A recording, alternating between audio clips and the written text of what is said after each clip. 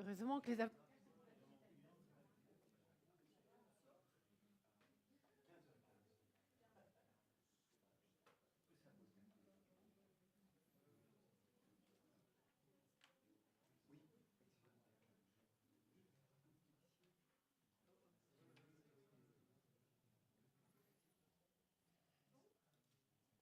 Est-ce que on nous a dit qu'on est en présentiel et en ligne, en live.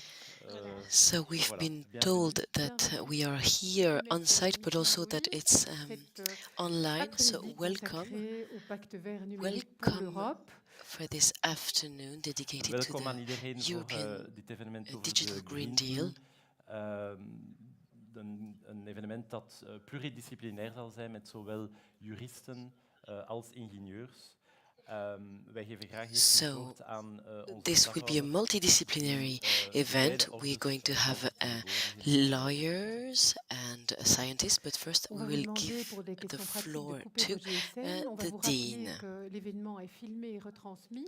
So the event is filmed, and for those who are online, we're very happy to welcome you. We can't see you, but you must have received 3 links, one in Dutch, one in French, and one in English, and you will have to choose your language depending on the u hebt talrijk speaker. gekozen om online deel te nemen, om wellicht uw impact op het milieu te verminderen. We zijn met meer dan 202 personen. Of online participants, probably to reduce your ecological footprint, but we are happy to welcome you. Kan u ook interactief deelnemen door op Slido te gaan, incubator in te typen en uw vragen we have lawyers here thinking about this deal, and you can participate on Slido. You can ask all the questions you want. Alors on va commencer tout de suite. Comme vous le savez, l'incubateur donc a été créé en 2017 par les deux ordres, et on va donner tout de suite la parole au bâtonnier de l'ordre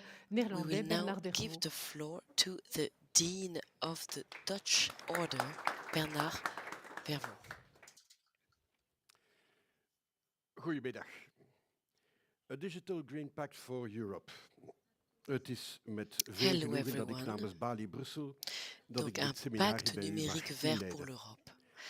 Er zijn andere sprekers die veel beter en met veel meer bravoure dan ik zullen uitleggen hoe digitaal groen who will do that probably better than I, and they will explain to you what can be digital and green, what it must look like and what we must do. In the Commission report, we talk about two transitions.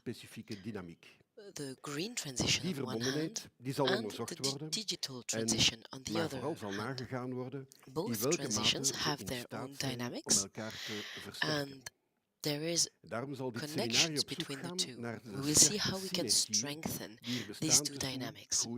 During this seminar, we're going to look for synergies existing between these two transitions, between the green and the digital transformation. And how the green transition is going to transform the digital sector. But moreover, we have the influence of the digital transition on the quality of our system and our rule of law. And that's why we are happy to see that lawyers and legal specialists are very interested in the topic. The topics we will mention this afternoon are witnesses of that, and the double transition is going to change considerably the industry, the employment market, and the skills required, and this will have an influence on law. We will need constantly to think about strengthening the economic and social cohesion, and for all of this, the European Union will have an important role to play, because this double transition will need to be implemented. This is why I want to congratulate the European Incubator as well as Ms. Vincent Gillet and Mr. Michel Segers for organizing this seminar, because the Bar of Brussels wants to be precursor and a forerunner in this matter. I wish you a fruitful and interesting seminar. Dank u wel, meneer de stafhouder. Wij gaan kort nog even het topic inleiden. Thank you very much, Mr. Dean. We will briefly make an introduction. And as we've said before, we will work in a multidisciplinary manner. We will have engineers and lawyers, because we cannot understand everything if we don't have a multidisciplinary approach. Moreover, one practical comment, there are headsets in the room for people who want to listen to the interpretation. So as we said, the incubator was created in 2017 by Pierre Sévillier. It's the only incubator who is cross-cutting, if we can say, because there are lawyers, engineers, and people from academia, which is why today the program is based around these three approaches. Vincian, jij had So we will ondertussen now een classic op start. elke conferentie. Bij gebrek aan tijd om dit panel in te leiden, dacht je, ja, Michel, ik heb geen tijd, ik ga het gewoon vragen aan ChatGPT, wat hij denkt, hoe dat advocaten We must green en digital introduce kunnen worden. the Ik ben panel. benieuwd welke antwoorden je kreeg. Voilà, alors en manque d'inspiration, et vous savez qu'il y a un But panel in order to consacré, do à so, la question de we have ChatGPT asked cet après-midi. ChatGPT for something. On We manque actually d'inspiration sur le sujet, wrote the puisque panel's on est question on avocat et peut-être pas ChatGPT. spécialiste sur le pacte We vert. J'ai are interrogé lawyers and we are not ChatGPT pour specialized demander comment les avocats pouvaient in the contribuer European Green à Deal. So I aider asked l'Europe ChatGPT alors to ask plus verte him et how digitale. Bien lawyers entendu, could ce paradoxe, contribute comme vous to le savez, a digitalisé. greener and a more Alors, je l'ai digital interrogé dans les trois Europe. langues et c'est assez intéressant de voir So que I ChatGPT have est, questioned quand même ChatGPT pose in 3 question. languages, and it's Donc, interesting je to lui ai demandé see de me résumer en table et de faire une what he table et answered. de m'indiquer ses I sources asked en anglais sur ChatGPT les to questions create a summary with du table pacte and vert. to Et vous indicate voyez, its dans un premier temps, donc sources je l'ai interrogé en on the anglais. Green Dans un Deal. premier temps, il me You donne une see, table avec 5 in the points. first place, Donc, I Michel, tu peux asked it peut-être in avancer. English. First, Et there is a je table lui with dis 5 que je n'ai pas items. assez Maybe d'infos. you Je lui can, demande de Michel, move a little préciser les bit. choses. On va passer, comme vous le voyez, à 10 I points. asked Très ChatGPT to sommaire, give très me more basique. details, and Pour as le you see, commun des we then mortels, have peut-être pas pour les 10 gens plus brief instruits. items, Vous allez avoir, donc je dis les points, maybe which is politique et good for législation, le common respect et people. l'application de la législation, la So policy propriété and legislation, intellectuelle, compliance les and contrats et les enforcement, transactions, les intellectual règlements de property, litige. Et quand je l'ai contracts and réinterrogé, il m'a transactions, donné un and cadre avec 10 dispute resolution. points, And enfin when 5 points I asked him supplémentaires, again, la he gave me conformité a environnementale, la framework with protection de la vie 5 privée et des additional données, les items, so finances et les compliance, investissements verts, le the partenariat public et privé, la privacy, défense des intérêts green et finance and l'éducation vient en investments, dernier lieu public and sur private partnerships, ChatGPT and advocacy and avec quelques sources. education. Alors, ce sera toujours les mêmes sources. C'est pas très recherché. With a few sources, C'est it's juste always the same sources. les actes européens. Alors, on It peut didn't go very continuer. far. En ik denk ook, These are Vincian, European als acts. goede Belg heb je ChatGPT bevraagd in meerdere talen en daar had je iets Oui. verrassend te And melden. Voilà, I alors think on a interrogé, donc je vous ai dit, j'ai interrogé as en a anglais Belgian citizen, ChatGPT et ça donne ceci, you et puis alors il va me have détailler asked your parce que je lui ai questions in demandé qu'il me several demande plus de languages. détails. Yes. Il va s'excuser And d'ailleurs this des is réponses what qui sont happened. I've incomplètes asked for et il more va details. m'expliquer He qu'il n'est pas sûr de ce qu'il dit. apologized On for passe au français. answers that Non, were c'est not français. complete. Après, And C'est then ça que j'ai- we oui. moved T'as to the rien de plus French part. Enfin bon, bref. Ah oui, You voilà. don't have anything Pardon, more j'avais pas here? vu que c'est... Voilà. J'ai interrogé en français. Alors, comme je vous ai Yes, dit, la sorry, réponse de I couldn't see. ChatGPT So entre I've l'anglais et asked le français ChatGPT n'est pas in la French. même. Les points And qu'il m'a between donnés English and sont French, moindres, the comme answer vous le was voyez. different. On The est passé item, de 10 points the items he à gave 5 points. me Alors, are les 5 points sont less évidemment conformes numerous. en We anglais et went en from néerlandais, 10 to 5. en anglais et en français, mais c'est pas le They même match résultat. Et between alors, French and là où English, c'est but le we don't plus have the same comique, result. c'est que quand vous allez passer au néerlandais, And alors what is là, the most ChatGPT comical va part is that when mettre you un move certain on temps to d'abord Dutch, à répondre. Ensuite, ChatGPT, il va first répondre of encore all, autre chose, et puis took a finalement, lot il of va me faire time un to copier-coller de answer, ce qu'il and m'a he donné en answered français. something different. Voilà, donc And pour vous he dire then que did just a ChatGPT copy-paste n'est of pas the encore answers la he gave science me in infuse, French. les So sources, comme vous l'aurez vu en bas ChatGPT des is slides, not sont a identiques. perfect source of Par contre, la science for now. problématique qui se pose avec The ChatGPT, sources c'est answers at the end are the same, but the issue we have with ChatGPT is for individuals. In Brussels, we have a case of an individual who requested to have a proceeding done for the court, and it was very difficult because the magistrate had to go through all the 800 pages. So this was a lot of work for the magistrate. Let's be careful with using ChatGPT. Sinds Potpourri een zekere structuur moeten volgen, dus die zou dan ontvankelijk zijn. So the request was compliant to the judicial code, and we must sterke respect kracht, zoals we allemaal weten. En ik was even al op de volgende slide. The text is receivable. Ik denk dat we, dat is altijd voor degenen die de panels inleiden, open deuren intrappen als we zeggen dat er sprake is van een revolutie. Peter Hinsen, een zeer bekende keynote-spreker technologisch vlak, spreekt van BC, niet before Christ, maar before ChatGPT, om echt die revolutie te gaan beklemtonen. En hij had een uiteenzetting gedaan bij the period of time before ChatGPT to show how important this creation is. Dat er een generatieverschil was hoe men naar die nieuwe technologie kijkt. Want de oude partners vonden het, zei hij zelf, matig interessant, terwijl de jongere partners de bui zagen hangen van hoe moeten we ons businessmodel gaan herbekijken. Dus technologie, ook de groene transitie, heeft iets, zoals we weten, generationeel. Het kantoor bij wie de keynote is gegeven door Peter Hinsen mag zich altijd melden op anonieme wijze binnen de Slido. Het interesseert ons hoe er verder aan de slag wordt gegaan met ChatGPT.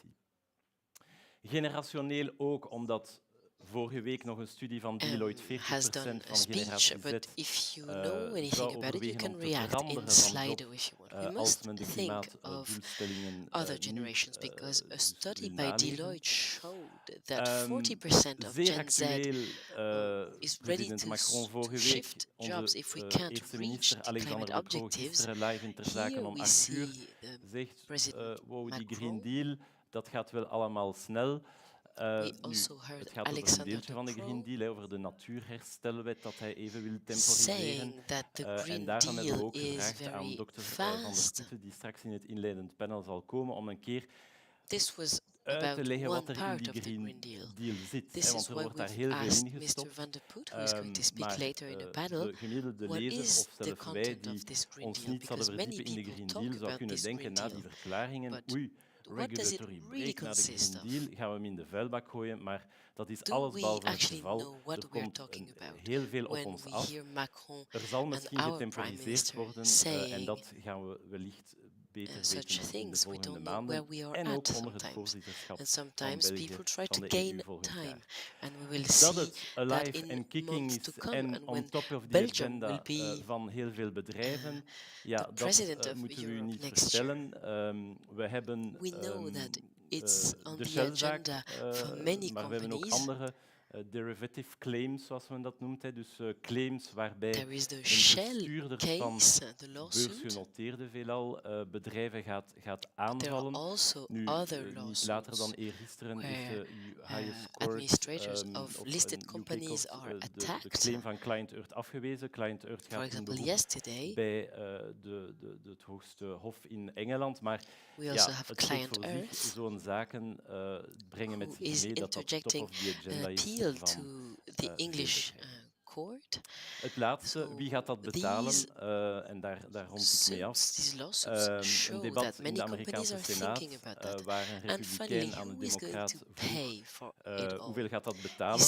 Het klassieke antwoord is dan altijd het gaat veel meer kosten als we niets doen. De republikeinse senator drong toch aan, maar hoeveel gaat dat kosten om de USA klimaatneutraal te krijgen? Zijn antwoord was $50 triljoen. So dat is toch niet niets. Dat is een overweging van de politiek, van hoe dat zowel burgers als bedrijven kunnen worden mee nog genomen worden in die groene trein die onstuitbaar blijkt, maar So this gives us a scale. Macron en ook nu Alexander De Croo de vraag stelt of het niet even moeten temporiseren. Because we must see Voilà, on va commencer tout that de the suite different par accueillir head of notre states premier are invité, questioning le themselves. professeur So we are now going to Jean-Gabriel welcome our Ganassia, first speaker, the qui est professeur à la Professor faculté des sciences de la Sorbonne à Jean-Gabriel l'université, Ganassia, le who directeur is de the l'équipe professor at the Sorbonne ACASA du University, LIP6, c'est-à-dire le laboratoire d'informatique de the Sorbonne director of the Université, ACASA team of the président du comité LIP6, d'éthique du the Pôle IT emploi, lab membre du of the Sorbonne University, CNPEN, the c'est vrai qu'en president France of on the est fort Ethics Committee pour of les Pôle emploi, abréviations, and a Comité member of the national pilote d'éthique du CNPEN. numérique, We're et very good membre in d'honneur de France with l'Institut acronyms. universitaire de France. Professeur, vous And avez he's also an la honorary member of the University Institute of in France. Est-ce que je peux avoir You have the floor. la zapette je ne sais pas comment vous appelez Can ça. I please have the little remote? en I don't know Belgique. how you call this. Et donc, je vais In vous Belgium. parler un peu d'intelligence artificielle. So I'm going to non, c'est talk pas, to c'est you pas mes about transparents, là. Alors, comment est-ce que je artificial fais pour aller sur mes intelligence. transparents? So these are not my slides. How can I have access to my slides, please? Ah ben voilà, si, il est là. Formidable. Voilà. Oh, Donc, here they are. je ne Here vais pas it is. reprendre Very ça. Donc, good. j'ai pris comme plan, ici, vous rappeler un tout petit peu ce qu'est l'intelligence You can artificielle, see très here très my brièvement, bien plan. sûr, I want to pour remind you what is évoquer les questions artificial d'éthique, puisque intelligence, c'est de first cela of all. dont on m'a demandé Then de speak vous about parler. D'abord ethics, l'ancienneté des because this questions is d'éthique, et puis what I've been ensuite, asked to talk to you quels sont about. les dangers actuels But how liés à far back l'intelligence they go, artificielle, les the solutions qu'on a current essayé d'y apporter, dangers linked en to particulier vous, artificial vous deviez être très intelligence, the sensible, solutions we puisqu'on a essayé tried d'édicter des lois, des to règlements, bring, in particular et je vais for essayer de you montrer lawyers, les you're very insuffisances sensitive to it peut-être because de we've cela. tried to Et puis come up with ensuite, on va aller regulations and plus dans laws, les questions qui and nous I will try intéressent to ici, show sur les aspects what is écologiques, pour lacking, montrer, and then évoquer, we will parce que j'ai très peu de dive temps, quelles into sont les nuisances, ecological et en même aspects. temps, quelles sont les contributions I don't have much de time, but I l'intelligence will artificielle à la talk transition about écologique. the faults and the Tout à la fin, je contribution voudrais to parler AI, des to questions the d'éthique. ecological Alors, première transition. chose, And qu'est-ce at que the l'intelligence end, I want to artificielle? talk Je about crois qu'il est ethics important for de the rappeler très digital world. brièvement, So parce what que is je n'ai pas AI? beaucoup de temps, I que think c'est it's d'abord very une important to discipline scientifique remind qui est née en everyone very briefly 1956 that et qui it's a a pour but scientific discipline d'utiliser born in les ordinateurs pour mieux 1956 comprendre notre and which intelligence. Alors, goal qu'est-ce que c'est que is to l'intelligence? use Alors computers certains to pensent que better c'est une espèce de understand matière de our quantité. On peut en intelligence. avoir plus, on peut en What avoir is moins. Les intelligence? machines en Some ont people plus. think Bien it's sûr, ça n'a aucun sens. quantity, L'intelligence, it's a matter. et ça fait l'objet de beaucoup de Intelligence. réflexions, mais c'est l'ensemble des facultés And, cognitives dont nous disposons. C'est la perception, it's c'est le raisonnement, all the c'est la cognitive mémoire. Et possibilities qu'est-ce that que we have l'intelligence is artificielle? C'est la perception, it's discipline qui essaie de reasoning, mieux it's comprendre memory. ces And différentes what is composantes en les simulant AI? sur It's ordinateur. Puis une fois qu'on les a computers simulés, qu'est-ce qu'on peut who faire? want to Eh bien, on peut les understand intégrer that à by différentes technologies, et ça simulating them. conduit à une deuxième Once we définition have qu'on done pourrait that, we can qualifier de integrate them to other technologique. technologies, and C'est this l'étude leads to des a agents. second Qu'est-ce que c'est que les technology. agents? Sont des entités It's the qui study of perçoivent le monde agents, so extérieur, plus exactement qui ont des entities capteurs, qui vont perceive interpréter the les external signaux issus de ces world capteurs, puis ils with vont utiliser sensors cette interpreting information pour prendre un certain nombre de signals and décisions. Ici, using je this prends une voiture information automatique qu'on to qualifie take some abusivement decisions. d'autonome, Here we have an mais on automatic pourrait faire car ça avec that tous we les objets call que nous avons autonomous à notre car. disposition. Alors, à partir de ça, bien sûr, qu'est-ce que l'intelligence artificielle? Il y a un certain nombre From d'approches. there, Et il est important de bien comprendre que there are l'intelligence several artificielle ne se réduit approaches pas to à ce AI. qui existe It's aujourd'hui sur le important devant de la scène, les réseaux de neurones know formels, that qui sont AI extrêmement is importants, je not vais en only reparler, what mais we très see rapidement. in the Mais il y a beaucoup forefront. d'approches. On utilise des mathématiques, de la logique, des statistiques, de There are a lot of l'optimisation, different et puis on s'est approaches. référé We aux use travaux de math, psychologues et de statistics, linguistes. optimization, Alors, qu'est-ce qu'on fait? but J'ai dit les différentes also fonctions cognitives, ce qu'on appelle la psychologists perception, and linguistic c'est-à-dire works. passer So what des do we informations do qui sont issues des on capteurs à perception, ce qu'on for appelle une example? représentation, Meaning c'est-à-dire taking des informations qu'on information va from organiser en sensors mémoire. to La mémoire, justement, une representation, fois so qu'on a cela, information that c'est can comment be représenter, organized rendre in présent memory. les choses en Then leur absence. memory, Représentation, how can we ce qu'on appelle les make ontologies, différentes elements techniques present when they d'exploitation are not de ces there, informations en mémoire. then C'est ce qu'on appelle representation, l'apprentissage. Et ontology, l'apprentissage, how can we énormément de techniques. exploit Ici, je use cite this les information, and then machines à the vecteurs de support, learning. SVM, les forêts There are many aléatoires, et puis bien sûr ce techniques. que tu utilises Here, for aujourd'hui, les example, réseaux de neurones the formels. SVM, Et puis ensuite le the raisonnement random à partir de ça. forest, Et and puis après le neural raisonnement, networks, and then il y a reasoning. le fait qu'il faut que ces machines Then, communiquent avec nous after sur tout reasoning, ce qui relève de there la is the fact communication, du that traitement des these langages machines naturels. need to On en communicate parlait tout à l'heure, with bien us. sûr, avec ChatGPT. Et puis les fonctions the exécutives, understanding tout à and l'heure je vous avais treatment of montré une voiture natural autonome, language, bah, à for un moment example, donné, il faut and mettre en then it œuvre also ces has décisions dans executive le monde function. extérieur. Alors, Once je vais très rapidement we need to be able to passer à implement ce qui these est decisions in the actuel, external ce qu'on appelle les world. modèles de langage. So Ceux-ci se very sont développés à briefly, partir de 2017. I La want notion to a talk to été you to language introduite par models. Google, c'est ce qu'on appelle les This has been transformers. developed Et since ça a été utilisé pour 2017. essayer This was introduced d'extraire by à partir Google. It's called d'énormes masses de texte ce qu'on pourrait transformers, appeler and this l'esprit de la was langue. made to Et extract ce sont des from réseaux de neurones huge donc, qui mass sont, text alors the ici, vous voyez le spirit nombre, of la languages. taille des textes, 16 gigabytes. Here Alors, you see 1 gigabyte, c'est à peu près the l'équivalent de 1000 livres. size Donc of là, c'est text, 16 000 so livres. Et puis 16 là, vous voyez, on va gigabytes, for jusqu'à example. 700 000 livres. So here Et 700 000 you livres, et see pour that bien we have comprendre, up la to Bibliothèque nationale de France, c'est 14 millions pounds. de livres inscrits au catalogue des livrets imprimés. Sorry. Vous voyez, In c'est France, we vraiment have considérable. 14 million Donc, grande books quantité de in textes. the L'idée, National c'est de Library. faciliter So la here mise en we have œuvre de différentes techniques de 700,000. traitement du langage So it's naturel. huge. Alors, ça peut être de la paraphrase, des systèmes The de idea questions-réponses, et puis, bien here sûr, is évidemment, la to génération de study textes the et les language dialogues. here through Entraînés par paraphrase, apprentissage machine, systems of questions donc and j'ai dit des answers, centaines de milliers de lignes, mais surtout trained by avec des réseaux de machine neurones learning sur on des techniques un peu huge particulières que je quantities vais of pas text ici, with qui sont très neuronal intéressantes. C'est ce qu'on appelle les networks. auto-encodeurs, c'est qu'on met des phrases With en entrée, on veut obtenir la même phrase hundreds en of sortie. Vous voyez, millions of ajuster les connections. coefficients de ces These are réseaux called pour extraire, auto-encoders. So j'insiste là-dessus, we need to l'essence de adjust la the langue, coefficients of l'esprit de these la langue. Voilà, networks c'est to ça qui est derrière. extract the Et on a, essence, the avec spirit of GPT-4, the des language. réseaux de neurones qui contiennent And des with 100 000 GPT-4, we milliards de have connexions. neuronal C'est networks vertigineux. Il faut savoir containing que nous avons dans notre cerveau 100,000 80 milliards de billion neurones. of connections. Donc c'est beaucoup In plus. our Attention, brain, we have chaque neurone est en relation 18 avec 1000 à 10 000 autres billion neurones. Donc il y a beaucoup plus de connexions dans notre neurons. cerveau, bien sûr. Mais c'est quand même quelque chose de tout à fait impressionnant. So we have a lot more non, je voudrais connections in our brain, aborder but tout de it's still suite les very questions d'éthique impressive. sans rentrer, bien sûr, dans le Now, détail. Ce sont I des want questions to aussi, c'est-à-dire que talk dès about le ethics début without de diving la into réflexion details, sur l'information, les chercheurs ont eu le sentiment que la initially, transformation de la société qui était certain induite researchers par have l'utilisation had de the feeling l'information that the allait avoir des transformation of conséquences society majeures. Et je induced cite en by particulier cet IT ouvrage qui a été evolution écrit would par have Norbert Wiener. great Alors, vous vous souvenez, Norbert consequences. Wiener, I want to c'est cite this l'homme by Norbert de Wiener, la cybernétique. C'était à la was fois un philosophe et un the man mathématicien. who Il a talked about vécu donc au début du cybernetics. XXe siècle, le début de la cybernétique, He c'est was a philosopher 1943. and Le premier a ordinateur électronique, c'est mathematician. 1946. Donc c'est avant les The beginning ordinateurs was in électroniques. C'est l'idée qu'on allait mettre des 1963, and petits this was composants, before des relais téléphoniques en réseau, electronic et que computers. The ça idea donnait was to une have image little de ce qu'est notre components cerveau. that we would put Et en même into temps, ce qui parcourait networks, ça, and this c'était would pas create uniquement an des image of what is dimensions our physiques, c'était brain. des flux d'informations. Et c'est ce moment-là qui est extrêmement And important There dans would be some information l'histoire et flows qui going est à through l'origine them. de And tout this ce qu'on was an fait extremely important aujourd'hui. moment in Mais bien history sûr, cette and inquiétude, is at the elle origin s'est of everything we poursuivie. do today. Alors à bas bruit, parce qu'il y avait effectivement quelques organismes This professionnels worry qui has se souciaient des questions continued de données, de questions de probité liées à l'activité des informaticiens.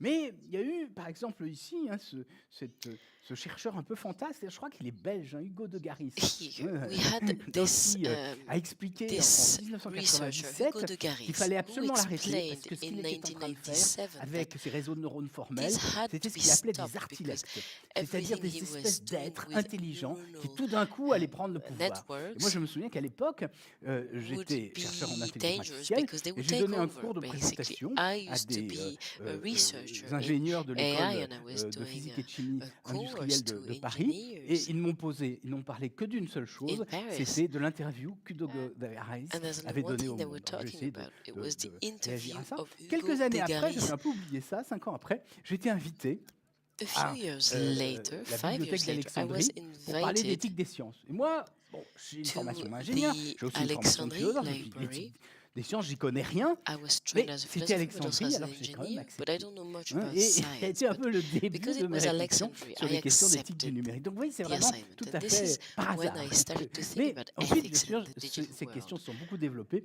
Alors je ne rentre pas dans le détail de toute l'histoire But then de l'éthique, these mais je questions voudrais have been really parler du dernier developed. point, parce que ça a été un tout petit peu évoqué dans la conférence But I want to talk introductive. about one last element. Ce nouvel This was oracle said in qui the existe aujourd'hui, à first qui part. on demande This tout et n'importe quoi. oracle On that lui exists demande chaque fois, qu'est-ce qu'il faut penser de telle et telle question. Eh ben, c'est ChatGPT et plus généralement les gros modèles de langage. Alors voilà, ici, une réflexion éthique qui est intéressante parce qu'elle a suscité beaucoup de questions. Donc ce qu'on nous dit, c'est qu'il faut arrêter l'entraînement des systèmes plus puissants que GPT-4. Alors on peut se demander, est-ce que c'est un vœu pieux ou est-ce que c'est possible d'arrêter? Est-ce que le gouvernement américain, d'après vous, va arrêter ça? Non, est-ce que le gouvernement chinois va arrêter? Personne n'y croit. Est-ce que les Européens vont arrêter? Pourquoi pas? Alors, après, on vous dit que ce sont des systèmes qui sont compétitifs avec l'intelligence humaine. Alors, qu'est-ce que ça veut dire? Et puis on vous dit, ça pose un risque profond pour la société. Qu'est-ce que c'est qu'un risque profond? On vous dit, l'intelligence artificielle avancée pour représenter un profond danger, un profond changement dans l'histoire. Alors là encore, qu'est-ce que ça veut dire profond? Un petit robot bavard change la vie sur Terre. Tout d'un coup, les fleurs vont se mettre à pousser différemment parce qu'il y a des robots de ce type-là. Et puis on nous dit, Human Competitive at General Task. Qu'est-ce que c'est une tâche générale? Vous savez ce que c'est? Alors, what is a general task? Parce que c'est un tissu de non-sens, cette déclaration, et pourtant, elle a été abondamment relayée. On nous dit perte de contrôle sur la civilisation, des esprits non humains. Moi, j'adore ça. Il faut voir que c'est publié sur le site de l'Institut du futur de la vie. Bon, c'est quand même plutôt assez transhumaniste. L'un des premiers signataires, Elon Musk, quelques jours après, a dit il faut arrêter ces recherches, mais moi, je vais vous développer un autre modèle de langage, mais celui de ChatGPT, il est trop woke. Alors moi, je vais en faire un qui va vous dire la vérité. Au fond, la pravda selon Elon Musk. Alors, on va continuer. Les dangers, vous les connaissez, le crédit social en Chine. So, let's go on. I'm gonna have some hazards.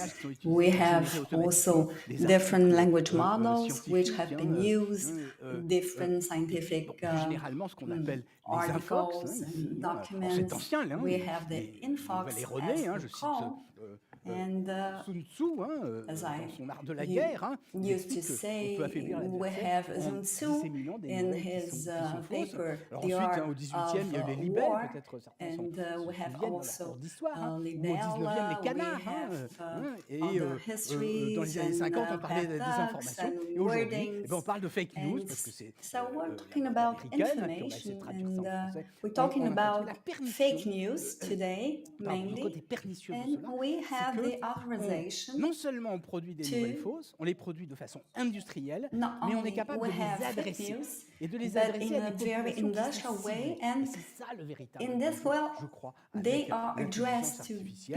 Et là, vous vous souvenez de cette lancée. So to the public opinion. So we have Françoise again here, and we have the manipulation of the public opinion by the different networks. So now, just to sum up, we have all the solutions that have been adopted, different ethical charters and principles, different ethics committees of digital issues. So we have different examples. Et en 2022, fin 2022, il y en avait 350. Et alors, les recommandations, over 550. So we had some 621 recommendations and principles. So I'm not a philosopher, but as engineer, we have to think about these 621 principles. So we have to think about that. Qui plus est, ces principes et ces recommandations sont contradictoires. Par exemple, la vie privée et la transparence, they are kind of contradictory. La vie privée et la sécurité, c'est aussi un peu antinomique. Ou alors, la non-discrimination et la politique inclusive, trop de principes. Is also important. So we have too many principles, too many. So here we have an example, a text that I really love from Vladimir Zhonkelevich, from the Treaty of the Virtues. So it is the plural of the principles, which means that it is too much. So, je vais être en retard, je suis désolé. Alors, nuisance écologique, puisque c'est de ça dont so we have also la consommation d'abord, vous voyez que ici, le stockage des données, c'est 20% de la consommation de tout le numérique. Mais le numérique, vous voyez, c'est à peu près 10 à 15% de la consommation électrique des pays développés. Et on pense que ça va passer à 15% d'ici 2030. On ne sait pas très bien mesurer. Alors, c'est la consommation électrique, ça fait à peu près, pour l'instant, 3% des émissions de gaz à effet de serre. C'est à la fois relativement petit, mais c'est quand même important. Donc, il faut être Alors, indépendamment de la consommation électrique, il faut voir le coût écologique, les ressources qui sont nécessaires. Alors, le silicium, on dit que c'est du sable. Enfin, c'est un peu discutable, c'est pas tout à fait mais c'est pas trop le problème. Le problème sont les matériaux rares qui sont nécessaires pour doper ce silicium afin de produire des semi-conducteurs. Plus l'or, les métaux, etc. Donc ça, c'est chose. Ensuite, le recyclage. En particulier, ce qu'on fait très généreusement, on va aider les pays africains, on va leur donner nos vieux ordinateurs. La vérité, c'est qu'on se charge, on les charge de recycler nos machines, ce qui pose énormément de problèmes de pollution. Ce sont je ne vais pas rentrer dans le détail, mais il n'y a pas simplement des aspects négatifs. Je crois qu'il y a aussi une contribution potentielle de l'intelligence artificielle et du numérique à la transition écologique. Et c'est ce que je vais essayer de montrer ici. Alors d'abord, ça permet de modéliser un certain nombre de phénomènes. Ici, ce sont des travaux qui ont été faits qui ont été publiés il y a 1 an sur la modélisation de la fonte des glaciers et des risques qui sont consécutifs à cela, les risques d'effondrement, les risques d'éboulement, etc. Ça peut se faire avec l'intelligence artificielle. L'aide à la sauvegarde des abeilles, des insectes pollinisateurs, etc. Donc il y a énormément de travaux qui peuvent être faits avec le numérique. Donc il ne faut pas ajouter le numérique, au contraire. Le numérique nous aidera à condition d'être bien utilisé. Et puis, les économies sont liées au numérique. Le télétravail, ça permet d'éviter un certain nombre de déplacements. Donc ça, c'est positif. Les visioconférences, l'utilisation de capteurs ici dans une maison intelligente, dite intelligente entre guillemets. Elle n'est pas intelligente, mais elle nous aide à être plus intelligente dans notre dépense, en régulant le chauffage, régulation plus généralement des réseaux énergétiques, optimisation des processus industriels, et puis ce qu'on appelle les e-science, qui permettent de faire des simulations, de faire des expérimentations sur les données, et par exemple l'utilisation de ces e-science pour concevoir de nouvelles générations de batteries qui vont permettre soit d'être optimales, soit éventuellement de faire appel à des nouveaux matériaux, par exemple des batteries au sodium, qui permettent de ne pas être dépendants de la production de lithium. Et puis, bien sûr, sur les questions du développement, apport de l'IA pour la santé, apport de l'IA pour l'agriculture, apport de l'IA pour la biodiversité, l'inventeur de la biodiversité, l'anticipation des besoins énergétiques. Oui, par exemple, en France et en Europe, on a les compteurs Linky. Je ne sais pas ce qui se passe en Belgique, mais en France, il y a une hostilité de la population aux compteurs Linky terrible. Si on expliquait à la population que l'intérêt des compteurs Linky, c'est pas de savoir à quelle heure ils prennent leur bain, parce que personne n'en a rien à fiche, mais c'est de savoir quelle est la consommation sur un pâté de maison pour arriver à utiliser des énergies douces, et bien ça, je crois, ce serait un très grand succès. Et vraiment, la défense des libertés individuelles, à mon sens, quelquefois est excessive, parce qu'on n'est pas du tout dans ce monde-là. L'éducation, la formation, le climat, etc. Alors maintenant, bien sûr, les questions, je vais terminer là-dessus, sur les questions éthiques, et surtout ici, c'est le droit. Effectivement, le droit, c'est important. La réglementation, c'est important. C'est pas tout à fait la même chose. La réglementation, to enforce the law. Les normes, alors là, les normes, c'est encore moins du droit, parce que les normes, c'est pas du tout voté par nos représentants. Les normes, ce sont des parties prenantes qui se mettent d'accord. Les commandements, l'informatique et l'intelligence artificielle, on va essayer d'intégrer un certain nombre de règles. C'est ce qu'on appelle ethic by design, c'est le fait que dans le code, on va intégrer immédiatement ces règles et ces normes.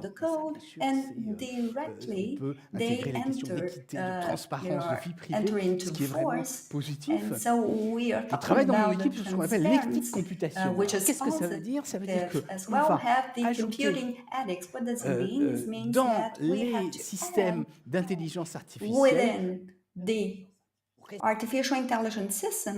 some techniques so as to respect some rules as far as the legal and ethic compliance as well. So we have the Digital Service Act, we have to respect it. So the law should be a common law, and we have some sensors, and then you may work in conjunction with that. So first of all, we have to think about the past, have an overlook of the past, so we cannot make a proof of this program. So we instead make some tests. What does it mean? It means that you know this image of prudence as being aware. So we have to think about the past, and it is the past experience that brings another approach. So we have some illustrations here. You see somebody blind. I mean, it is not sufficient. You have to have the detail, you have to have the specific case, and not only the prudence as well.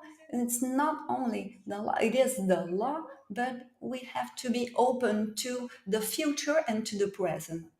So in concerning as far as the Green Deal is concerned, it is very important as well. So we have to know what will come and not only be based on the past. So we have to see which is the cause. So it is the mathematics of the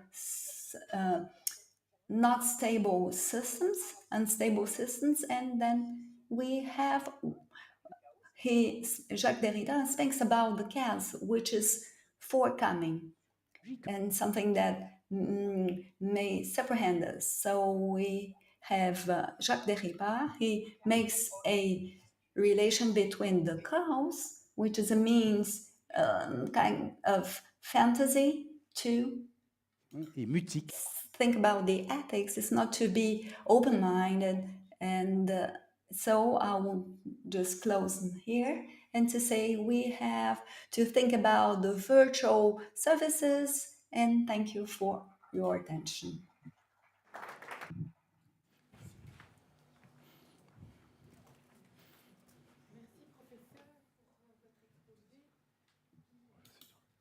Nous oblige à rester vers l'avenir et en tout cas regarder l'avenir. So we have to think positive in the future. With Nous allons direct. Well, let's talk. Let's go without ados to online the next volgen, en ik hoop dat alles goed wordt. Speaker. I'd like to address to the public. So we are over 150 people. I hope you are following the speeches and you can understand. So I would like to have some questions. Let's try to answer them. Normally, you will have some general questions on the Green Deal. Those who are present, you may also address your questions. Men had mij gezegd dat de vragen hier... And you can also bring your opinion on the questions that have been made. I'm not sure if you can see on the screen the questions. You have the incubator as well. You can address your questions so that we may answer them. Qui est donc So Professor Jean Margolier, Louvain School of, who is a lecturer. He is member of the HIDENS, president of the environment. He is lawyer as well, and Veldkamp, Professor Veldkamp, who is from VUB, also with the Professor Cornelius, who is the founder of Law Back on Track, who will talk about sustainability, and he is the author of the project de l'université. Law Back on Track. So we have also from Dr. Norman van Putten, who is a researcher at the National Fund for Scientific Research. In September, he has concluded his doctorate on the green issues. And so now we'll bring the floor to our colleague Jean-Marc Gaulier. Voilà, donc je vais... Jean-Marc Gaulier. Total, à peu près. So we have about 1 hour and 15 minutes. Sur le programme. According to our agenda, well, we'll have each some time to think about the answers and we'll talk about a truth, because you know that we don't say the truth, but a truth which is liable, which is viable. So we have a scientific theory as well, and so we had some other theories, and so we have the great advantage for those who work with law. They have a reason of being, which is. Contredire le cas échéant. Nous allons parler une. We have also different opinions. So we'll have 12 minutes each to talk about different issues. So I will myself present a very general presentation on the progresses and scientific discoveries on the climate change. And what I'd like to show you now is to bring you some elements, how lawyers can contribute, can help to make the Les avocats ont un rôle assez modeste.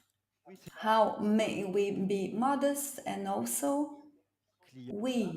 they are there to help the clients on the legal issues. But those legal issues, they also may la nature elle-même. Be open by you have the natural thinking about if we have a problem on the nature and the nature, and we have some different things that occur, and we have a problem so large, then we go over the law. So, and then we're gonna have some hazards and difficulties. So we have to pay attention to the science, what science brings us to know what we could do in law. So no matter the regulation, if we don't have in mind, we have the spirit of habits, and so we have to deal with that. We have to think about that.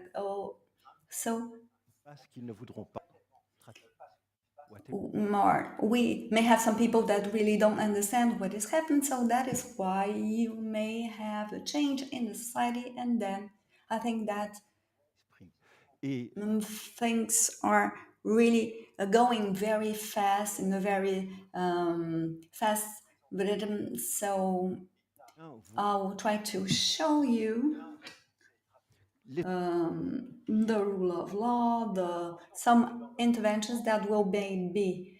I will talk about very general aspects. We'll have the Hervé Jean-Marc will talk about the economics and energy issues, and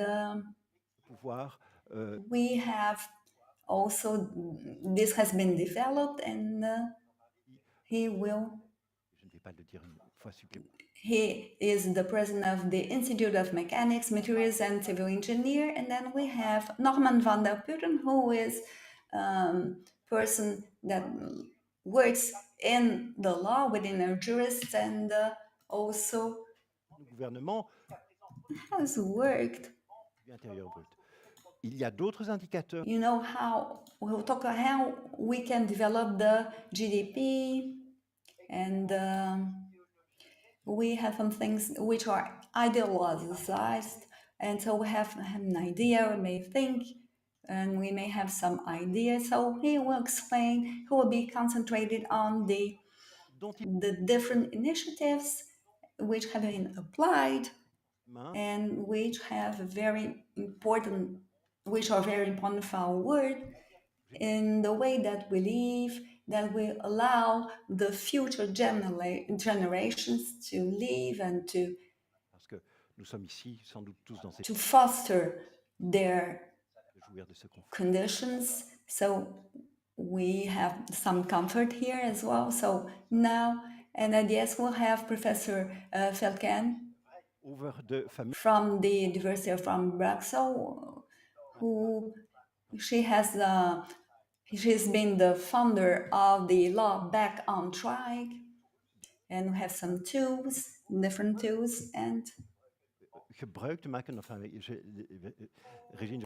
also we will have good footprint on the issues, and also we are some lawyers, and we are here to bring some tools and to help in the transformation of the Europe digital green transformation. So we have 6 minutes to bring different, very simple things. We have the state of the art, so we have some graphics. So it is up, and then we have different slides. So in 2 slides, some legal elements, and for the 4, okay, still graphs, and also from a profit-driven society to a sustainable, prosperous society. So first of all, let's talk about the climate. The climate, we have all the blocks which were in the space. So we have the Earth, which has known the first elements of life, the sources of life, 200 million years ago. So we have also the different things that occurred. So we have a lot of life which started to be developed, and then we have, in this case, the 5th extension of a world of life on Earth. And so we have the different elements. So we have phosphorus, we have also, not so long ago, we have something new which appeared on Earth, and then you may see here, it's about 100,000 years. It was very cold and then hot, and then people were already on Earth but didn't know exactly how to be gathered and how to work together. They lived in the caverns. So then it is very recent, 10,000 years ago or more, a little bit more, we had the climate that was stabilized. And then we have the civilizations that were developed, and we have the different kinds of life. So we have a kind of a reaction that enabled things. And so we are in this situation, this glacial period, and we have the interglacial period, and then we have the greenhouse effect. We talk about the greenhouse effect as well. But this is a very short period of time, and about 2,000 years. So in this period, you may see what we call the Holocene, which is very specific. We have the glacial period, and from the 19th century on, we started to have a climate that evolves. And so this is a statement, and we have a constant and they go on in the study, and then they say that if we didn't have this change, the climate change would be this way. So since we have man on Earth, maybe he is the one responsible for the evolution of the climate, and then we have the fact that due to human activities, they are the ones responsible for the changes of weather and climate. So we have tried to develop, I may say seriously, that the climate change has as source the activities of men, of human beings. So this has been created.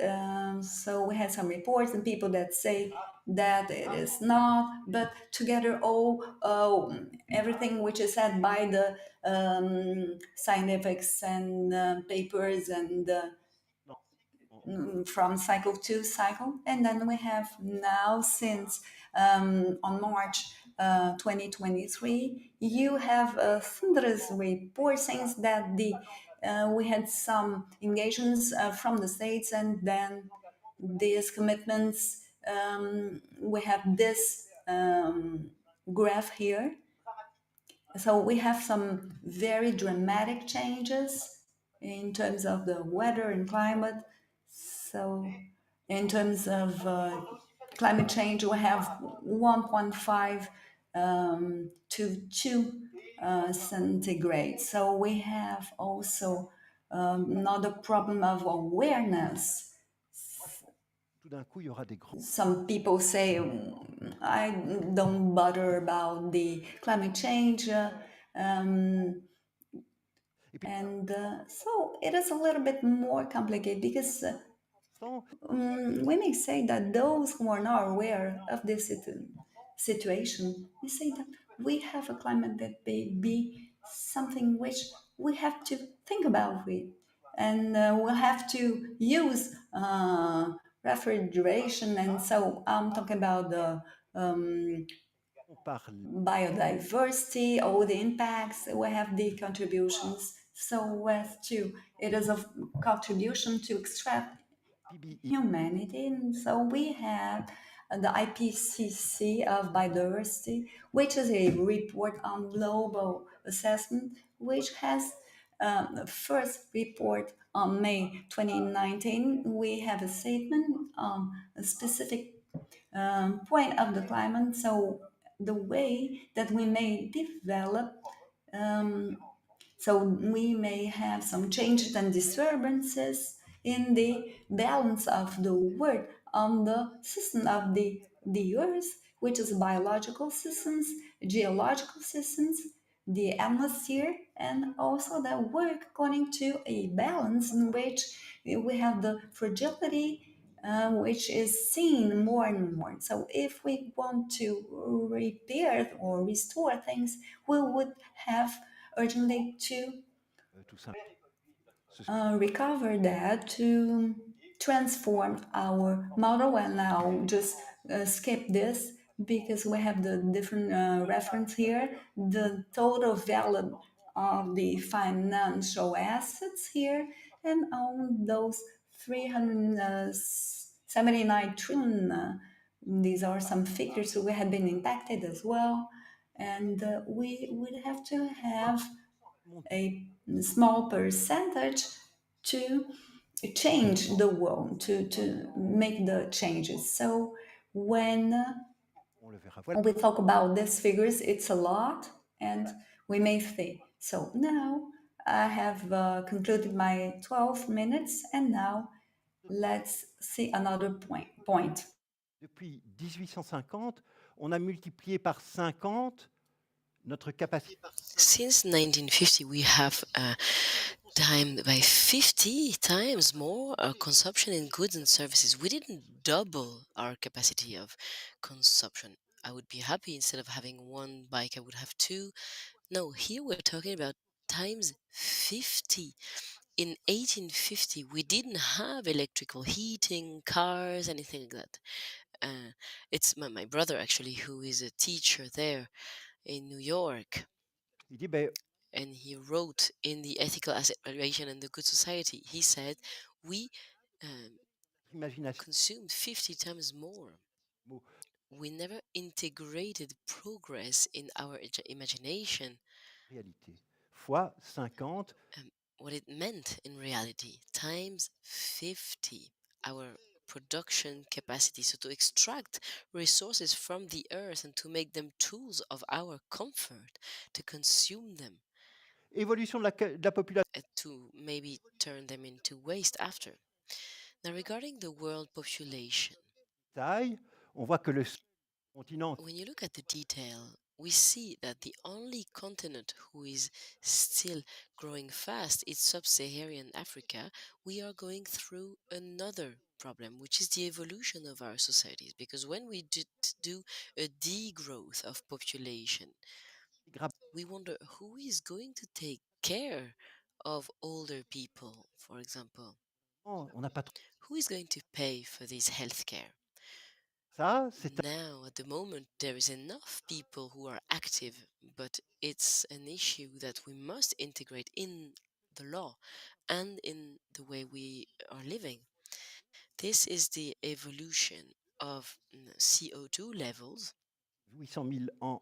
We see semble à une ligne verticale. Here that if we look back 800,000 years ago, we look at the consumption in ppm, it's parts per million.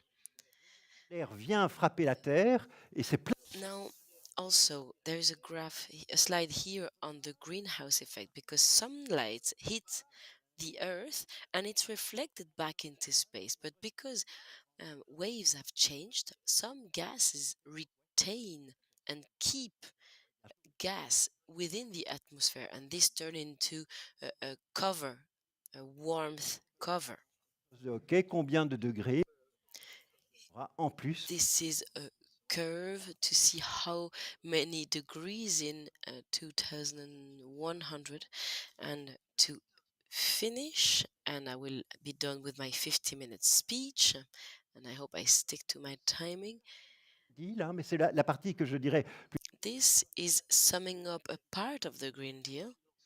So the financial law and companies law and the green claim.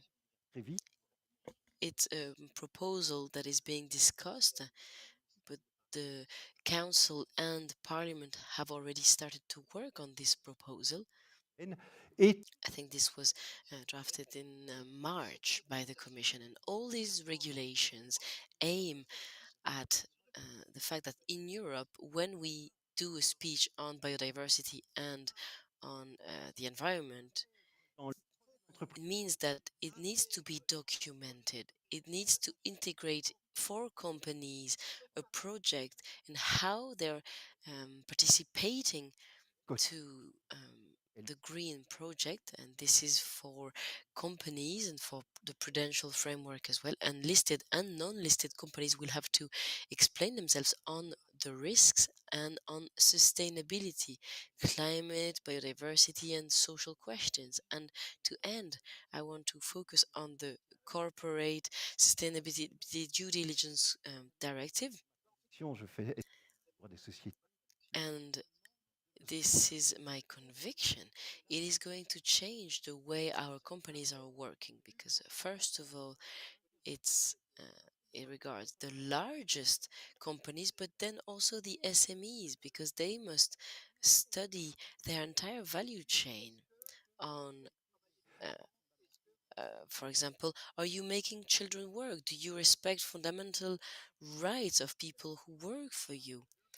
And this will have as an impact to force companies to look for better conditions from their suppliers, and this will disrupt the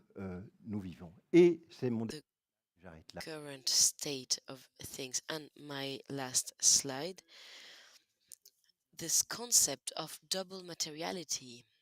Qui dit que les entreprises doivent faire It says that companies who must report on sustainable development must also be profitable. So they have to be able to share dividends to their shareholders. This is the classical vision of a company.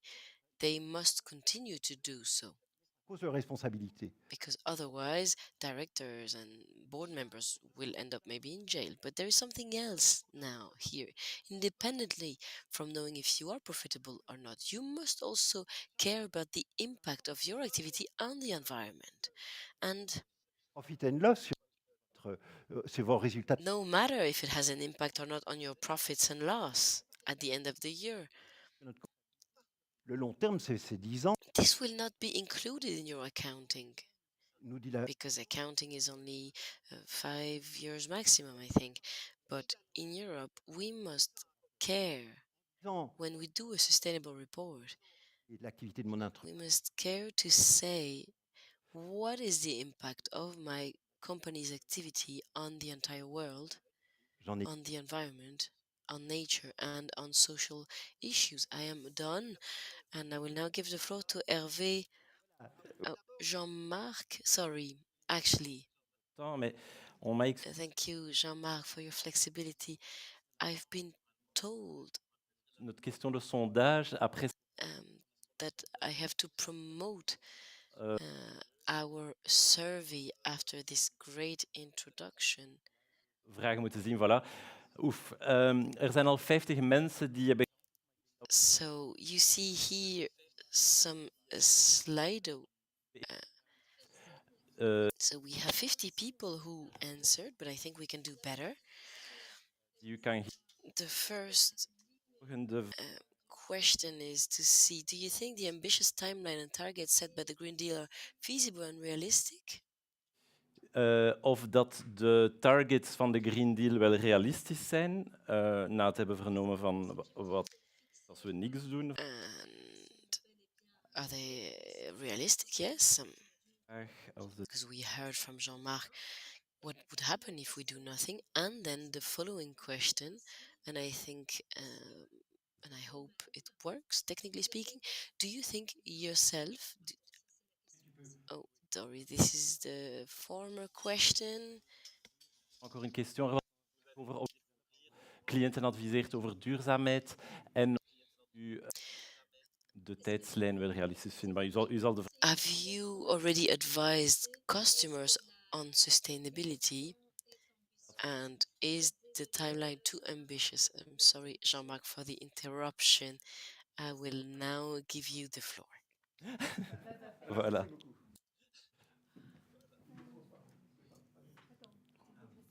Oui, je vais arrêter. Oui, on va reprendre.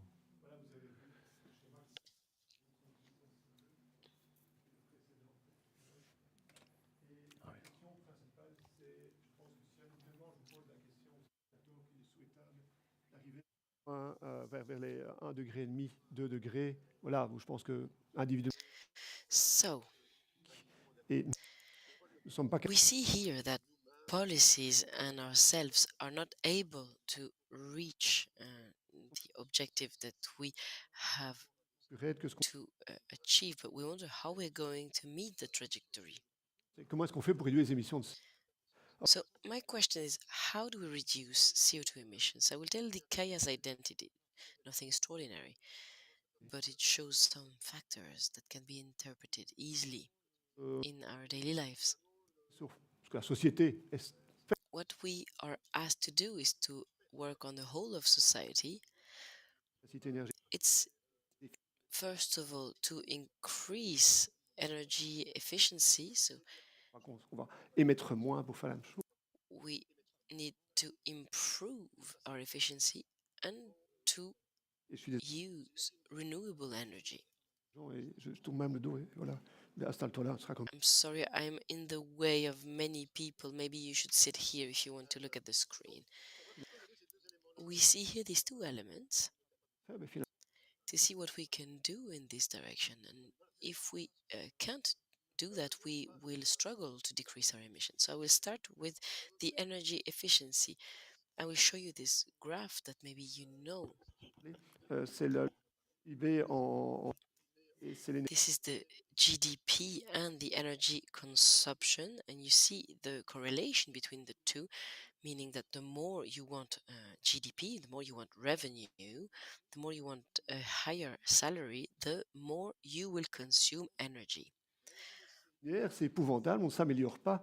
It's linear and we are not improving. Well, actually we are, but we must look here at math. La partie en vert, quand j'augmente avec les années, We see that the green part that is increasing over the years en fait. means that we are actually improving. Donc, je prends 1 gigajoule. Voilà, So if I take 1 gigajoule, it's making more energy than before. réduit à cela, malheureusement, alors on en sort. And this is what engineers are working on today.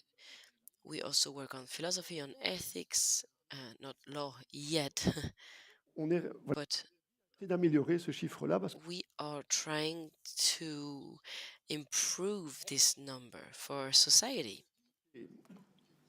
So, alors oui, juste pour dire, just to tell you that on this basis, we need to improve everything. We always talk about industry. We always hear the industry must make efforts, but it's not only the industry, it's all of us. Look at Belgium energy consumption. In green, it's fuel, electricity in blue, and bio in green. We all consume, and mostly at home. So when we ask the industry to make efforts, they will continue, but mostly we have to make the efforts to reduce these. So we have to improve everywhere. So we think, okay, great, we have technology.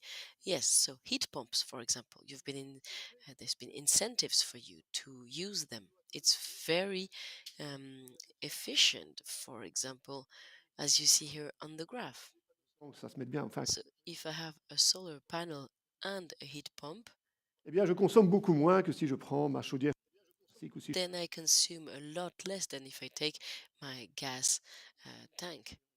On change la société, donc So we are improving, we are changing society at home, we are isolating the homes, etc. But in the end, I'm not sure that it will be enough. So the unfortunate factor that I have shown before is that we grow, but we saturate. And AI is going to try to help us with that, but IT has been existing for 50 years, and it was supposed to be here to help us improving things. And now we are thinking that AI is going to help us improve things, but et nous, ce qu'on veut, c'est ça. we are improving in this direction. But what we want is to improve here. Like we can't have an efficiency that is staying, the plateauing, and a GDP that is rising, except if we consume less energy. So we are stuck. Produit, s'il y en a un qui est à zéro, l'affaire est faite. Le deuxième, c'est le renouvelable. So the second lever is renewable energy, and this is the key. If I say that I don't want to reduce my consumption, then we must use renewable energy. So first of all, the good thing, reassuring, is that we have enough. There's enough renewable energy. You see here some elements. Sur Terre, plus ou moins aujourd'hui. This is what we consume on Earth currently. Donc, le soleil, and this shows the potential of the different energies. So the solar energy, for example, au-dessus de median, the mean and the median show here that we have a lot more than what we need. So sunshine, we have wind, we have biomass, hydraulic. If we put all of this together, we have more than enough in comparison to what we consume. So we should develop the renewable energies. So when we look at the different energy models, yes, indeed, it's what we are told to do. So it's either you produce it locally, or as you see here, Belgium, for example, this is only a model. It's not what is going to happen. A lot is going to change by then. But this is a model saying that this is the consumption we could have, and we see that all fossil fuels are going to disappear to the profit of biomass. Et on consomme beaucoup. Belgium is very small. There's not a lot of resources and we consume a lot. So it's not very coherent. For example, France is a large territory and has a lot more opportunities there. So we import a lot. We ask neighbors to create renewable energies for us and to import them later.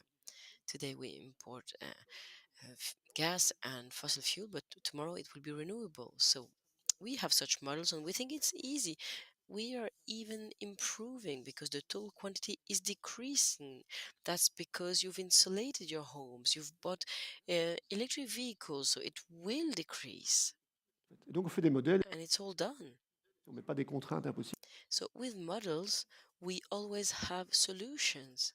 And we're always happy with these solutions. We can add costs and prices. We have seen that costs in comparison to all the goods and services do not meet much. Why is it problematic? I'm going to make a very brief summary. Difficile. I will explain why it's difficult. You have here all the steel needed. Les tonnes d'acier par mégawatt, donc par unité de puissance. Per megawatts. So you see here that nuclear power and hydropower, coal-fired, is very low. Entre guillemets.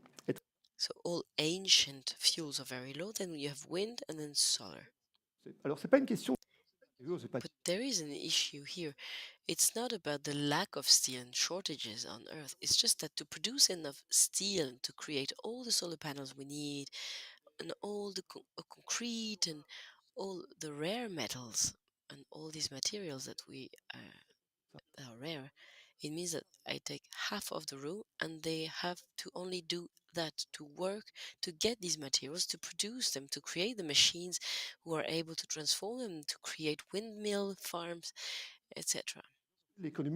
It's what you used to do before, but you don't do this anymore. So the economy has to completely transform. And it's going to eat up all the other sectors. So it's going to become everywhere, because if we want to achieve that by 2050, changer radicalement ce que l'on fait. Donc, voilà, c'est vraiment cela. We need to change radically what we are doing at the moment. Comment on peut réussir? So we have done some studies. On suppose qu'on ne consomme pas plus. And we saw how can we manage to do that? Let's say we don't consume more. On consomme peut-être un peu moins. On suppose que l'efficacité. So it's a balance between all the countries in the world. But let's say that it's a factor 2. Puis on passe alors voilà, on n'a pas and let's say that économique qui est réinjecté pour faire des machines, des éoliennes. We are at 40% of capital is allocated to the energy sectors. So there's no more final consumption. You will be forced to save, to feed into the system, to be able to fund windmills. Évidemment, votre consommation décroît, ça c'est la partie un peu moins. And your individual consumption will decrease, of course. Et donc quand on regarde l'énergie, so one car and one bike is more than enough. So when we quand on regarde un peu plus loin la machine économique, eh bien, look at models, it all looks fine. But when we look at the economic system, we need to change it so that we can meet our targets. So certaine manière. Alors, we are not able to meet that, but collectively we don't want it. There is a third way. Par habitant. But we will not be able to bring it to zero either, but it's the quantity of GDP per. Et on peut se poser la question de savoir si on ne doit pas. It's how much do we want to earn, to spend, and maybe this is what we need to decrease.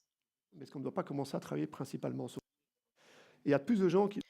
This will have an impact on the two others, but maybe we can start working on that because more and more people are wondering actually. On souhaite consommer l'énergie. Voilà, c'est comme l'intelligence. What do we want? Do we want to consume energy? Certaines beautés derrière les algorithmes, mais tout ce qui est. But it's like AI. On s'en fout l'intelligence artificielle. Donc, est-ce qu'on veut plus de PIB? Est-ce qu'on veut... We only want to use it as a tool. So do we want more GDP? Do we want to consume more energy? L'économie, j'ai cru comprendre que c'était ça. The objective of economy is to make people happy. Une vie décente. But people have looked at what they want to earn to have a happy life. And they are here. And today we are here. Ça, c'est les développements. And the trajectory as announced are here. Donc, on est un peu plus bas. Donc, ça, c'est le minimum. En plus bas, these are the SDGs, and this is the minimum. Question de... Under that, it's hard to live a decent life. So a lot of people are interested in, can we live happy? So to have an education, to have leisure, to have relationships. Nos sociétés qui permettent. In consuming less energy, it is possible. They also study the conditions. Donc, consommons moins d'énergie. So what are the conditions allowing for this? And I think it's an important point. D'avoir des pays beaucoup plus égalitaires, ça aide à être plus... The social equality is also very important. To have more equality in all countries are useful for that. And this must inspire us in the recommendations that we are developing. So to conclude, we must work on all three parts. We must work on renewable energy, but we will have consequences. It won't be neutral. We have to improve collectively, not only the industry, on the energy intensity, and we must also work on our aspirations and what we want for us and for the planet. And in working on the three elements, we won't bring it down to zero, but we will get closer to the trajectory that we are expecting. Merci beaucoup. Thank you so much, Hervé and Jean-Marc, for this very clear presentation. It shows that we have a lot of work to do individually as well. And it's a very interesting message, I think. Now, Norman is going to talk about the Green Deal. Every time I've tried to go down that path, I had to stop because I thought it was so large and I was drawn in all the information. So please explain all of this to us. Yes, so fasten your seatbelt. Thank you very much. Thank you to the European Incubator of the Brussels Bar and in particular to the organizer for the invitation and for organizing this very important event for the bar. I will take a few minutes to explain here the line of the Green Deal. I'm not going into all the details of all the directive, but I will introduce the main focuses. What is the Green Deal?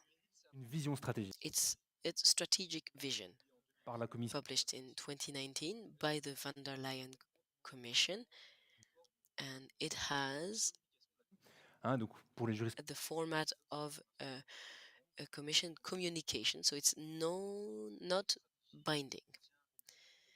So there are a series of proposals, figures and targeted numbers, and a vision to make Europe the first neutral continent by 2050.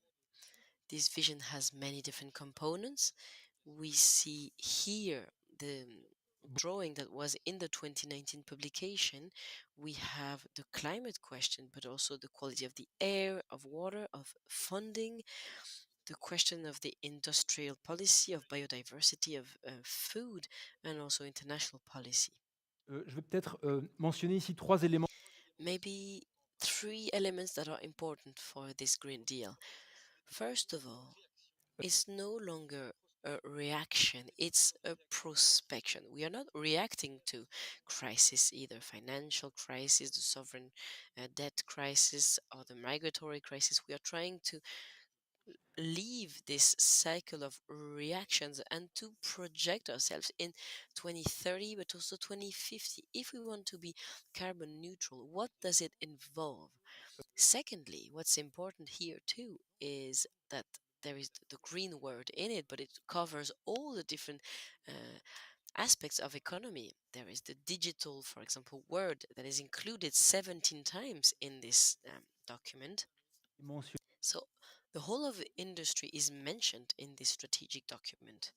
And thirdly, it's a strategic document, and its implementation relies on action plans, on amendments of European regulations, and adoption of new instruments. So this was in 2019. 3.5 years later, where are we at? What happened concretely?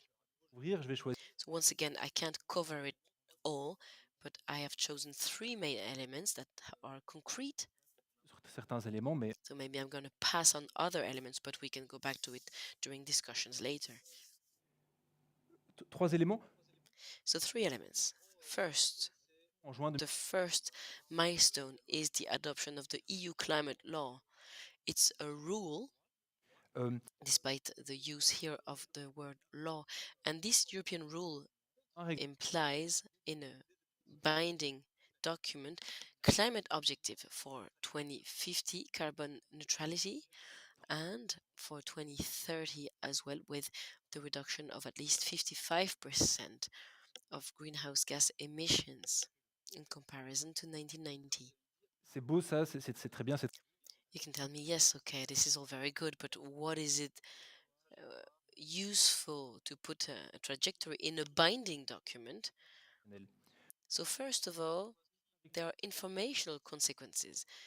In writing a trajectory in a binding document, we give a long-term stability of a political target. It's going to be more difficult to amend an EU rule than a political declaration. So this really sends a strong signal to public and private partners, and this allows to be very precise because we have an objective that is set in time, and it means that citizens can ask for accountability. And there is a second aspect here emerging. It's what are the legal consequences? And we see that in Belgium, writing these objectives in binding documents mean that they can be used, for example, if there are litigation processes for civil society against public entities, for example. But I won't get into details. So this climate law is translated for each member state. We see here the second column. It's what is planned after the reviewing of the 2018 revision. So we would go towards an objective of minus 47%. This is a binding objective for Belgium, and this is for the sector not covered by the carbon market.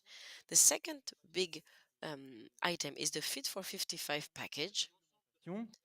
It's a set of rules, of regulations, translating the concrete target of minus 55% by 2030. I won't mention them all, there are about 10 of them, but just to say that 8 days ago it was published in the official journal of the European Union some key elements that were recently adopted for this package Fit for 55. Réforme du marché carbone. The reform of the carbon market. We have a carbon market in the EU. We were one of the first ones to do it. We want to reform this mechanism to make sure that it is a lot stronger and we can really reduce the emissions. It's a lot more significant. We will also reduce the quotas. It won't be 43%, but it will be 62% by 2030, and we will start including sectors who were excluded from this carbon market. So, for example, in intra-European flights, waste burning as well, and we will create a second market with fuel and heating of buildings. Another recent change is the mechanism the CBAM mechanism. We don't want companies to lose competitiveness and to relocalize their greenhouse gases emissions to other non-EU countries. So we will consider imported emissions and we will integrate them in the price to pay in the EU.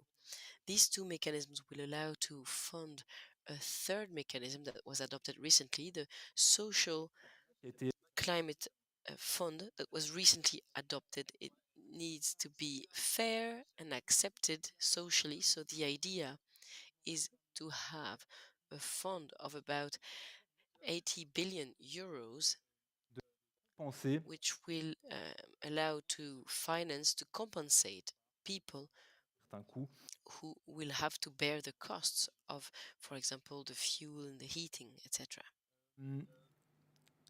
Donc ça, c'est l'ensemble du Fit 55. This is the Fit for 55 package.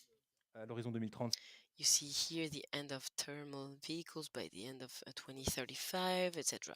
And the third big point is important to say is the return of industrial strong policies and of green conditionality. I will, for example, take the recovery and resilience facility plan. For the first time, the EU is indebted of 700,000 million euros on grants, etc. And the idea, là, c'est la reprise économique Covid, évidemment. Because the plan is to have a recovery after COVID, but two axes have hard targets. First of all, the environment. 37% of national expenses must be green.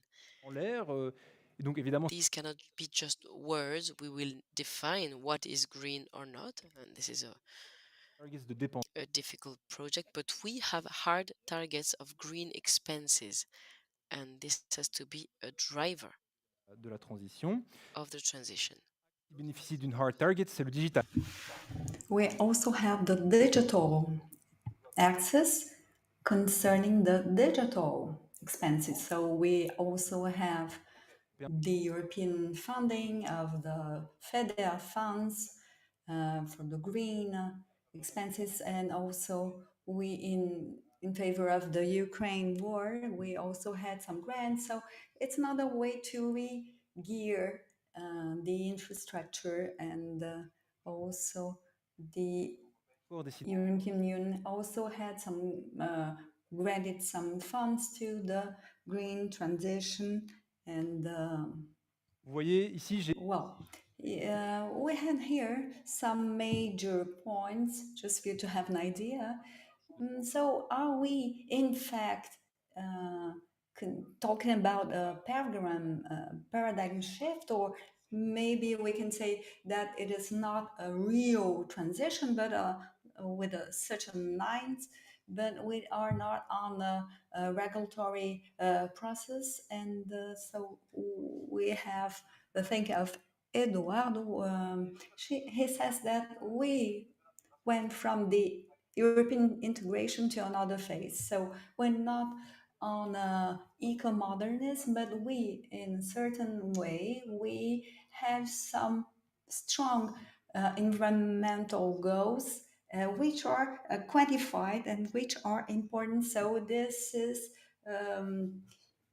embodied in a set of things. So have the language that changes here, and we have a difference in terms of ecological meanings, then we have to be aware about that. The other thing is the implementation of it as a key element, and we have also the reform of the politics, and so may we say that this reform of the European Communion will allow us not to get to the targets of the grand point, ce n'est pas encore un échec, mais on s'en approche. The Sustainable Development Goals, as for instance, we have also the regulation for the restoration law. So maybe we may say that we have different approaches, and when Emmanuel Macron thought that we may have a rupture, disruption of it. Also, we have to think about this issue, the issue of the CO2 capture, and to adapt it as well. So in this case, we have a resistance that shows that we may have some changes, and last but not least, we may talk about the concerning the speak of Professor Jourdain about the some questioning of the coherence of the project, because in à travers de l'échange économique. The center of the European Commission Center, we're talking about the economic production. So this is very clear. So nowadays, I have us here, which is presented as a development of the growth strategy that aims to transform it into a fair thing. So the way to realize and to see the progress, or should we think about the resilience, the capacity to resist, to face this crisis as within the European Union? And so in a certain way, there's kind of a contradictory. Voilà, je vous remercie, je me réjouis des discussions. Well, thank you for your attention, and I'm open here to the questions. So just to remind that you are invited to react on live, or you may ask your questions in the chat. I haven't seen the questions, but à votre disposition. Et ici, you have the incubator, the Slido, so you can ask questions, and if you still cannot write on the incubator, you can ask in person here. So now we'll have Regine Felcan. First of all, let's try to see where are her slides. Regine Felcan. Oh, bonjour à tous. Good morning, everyone. Heb ik ook een zwaar. Besides my address, I have the task to represent here the balance of gender. So I have chosen to speak in English. Views. I hope you may follow me in English, or you may have. Today is about the Green Deal, and it's not only green. Well, green for me is a bigger notion. It's not only related to climate. It's related to the notion of sustainable living for me. And we've heard from the previous interventions that there is a urgent need for a radical change, and the question is, how can we do that? And we heard also that there are a lot of initiatives that are being put in place, and Antoine Bayeux from the Saint-Louis calls this law of the transition, meaning that we take new legal initiatives to change the law to achieve this goal of this green transition, or the sustainability transitions. And I would like to speak about the law of the transition, the existing law, how we could use it, because there's a lot of law already existing, and can we not use it to assure this transition? And particularly, I would like to talk about private law. And you will probably say, but why private law? What has this to do with it? It's about an issue that is related to collective interest, nature, and so on. And private law is about exchanges between private persons, individuals. So nothing to do with the problem that we are facing.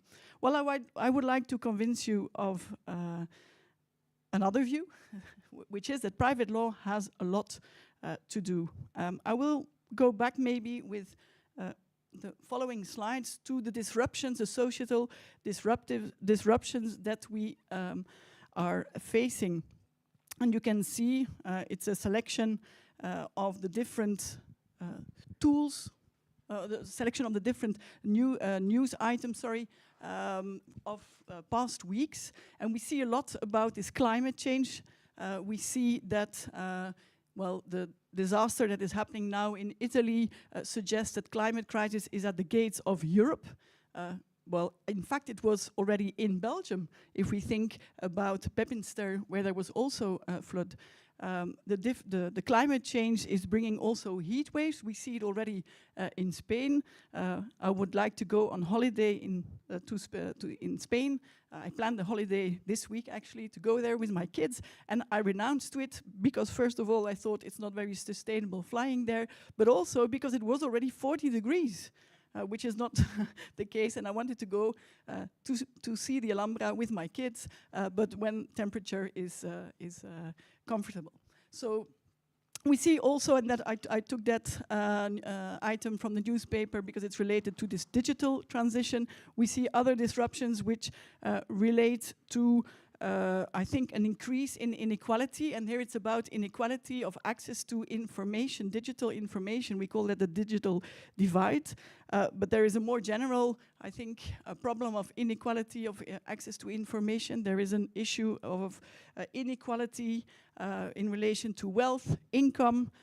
We have an educational crisis or a crisis in education. It already starts at the children care, where there are not enough people to ensure child care, but also in education, low education, but also university level. There are, I think, important issues. We had the energy crisis. We maybe have a labor crisis. Look at Deleuze, but look also at the bar, for example. We don't find any more stagiaires. It's really a big issue to find persons that want to do this type of job. We maybe also have, again, a financial crisis. We saw different cases, and the most recent case is the Credit Suisse case. Is there a new financial crisis at the door? We don't know. Some say no, some say yes. We have health crisis. We had the pandemic. And here you see that there's maybe another pandemic coming up or another disease crisis because China is doing too much deforestation, and that could create bad virus infection. So, but what has all of this to do with private law? Well, first of all, scientists have shown or have indicated that it's mainly our human activity that causes all these societal disruptions. It's our own behavior. And it's not attributable to human species as a whole. That's a good news. It's not a feature of us. It's about certain activities that operate in a specific economic system. And they're related to economic and financial activities. And those activities lead to causing harm to others by causing those societal disruptions. Now, if we look, because you could say, but what has that to do with private law?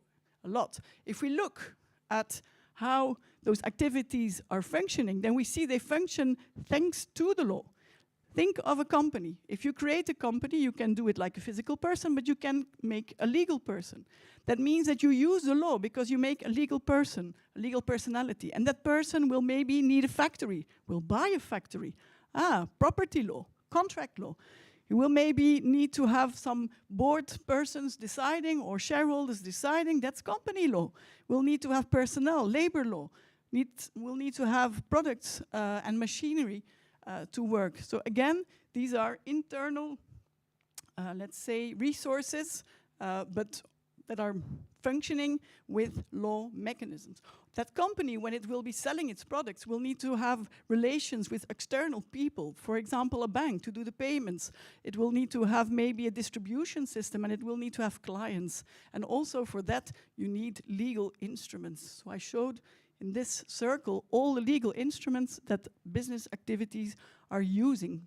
Financial law, corporate law, intellectual property law, business law, economic law, contract law, law of obligations, and then of course also the legal proceedings law, because all of these transactions, all of these acts, legal acts, are enforceable in court when something goes wrong. So fact number 2, economic and financial activities are governed by and enforceable by virtue of legal rules and instruments. And all of these activities, they can only thrive thanks to law, mainly private law and justice. And I quoted again all the different instruments that are being used for those activities. So, the conclusion is then from those two facts, if you have economic and financial activities that cause those disruptions and that endanger our way of living, maybe make it impossible to live in the future, make us living in a less well-being way, let's say, on our planet, it is because our legal system and the private law mechanisms allow to do so. And that's what we call that the private law is actually off track. I don't invent this. We thought this over together with Ludo Cornelis. And he came first to this conclusion, let's say, and he convinced me with the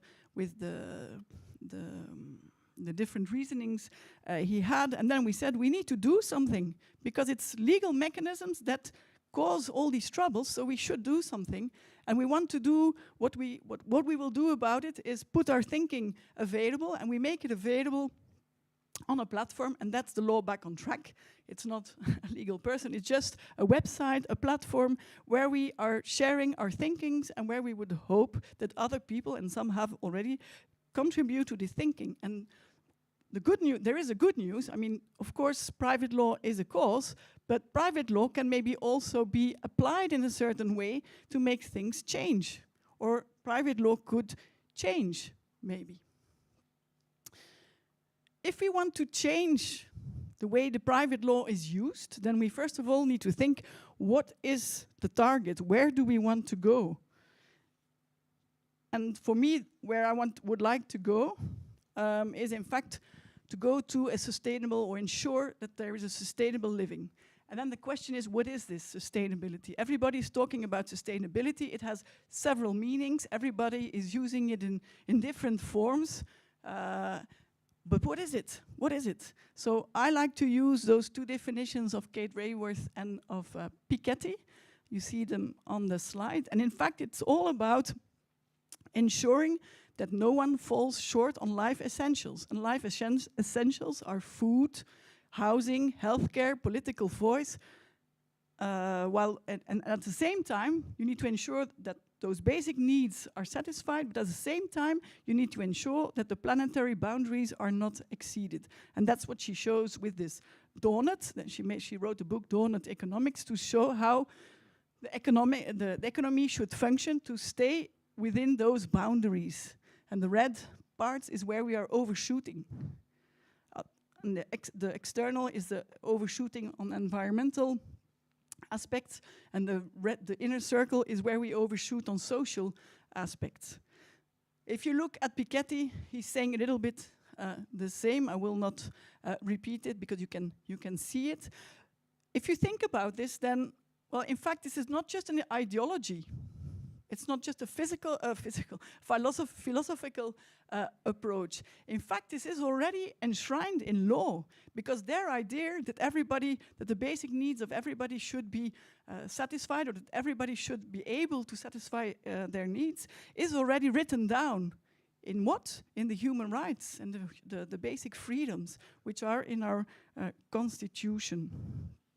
So how can you link this, again, to private law? Well, in fact, yes, private law governs the private relations between individuals.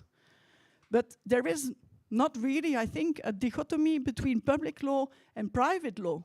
They are part of a same system, of a same legal order, and that legal order has also a sort of hierarchy. And what do you find on the top? On the top you find the basic rights, the human rights, the fundamental freedoms, that they are up there. And all the other branches of the law should be compliant with that. And so private law must at all times comply with the higher norms. And what does that mean concretely? It means that the legislator should ensure that everybody can use those basic rights, those human rights, those fundamental rights and freedoms. Like, for example, ensure that everybody, not only the stronger parties, but that everybody has a freedom, a real freedom to contract. And how does the legislator does that?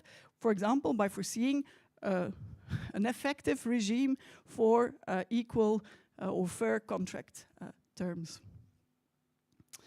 Okay?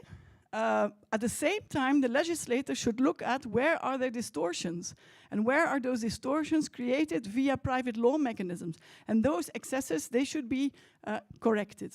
And in fact, what I just said about these unfair contract terms, it's a manner of correcting a distortion in freedom to contract, where we feel that there is a disequilibrium. So the legislator should provide those safeguards, and when the legislator does that, he cannot just implement any and all restriction. No, those restrictions must be imposed by a precise and accessible rule of law. The rule should be necessary in a democracy. It should respond to a social need, and it should be proportionate.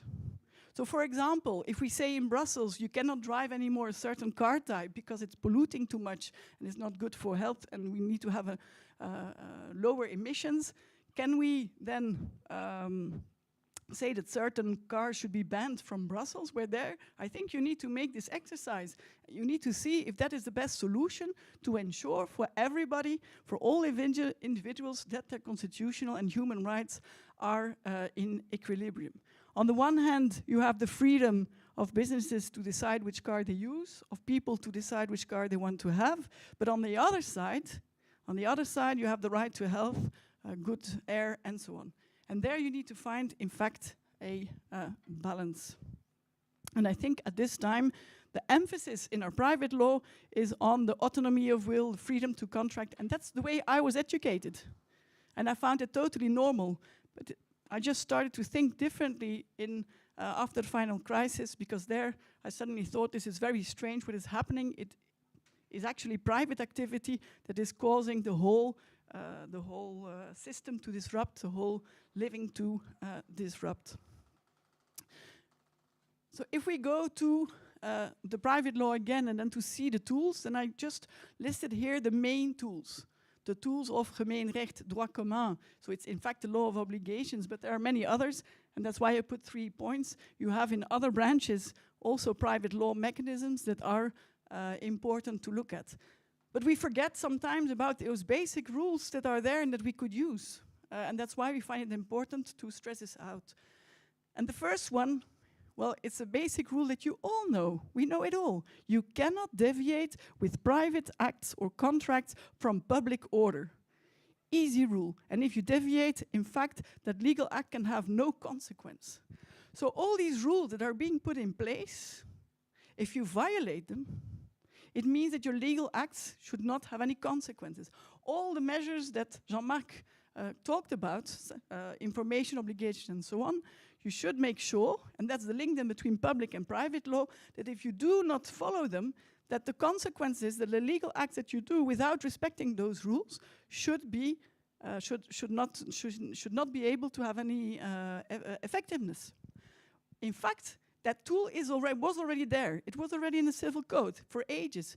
But the way it was then applied by judges meant that was every time more restrictive. So for example, I can take an example of the financial sector. You have license obligations to ensure that activities are done by entities that are sound and fit and proper. And if the consequences, if you do not have your license, should then be that you cannot have this activity. What does the Supreme Court say? Oh no, only under certain conditions, and then they have a very restrictive interpretation of the validity of the object or the cause to then come to the conclusion that in fact you cannot invoke those civil rules. The only relevant points or the sanctions are administrative sanctions or money sanctions. So then maybe, because I see I need to stop, I'm happy to talk about the other mechanisms when we discuss the questions. But maybe a last slide about what we can do about it. And it's actually also Antoine Bayeux, who at the other conference talked about this, and I wanted to take this over because that was the purpose of the conference today.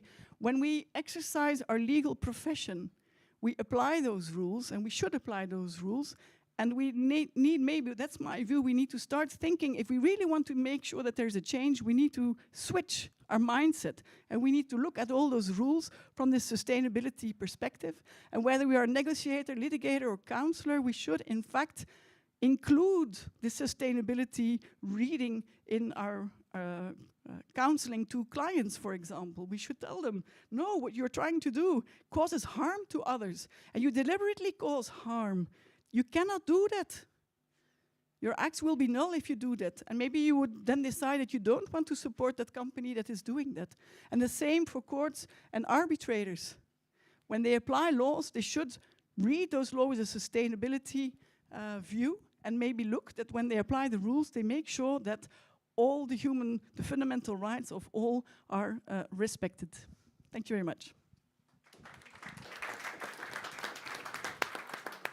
Voilà, merci beaucoup Régine pour ce... Thank you, Régine, for your so interesting speech. So we have the public order, and so we have our definition of this impact on the activities and the consequences. So we have 5 minutes, 15 seconds for you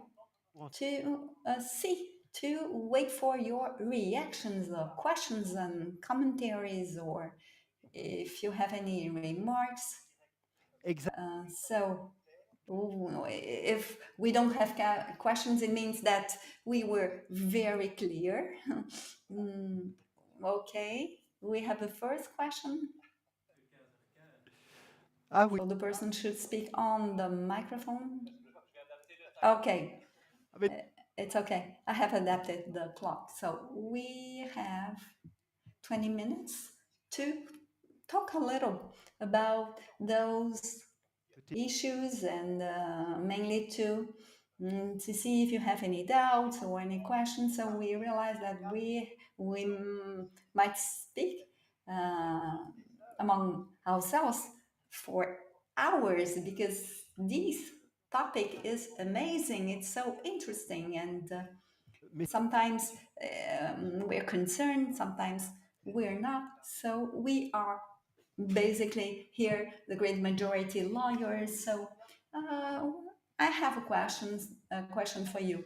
Do you feel that you are responsible? Do you feel that you are affected by this biodiversity issue or the green transformation?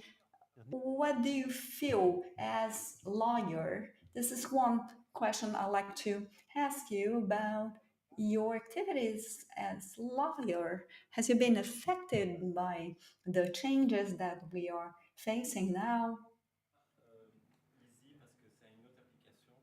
Mais donc, si on m'entend dans la chambre technique. Well, if I'll try to feed the debate, let's see.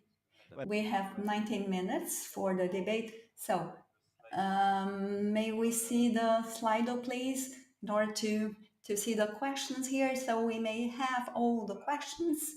So the first questions: do you think the ambitious timeline and targets set by the Green Deal are feasible and realistic? Ja, optimistisch en of die wel realistisch is. So, as we have seen, it is not very optimistic, so we may see the results here. Obviously, with the... Well, I don't know if it is working, if we have the immediate answer from people here. So I'm sorry, it is not working, I'm afraid. Voilà, ik ga ze u delen zoals ze op mijn scherm zijn. Ik lees de resultaten. Well, let's share this with you. I'm gonna show you the result. 13% yes. Gezegd, 30. te ambitieus. And so we have increasing figures. Yes, but it should restrict some, but not all of these ambitions. And no, Zegt, it will cost more if we don't do anything. And 40% say, I don't know, I'm not sure. That is why I came here. So let's go to the next question.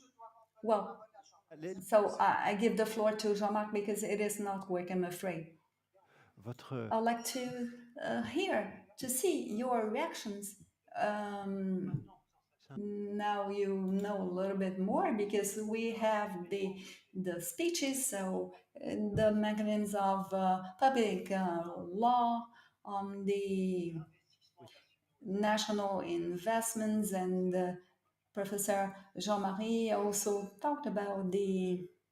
C'est Norman qui nous a dit il faudra... No, it was Norman that the national plans and some percentages of investment in terms of actions should be implemented. So the green activity is not something which is European, which is used as a whole. So, and we'll have some taxations as well, so as to identify. It is a hard word because we have to collect, to gather information, things that we haven't done. So all those data on the impact that your company has on those different factors, political, biological, etc. So all those plans should be greenable, let's say, and less digital.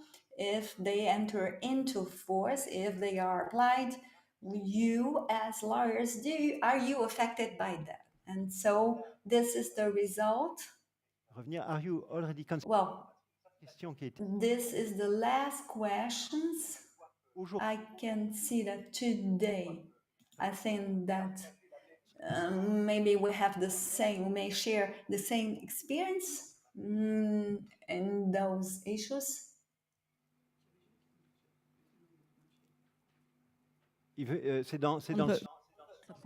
J'avais juste une question par rapport à cette... only had one question about the council counseling. What do you mean? What is the climate deal, the Green Deal? What does it contain? And specific environmental laws? Or is it about, do you, in your practice, show your clients that what they are doing is in fact not sustainable? Because that is the thing we should be doing. We have these specific laws and you should apply those laws, but I think we are the arm of justice, we say. We should all reflect on what we are proposing because we are the coders. That's what Pister also wrote very well in her book, and it's now available in French. I know a lot of colleagues that start reading it in French colleagues, and they really fall off their chair with what she's showing. So we are the coders and we have this responsibility. We also need to comply with, I think, the fundamental, the Constitution. That's what we, at least as lawyer, that's our oath. So we need to make sure, I think, that our clients are respecting those rules. And hence my question, if you advise on a contract, you could already be advising on sustainable issues if you say it's unfair. I did that recently and the client said to me, well, I'm the buyer, I decide. No, I don't want that crap. So then I could still reflect, do I want to help that kind of company? Maybe I should refuse my services. Can I speak like this? Yes, if you take the micro, it will do that. I think that there are already a lot of economic actors already acting in with ethical codes. And there's one very important decision I wanted to emphasize is of the Belgian Competition Authority. The 3rd of March, they advised on sustainable development, and that, as you know, the free concurrence and the abuse of dominant position, very important concepts in the European treaties, they can be so corrected or amended by sustainability.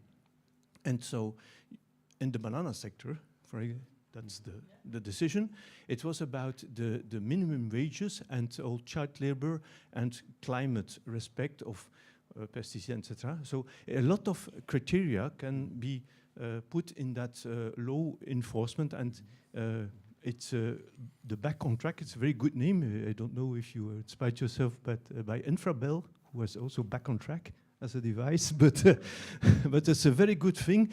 Law is always about the dialectics between individual, collective, between individuals or to the intermediary, and so how to comply with with these aspects. I think the principles are quite good. One critic on the European thing, the normative aspects, and the Code Napoleon was that quite good because it was an open book. But when you do regulation very technically, it is for the past and not for the future. So I liked very much your concept of the chaos. It's very important, I think, also to have an openness for the future so that we can comply also with these things. Thank you. Merci pour cette très belle intervention. Thank you for this very nice and fair intervention with this reference to the Belgian Authority of Competition of the 3rd of March. Harry Vanou. Yes. Dank u. Een vraag voor Regine. Advocaten of juristen in het algemeen. I have a question for Regine. Lawyers in general Hun cliënten. Who don't pay enough attention to sustainability and who don't guide customers in that direction, can they be held accountable individually? Die dan eigenlijk advies verleent en zegt... You mean the lawyer? The person who is guiding them, telling them you must continue your activities? Is that what you mean? Stel, laten we Shell nemen. Ik ben or the person who is contributing, for example, if I'm the lawyer of Shell, if I told them you must forget about this judgment and you must extend your activities. Responsible. It's like in the financial crisis. All the documents that led to the financial crisis were made by lawyers. We should feel the heat also, yeah? Somebody else, maybe? Okay.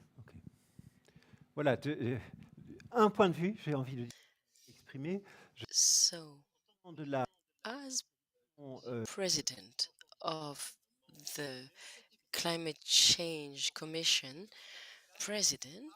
the lawyer has a major role to play. And it's not because you are the lawyer of a criminal that you will be criminalized. We all agree on this rule. It's not because you are defending Shell in front of the Court of Appeal that you are yourself guilty. And there is a very nice question, and the bars of the law societies of England and Wales are asking themselves the question currently, should we identify a scope 4, because there is scope 1 for fossil fuel and for energy consumption, which is your own energy consumption, for example, the use of your car. This is my own carbon emission. Scope 2 is the energy use, and scope 3 is all the rest, including what your customers do with your opinions.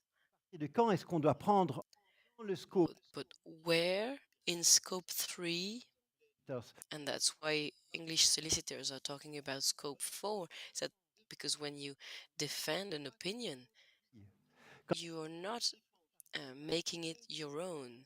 By assumption, you try to see how your customer can avoid being condemned too severely. But we have taken an oath, and this aims as final goal for justice. Ça va revenir. Vous faites une bonne distinction. I think you are making the right distinction between being a lawyer defending somebody, defending a criminal, and I understood the question differently. And I want to draw attention to the fact that we are not allowed to fraud. So where do we start participating into a fraud? And I know that sometimes in criminal cases the lawyer can be incriminated because it wasn't careful enough. The lawyer is external and he doesn't know it all. It seems that we must investigate to make sure, for example, that some transactions are real transactions. Because you know normally what your business is doing. You know much more than an external lawyer. So you also have it. I don't know if you take oath or if you need to declare that you comply with certain principles. I think you do as in-house lawyers. So there also you have a responsibility. Yeah? So we all have the heat Voilà, behind us. C'est une question que j'ai envie de dire qui est bien ouverte.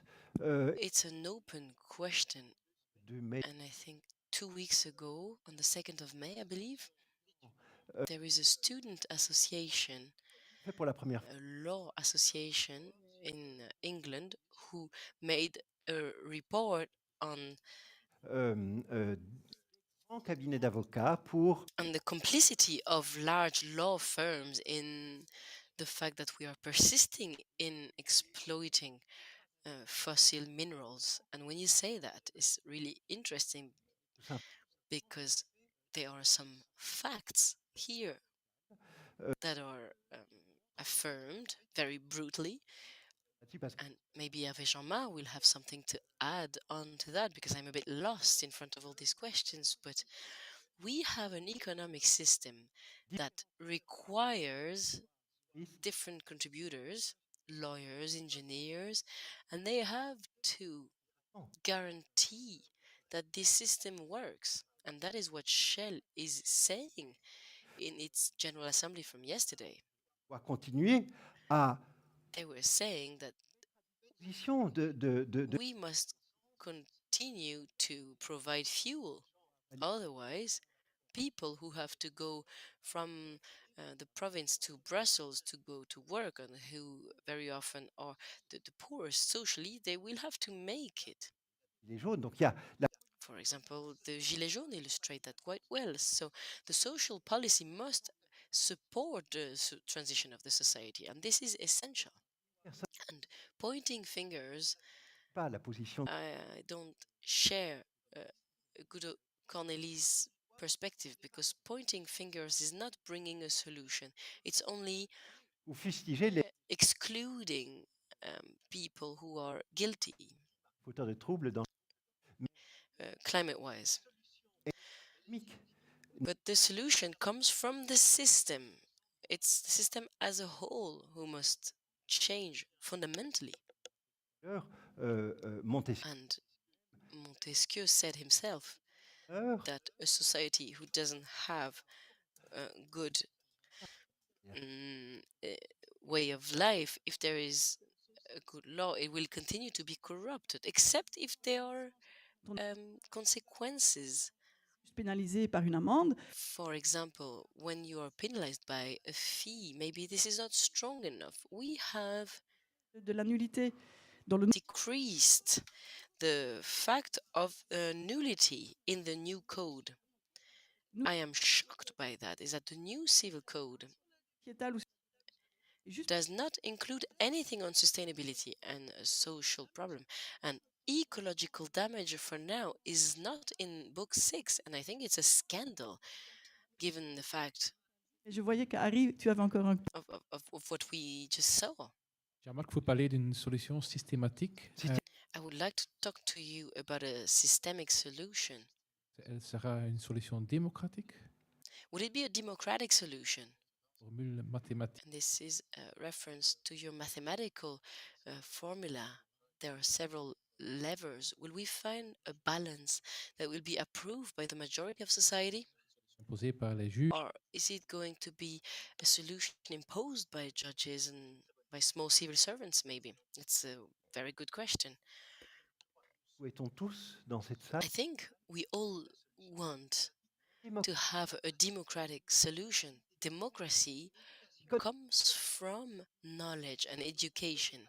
If we don't understand the dangers that are facing future generations, if we don't integrate that in our thoughts, democracy will continue to get lost, to be off track, as Regine was saying.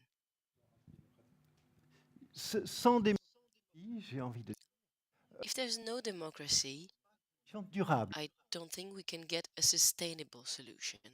And democracy means participation. It's a difficult word, but it means also to have fair laws that are chosen democratically. And maybe that's what you are suggesting, Ari. For now, the law is what it is.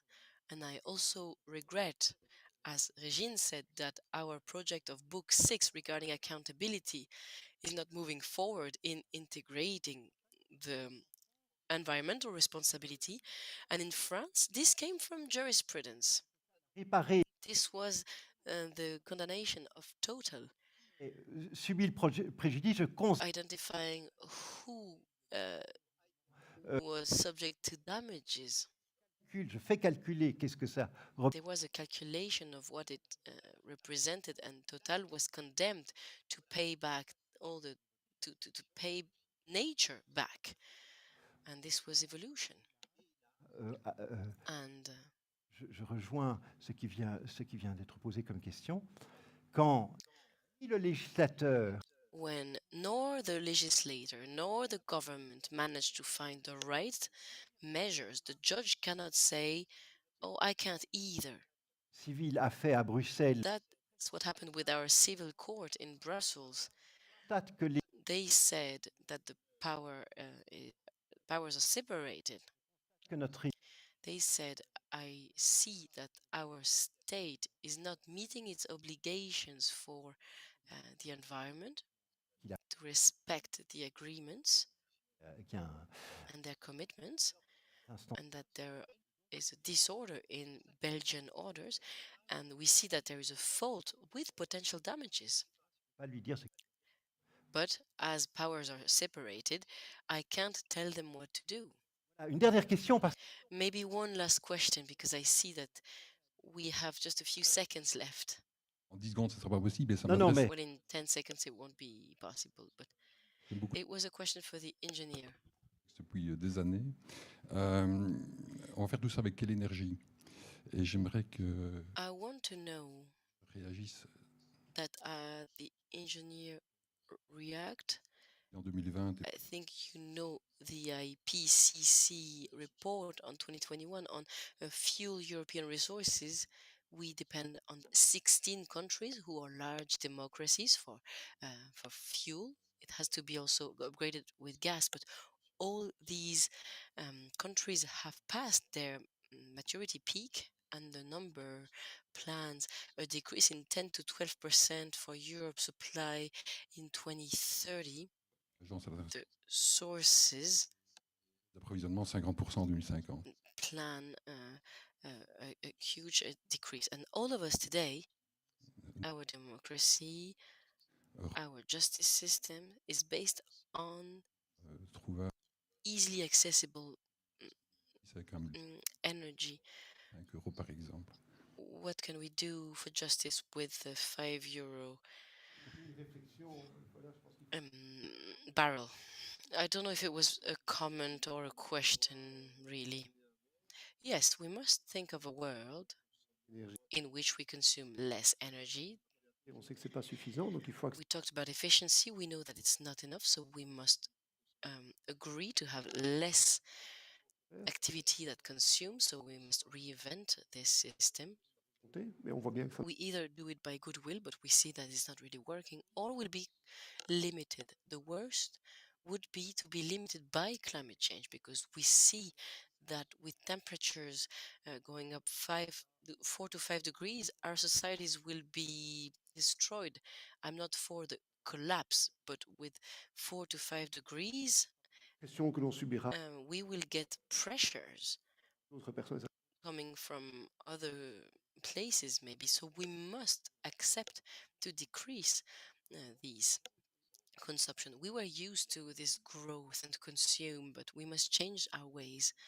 And these last decades, this was in favor of individual consumption.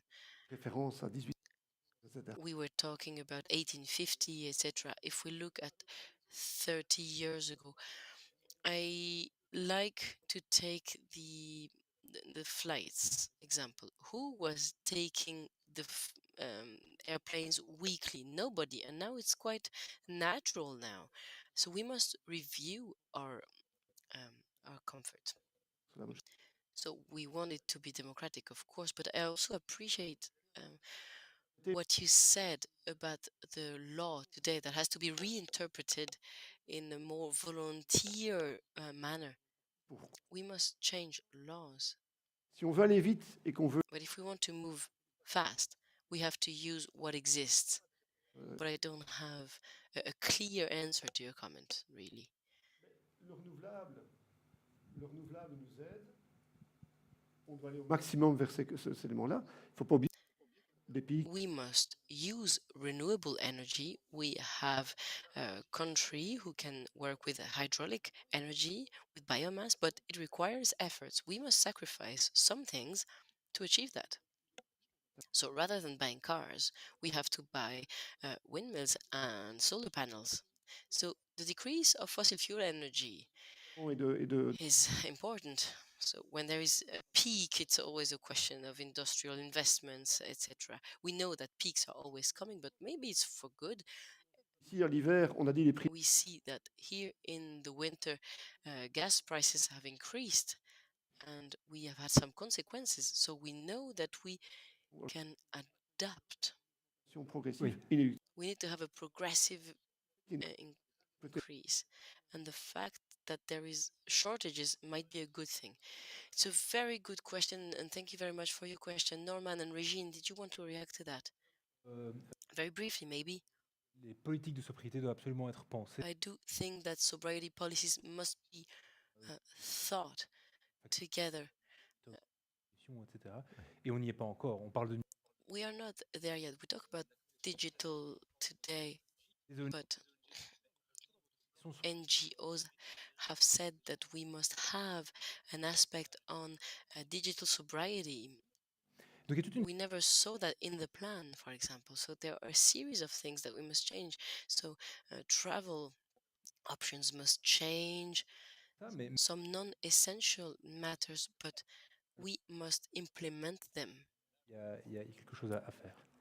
Merci François. Voilà. Peut-être sur le plan de droit privé.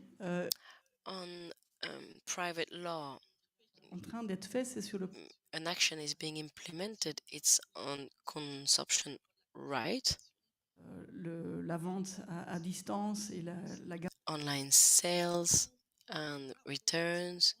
We can even rethink advertising, because advertising is pushing people to buy. But I have published an article that we must limit advertising. Maybe we can get information advertisement, but not the one that pushes people to buy things. But then the question is, what is useful or useless in a society? I think we went around many topics. We have still a lot to say, but I will now give the floor to Michel to comment on the table here.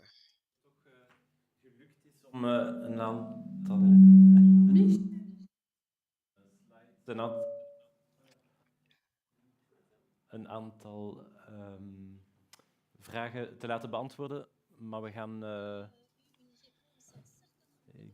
So we have had some answers to quite a lot of questions. I believe I have a problem with my microphone.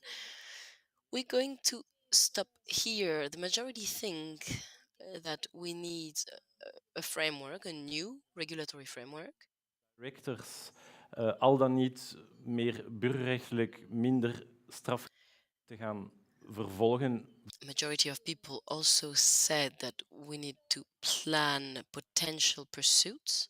Van de duurzaamheid, dat was when commitments are not respected when it comes to sustainability, there must be consequences. For this part, I think we can now conclude and thank all the speakers. Avant la pause café. And we can announce the coffee break. 27, qui est une façon de contraindre les de contraindre le consommateur qui. We were talking about limitations. This is another debate for another seminar. You have 15 minutes now. It's at the first floor. We will meet you in 10 minutes, actually. Être là pour il est quoi à 15h35. So please come back here at 3 35. You can go on the first floor. There is a coffee break, and thank you to the speakers and the panelists for their presentation. Thank you very much. Oui, vous devez changer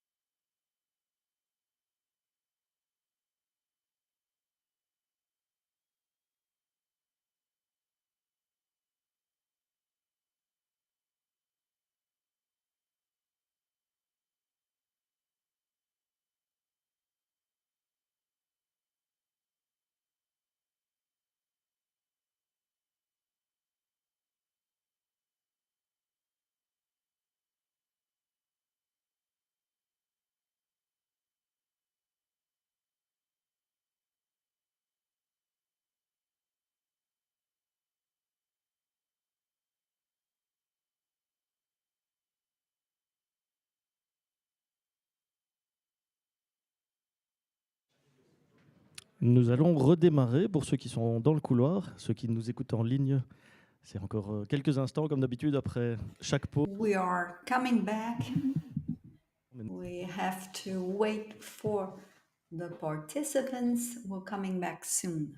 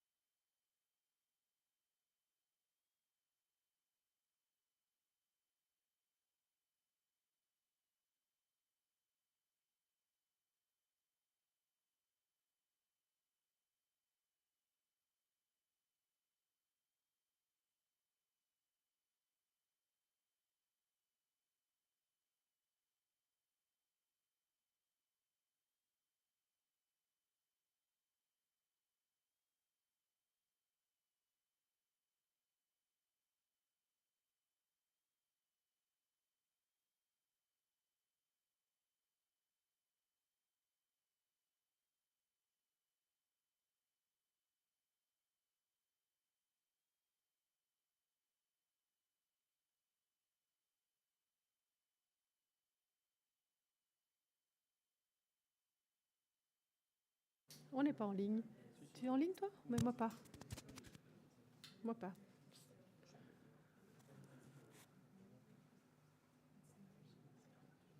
Voilà, je crois que nous sommes de retour en ligne. Nous avons... We're back online. Oui. Let us then start. You can put on your microphone, please. Directeur de... Well. Michel. Oh, Michel. Where's Michel? Coming. Michel. The time. Sinon, on vous garde jusqu'à l'heure. Otherwise, we're going to keep you up to 23 hours. We are back then to follow our agenda. We'll talk about the impact of Digital Green Deal on law and business models now. Detail op een aantal dingen. We'll speak in a more detailed way. We're gonna talk about different issues and maybe on kunnen doen om ook the green IT. I'm sure that some of you may explain us how to use the software and the sustainable. Now we have our moderator, Olivier Vergens, who is here behind us, who is the director of the Belgian Institute for Sustainable IT. He has a large experience in this domain. So now we're gonna do something for the society and so that IT becomes sustainable. De Solvay School, pardon, et adjoint des autorités de l'ULB pour le numérique. Also, we're gonna have het genoegen om de Vis onder... Patrick de Vries also. He is the head of the HR Belfius Bank and Insurance, and we have he has headed a great large project in Belfius, so we are eager to listen to your speech about that. We're gonna have the Deputy Senior General Manager also, Mark van den Busch. So we have directly the floor. Thank you for being here. Thank you for your introduction. So, alles doen in het Frans. Good morning, good afternoon. So I will speak in French. So if you have questions, you can also ask questions in your native languages. So we will talk about something quite different now. I'm gonna see which is the impact within the companies and the organizations on the IT within your customers, either in or outdoors, and as for IT. Of the les organisateurs questions that may have, so I Also, thank you for your opportunity. Have been working with IT for more than 20 years in the environmental area. So I think that each one of us may do it, may expand our experience. So we're coming back to the same question of the role of the lawyer in the IT area and the role of the banking within society, and also decarbonization issue. So let's have a quiz for you to answer. We have already people who have already participation is not going to be online. What is the share of global electricity consumption, energy consumption? So please, can you hold your hand and say it is 5%, 10%, or 20%? So let's see those online. I think the great majority said B. We have a second question. How many kilos of materials do we have to have an average smartphone? Is it 20 kilos? 100 kilos de matière. Or 200? Raw material, how many raw material do we need? D'autres exposés, on peut vous parler beaucoup plus. So we have 20, 80, or 200. Les interventions. I'm not coming back to the previous speeches, but normally we have part of the speech of our previous speaker. So now, what is the liable digital? What is what does it mean to be liable in terms of sustainability? So we have the 4 pillars of sustainable IT. What can we do in terms of digital world so as to work in a broader way? So the first is the green IT. So how to reduce the environmental footprint and use either smartphones or other equipments and devices, and also on the corporate systems. So the other questions, how can we reduce environmental footprint of mankind? And the same question as for the social areas concerned. So how can we reduce the digital impact on society concerning ethical issues to serve also society? So besides, we have IT for green, IT for human, it is the IT for good. So we have some societies, corporations which are already working on based on this, and we have some banking examples, and they are already working so as to reduce environmental impacts. Très rapidement. So very quickly, we have the framework of our institute to have 73 members in Belgium, and we have different companies, 240 international corporations, and I'm very lucky to have one of our members in our panel. So we have the logo here. You can call us, and so we have here our par exemple sur l'adhésion, sur la charte ou sur numbers and the sites, and so some data about us. So now very quickly, just to talk about this liability, what is it to be responsible in terms of digital world, and so we're always talking about the digital transformation of corporations on the new technologies. What does it mean? That is to have less impact, and also we have the economic advantage for a corporation to, on one hand, have a digital transformation, but renewable as well. So it is important to think about it. It is an amazing topic. We may have a lot of exchange here. So I would like just to make a deviation on the digital green transformation. What does it mean to work with corporations in this sense? When we talk about the companies, and so we can see they are have a little bit. They are a little bit afraid. Let's say they are quite limited, and on the other hand, if we say that the green transformation is increasing more and more in the academic world and within consultants. So we may see that we have some results. So we have this wish to transform things and not to disappear. So it is important. This is the first element. The second one is that companies normally they have two different issues. So in terms of strategies and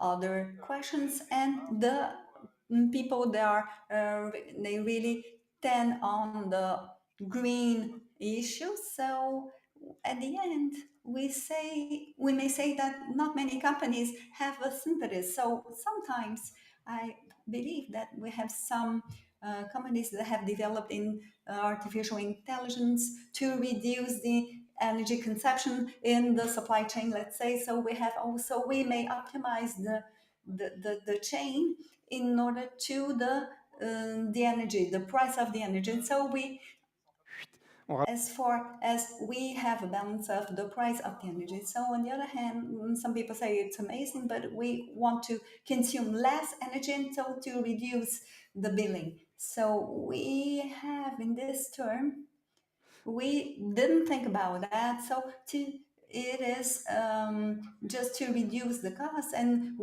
if we were managing other things, so this may be problematic. So we have some tensions within the organizations, because sometimes the digital will foster the costs and will cost the sales, and we have some environmental impacts. And on the other hand, we will get to a balance. So what I think is that maybe we may have a work which has been developed within the European company, how we can implement those two digital transformations. And actually what we see is we have a kind of puzzle. And so maybe we might say that if we replace the digital as a facilitator, so we try to make a kind of a magic so as to gather both things. So we have a movement which is easy for the corporation. The first target is to get the rentability, the profitability, and on the other to see ourselves as organization in the future, which is our statement missions. So concerning the profitability, also the question is how digital may make this transformation. So we have a very positive approach here. So sometimes with the digital to serve this transformation. So this is the bottom part, not to reduce impacts of digital IT, but also doesn't have the same approach. So if we want to produce some, let's say you have a digital carbon, then as for a bank, it's something different. So it's part of the operation. So we have a different approach, a symbolic approach. On the other hand, if you see this graph, so we have to work to serve something else. So I would just like to close. We had a survey for the European Commissions, and then we questioned some people, we asked some questions, and to serve the digital. So we see that there is slight difference between what is done and what we want to do, but also we made a survey on the COVID crisis and on the remote work. And so we could see that we have a difference there. And also may go ahead and say that we have problems in the production chain, let's say. And so let's say that in this case, your vehicle is more productive. And so we can go further and further. And in this case, we may transform the product, the service, to reinvent it and to enable it by the digital. So we have some results. We could have some outputs already, and within the manufacturers, the industries, and something that wasn't used before now is getting more and more regular. So we're gonna have all the speech and gonna have the public service as well, also the role of the corporation. So let's come back a little bit to Patrick was COO and insurance area. So now he's responsible for the human resources. And so he has this idea, he has this vision of IT. And so here we have the question of Bel Fuse and the societal role, and who is the responsible within Bel Fuse. Well, let's come back to this fear of people. People really afraid, let's say, one of the reasons is that about labor. So we know that more and more people who don't have don't use sustainable means in their work, it is very difficult for them to face this, because we have some young people that choose environmental area. So we also have a very strong straight on tension on the public opinion as well. So you may say that the customer, if I have a look at what we issue in terms of what we consume in terms of kilowatts, it's evident. So mainly we're thinking about computers, we don't deal with heating and so on. So it is easy for us. However, what we consume, the same amount of carbon, let's say, so this is just for us. And we would have to use whole forest, so just for Bel Fuse. But so have the idea to invent this application, which doubles the energy consumption of Bel Fuse. So I'm not talking about us only, but the fact that our customers that use the smartphone also, they would have they would need a whole CO2 forest to deal to face the consumption of energy. So if you only see one reason for 35 times by month in your billing, you could explain that. In the practice, in the average, this is what we see. So this is the reality. It's easy. Some people say, well, let's see, why cannot see my account? How? So we got to the point that we had some customers in which we have a behavior of compensation, let's say. So we, as people who are in the IT area, how can we compensate this? So we were, since the first bachelor, le premier bac, the first bachelor course, to make as your program would work. So we have 30 years ago, how could we make your program work? But now today, something different. So we're not concerned about that. We want to know if the systems is efficient. So if there is a problem now in the system, so people complain. So we have to remind them could use a minimum of resources, and at the same time we have to know to avoid problems in the system. So this way, so we have people who work with computing, they are in a kind of awkward situation. May have zero and less one. So they were not educated like that in the past, but they, as the lawyers and bankers and other professionals, they are not used to those kind of reason, to those kind of trade-off. So, so if we have to have a trade-off within a corporation, it is difficult. So what we're trying to do is to ask them concretely, what should we do? It is not to go on a natural process. No, it's just like in the previous case. So each one has to change his life. No, this is not the way we're going to change things. We have to have some taxations.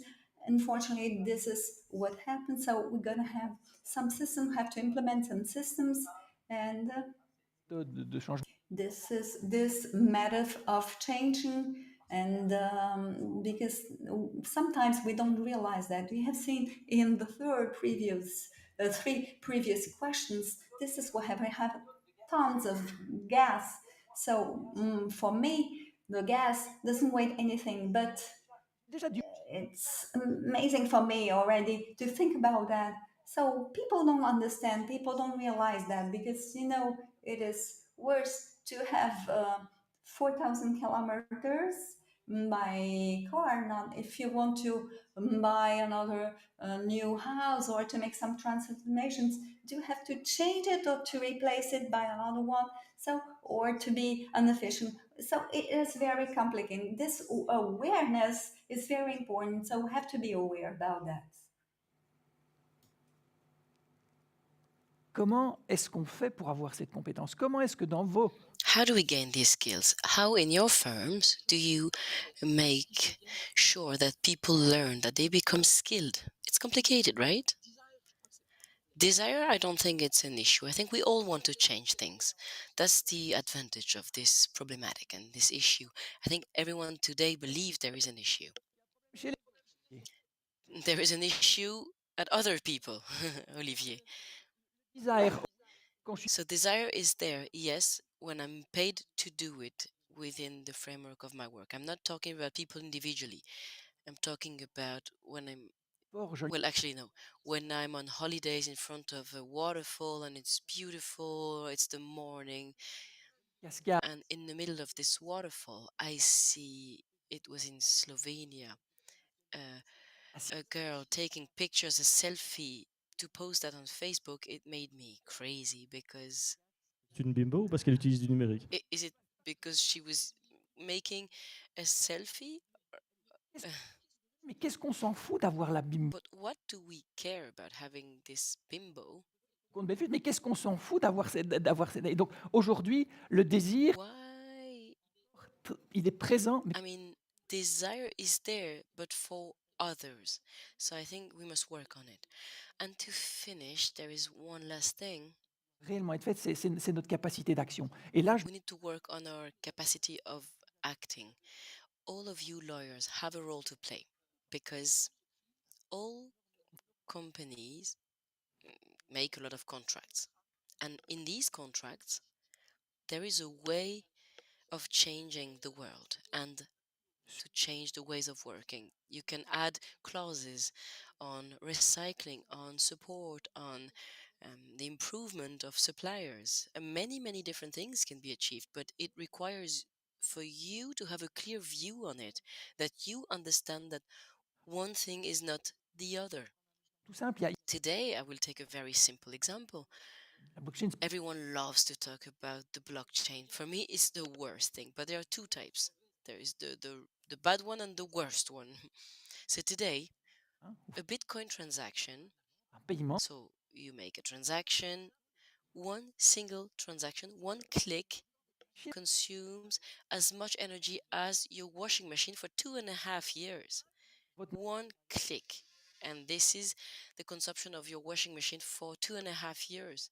So a Visa transaction is the equivalent of one LED working for 1 minute. When my son bought 50 euros of Bitcoin, I was very angry. The electrical consumption is much worse than these 50 euros. But who knows, among all of you, who knows that there are good blockchains and bad blockchains? If you really want to help your clients, you really need to gain the skills and the knowledge. So, I just want to interrupt here. Il y a effectivement toute cette question du développement de l'entreprise. There's this whole question of developing companies. We have the same for public services. For those of you who don't know the paradigm, until last year, it was called the IT center of the Brussels region. So it's the heart of all our administration and the digital transformation of the administration and the support through different services of startup development in the Brussels region. So there's this whole question of digital transformation. First of all, why was the region interested in the IT transformation, the sustainable transformation? Collega's hier hebben het al wat aangehaald of ingeleid. Hè. Ik voelde mij een beetje benauwd toen je het over informatisch... Well, colleagues have said this before, and I was a bit uncomfortable when you started working about IT workers, but I have worked for 30 years in a bank, and then I chose the real life in the public service. Why is it so important? Well, first of all, there are the climate goals to achieve, and the region and Belgium have committed to achieving these objectives. We must do everything we can, and we're only seeing the tip of the iceberg at the moment. In Brussels, we started to be front runner with other organizations to tackle these issues. Om zich toe te richten op alles wat... We have recruited people met die bewustmaking, hè, dus to focus on green IT, to create this awareness. En ik moet zeggen, mijn zoon... We have had stands with presentations, and we have shown an amount of things. And my 20-year-old son, who finished his studies before de indruk van zijn, we were giving some of these courses, was really impressed by the consumption of his phone, for example. So what are we doing in the Brussels region for this? Well, first of all, opgemaakt. We support other institutions. Our cell has created a sort of a package that other institutions can use to make audits. It's a type of audit to find out your carbon footprint and to know some actions to undertake in order to reduce this footprint so that everyone can start tackling these issues. Of course, there are a lot of working groups that are organized. So this way, colleagues know where they can act. And there is a second aspect, and we need you as lawyers, is that there are new specifications that will be published very soon. We're talking about materials we have to buy. In these specifications, there will be a lot of clauses related to sustainability, not only for materials, but also for softwares and in this context, we also think about the sustainability of batteries and of services. Which services are committed to help us to achieve the objectives? And this becomes a criteria to choose who is going to win the call for tenders. We want to increase the life duration of our computers from 5 to 7 years, and there will be a service to repair smartphones so that they can still be used, or portable computers more so. And this material can then be sold to other companies. Een zo goed als nieuwe laptop die al 4, 5. Sometimes we just need to change one spare part to make sure that the computer works another 5 years, and we do that for hundreds and thousands of computers. And there is a project for Brussels Port. We want to use cargo bikes. Nog een subsidie gegeven voor cargo bikes. U kent ze wel. Die to deliver some materials, and you have seen these bikes, I think, before. They're large bikes, and after 3 months, we have had to stop subsidiaries because there were no more. But it was nice to see that it was a success. Daar zijn allemaal nieuwe aspecten Now, cargo bikes are different from lorries, of course, but it was still something that attracted quite a number of people to it. So I think there are many things we can achieve as authority, and I haven't spoken about the awareness of the public. My colleague has spoken about it, but in Brussels, scholen te digitaliseren. Not everyone has Wi-Fi. Laat uw boeken thuis en brengt u maar. We are making schools more digital. Met hun materiaal omgaan en ook de verzekeringsproblematiek. So people are told to leave books at home and to come with their computers, but students have to be aware of this.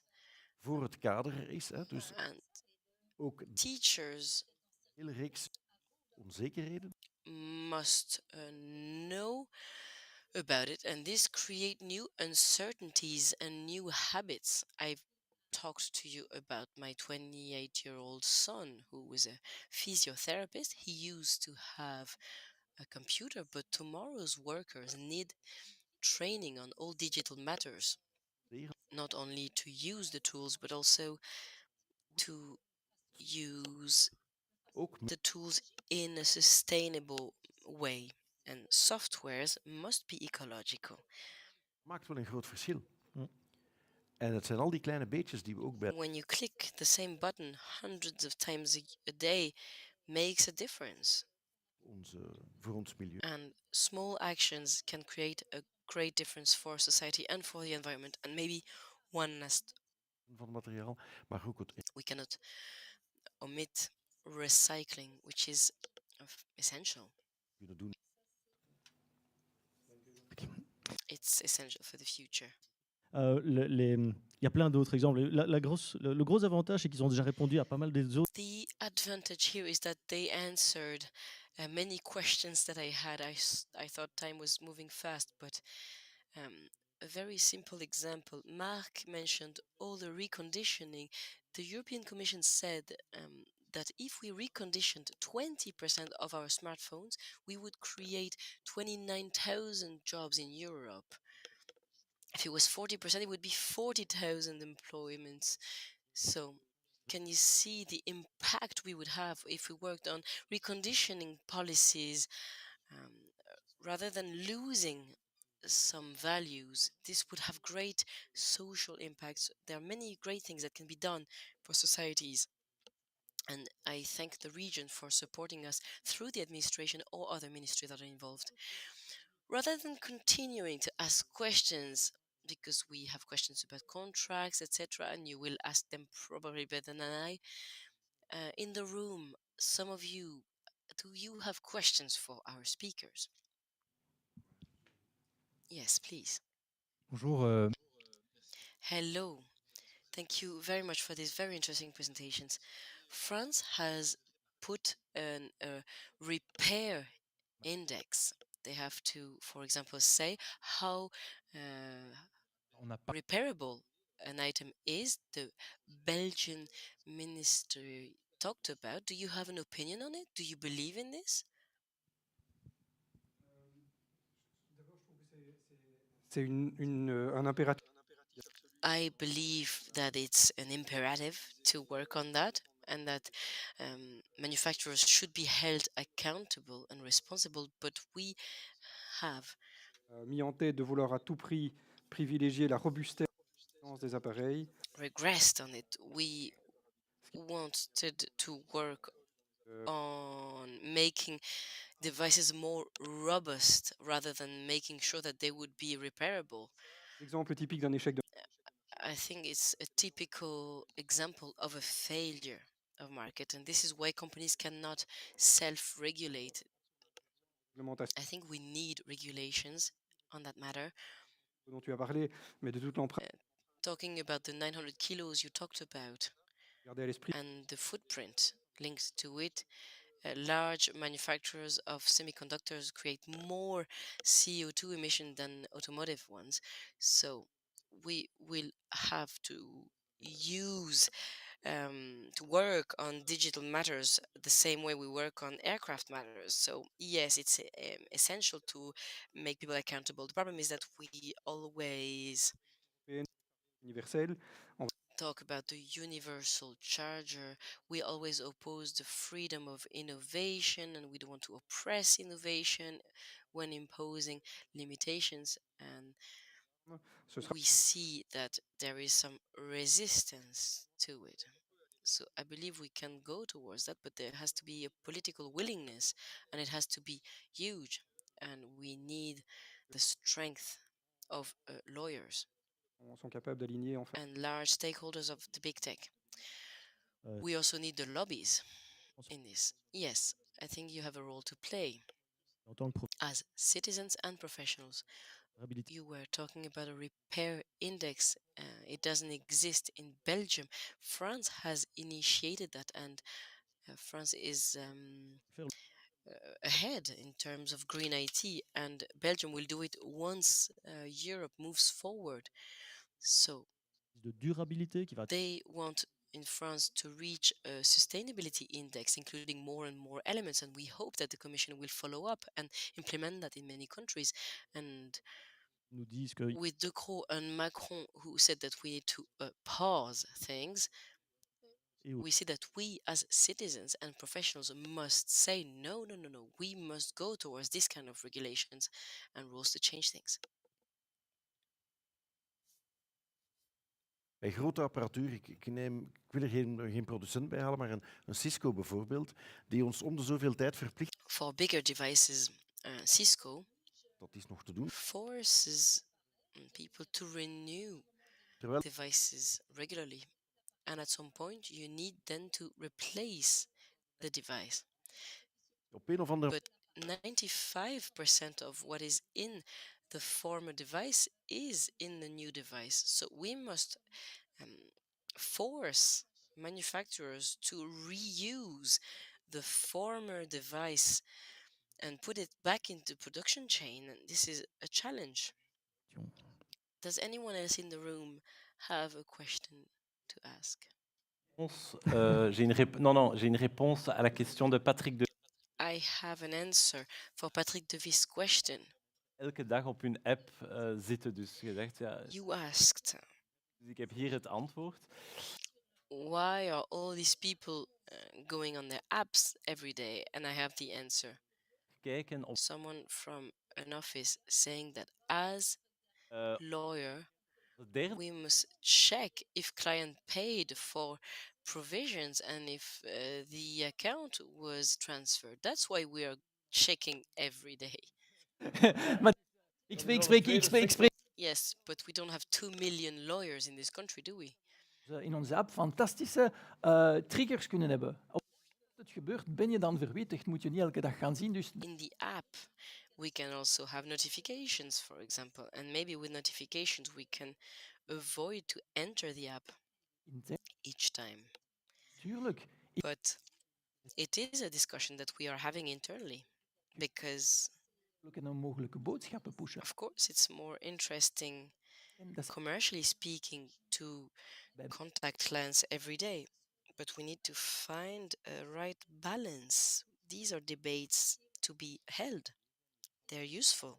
And if I may, there are some apps inciting you to not use your phone for 30 minutes, for example. Die is ook wat er zojuist werd gezegd. Weet je, So you could have, for example, a question popping up on your phone saying, do you really need to use this app? And then you would have to answer this question. And yes, why not? We are in a competitive environment. So, for example, yes, sometimes I need such information at the right time. So it is a world where competition is there. Heureusement. Je vois qu'il y a encore une question. J'ai aussi Nicolas. I see that there is another question. Calme sur les premières questions. Je vais garder 1 minute ou 2. So I will keep 1 or 2 minutes extra. I will check with the organizers. My question is very simple. A retention policy, donc enterprise. Do you have a retention policy? Je vous explique en fait. Of kan het in Nederlands zeggen ook.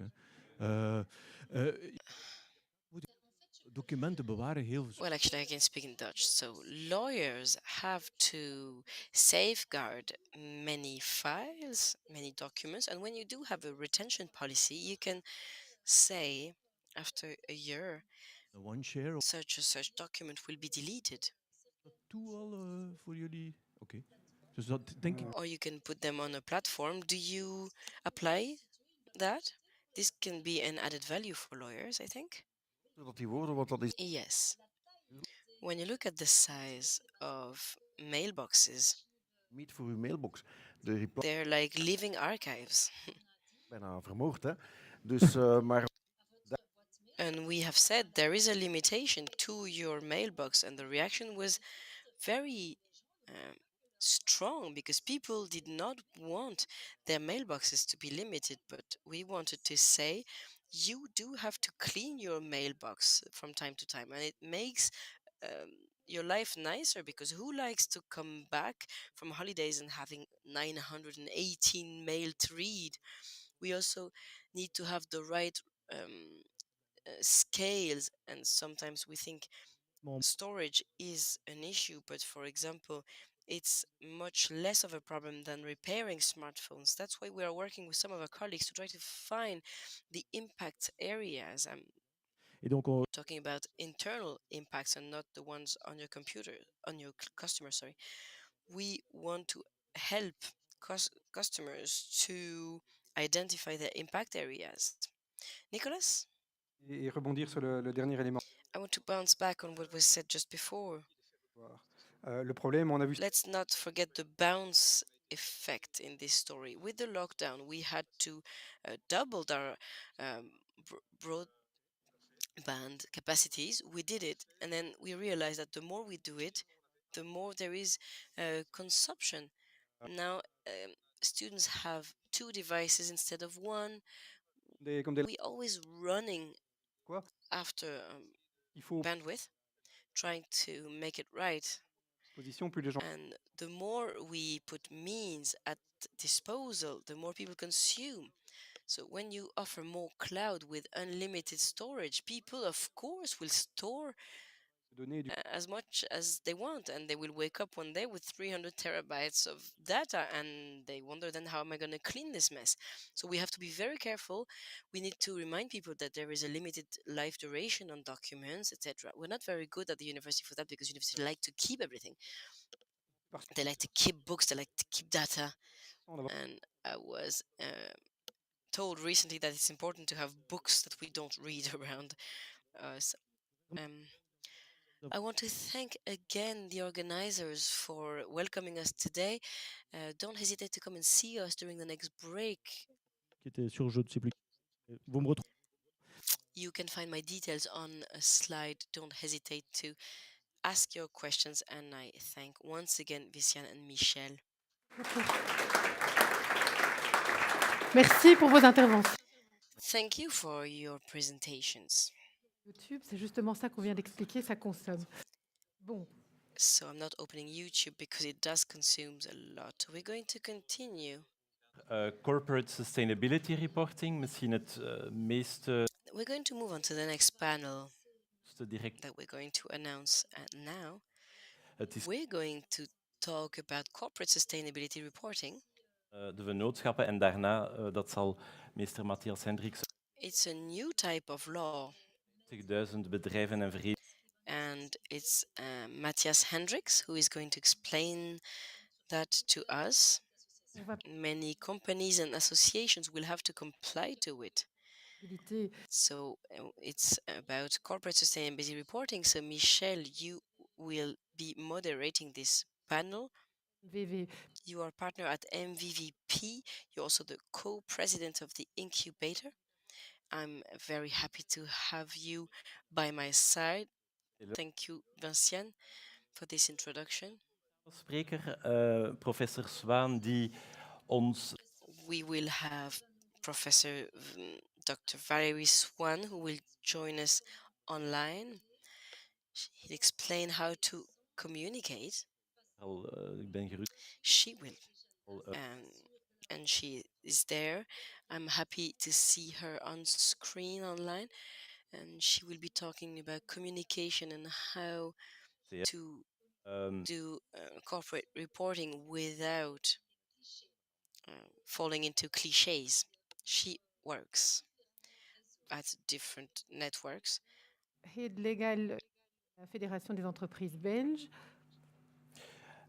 En als laatste, ik ga hem al aan in. And we have Matthias Hendricks from Loyens & Loeff, who is going to explain the different legal aspects. So he will explain that there are still a lot of questions from companies on the topic. So we are first going to listen to Professor Swaan. So I had a PowerPoint presentation. Ça a été transmis, je vais voir. It was transferred, yes. I will make sure that it can be put on screen. Can you put on screen the slides of Professor Swaan? They're not mine, actually. These are not mine. Vous les avez reçus normalement hier. You must have received them yesterday. Sur le fichier mère, mais alors elle peut. They are on the drive. Sorry about that.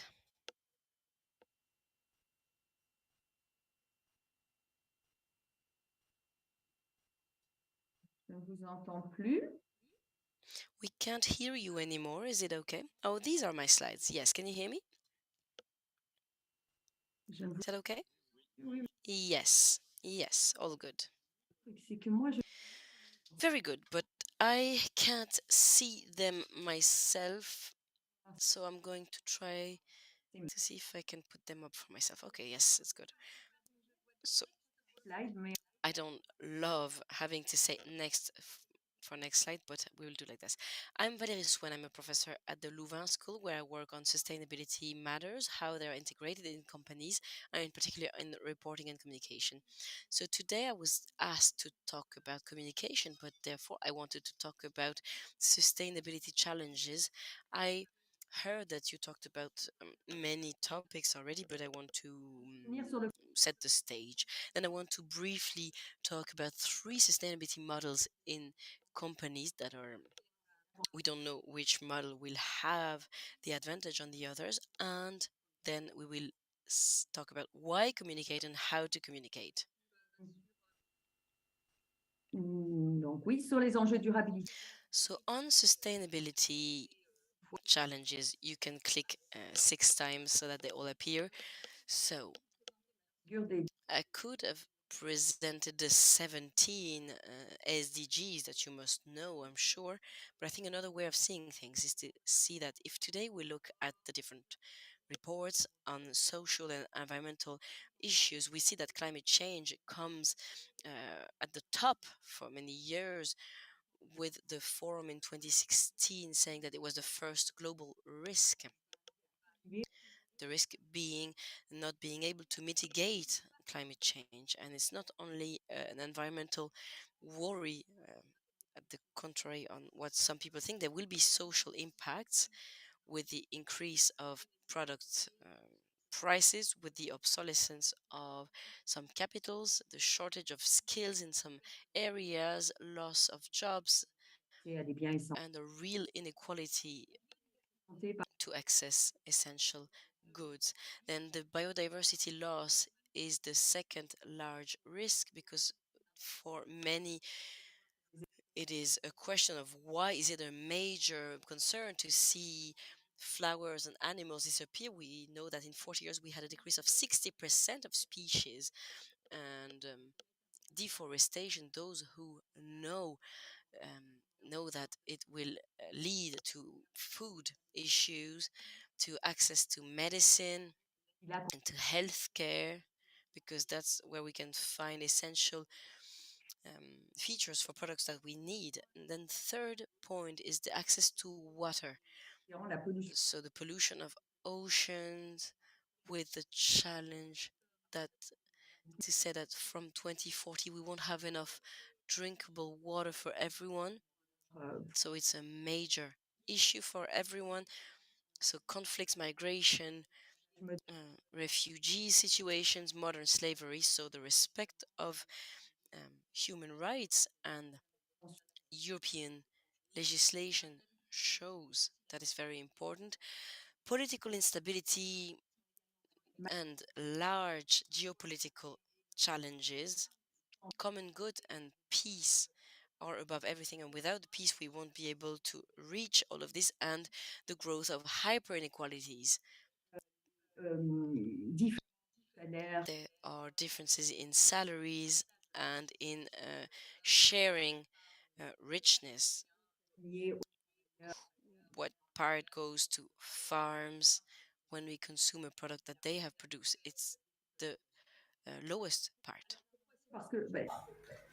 Why then is this an issue or challenge? It is complicated. All the previous speakers have already spoken about this, but we have some positive and negative aspects if we go ahead on some solutions, so we may get in other dimensions. So this has already been said, I thought. So it is a matter of managing all this. It is important to focus. If we have this graph that has been issued on 2014 data for Human Development Index, environmental limits, you have the axis of data and the environmental footprint.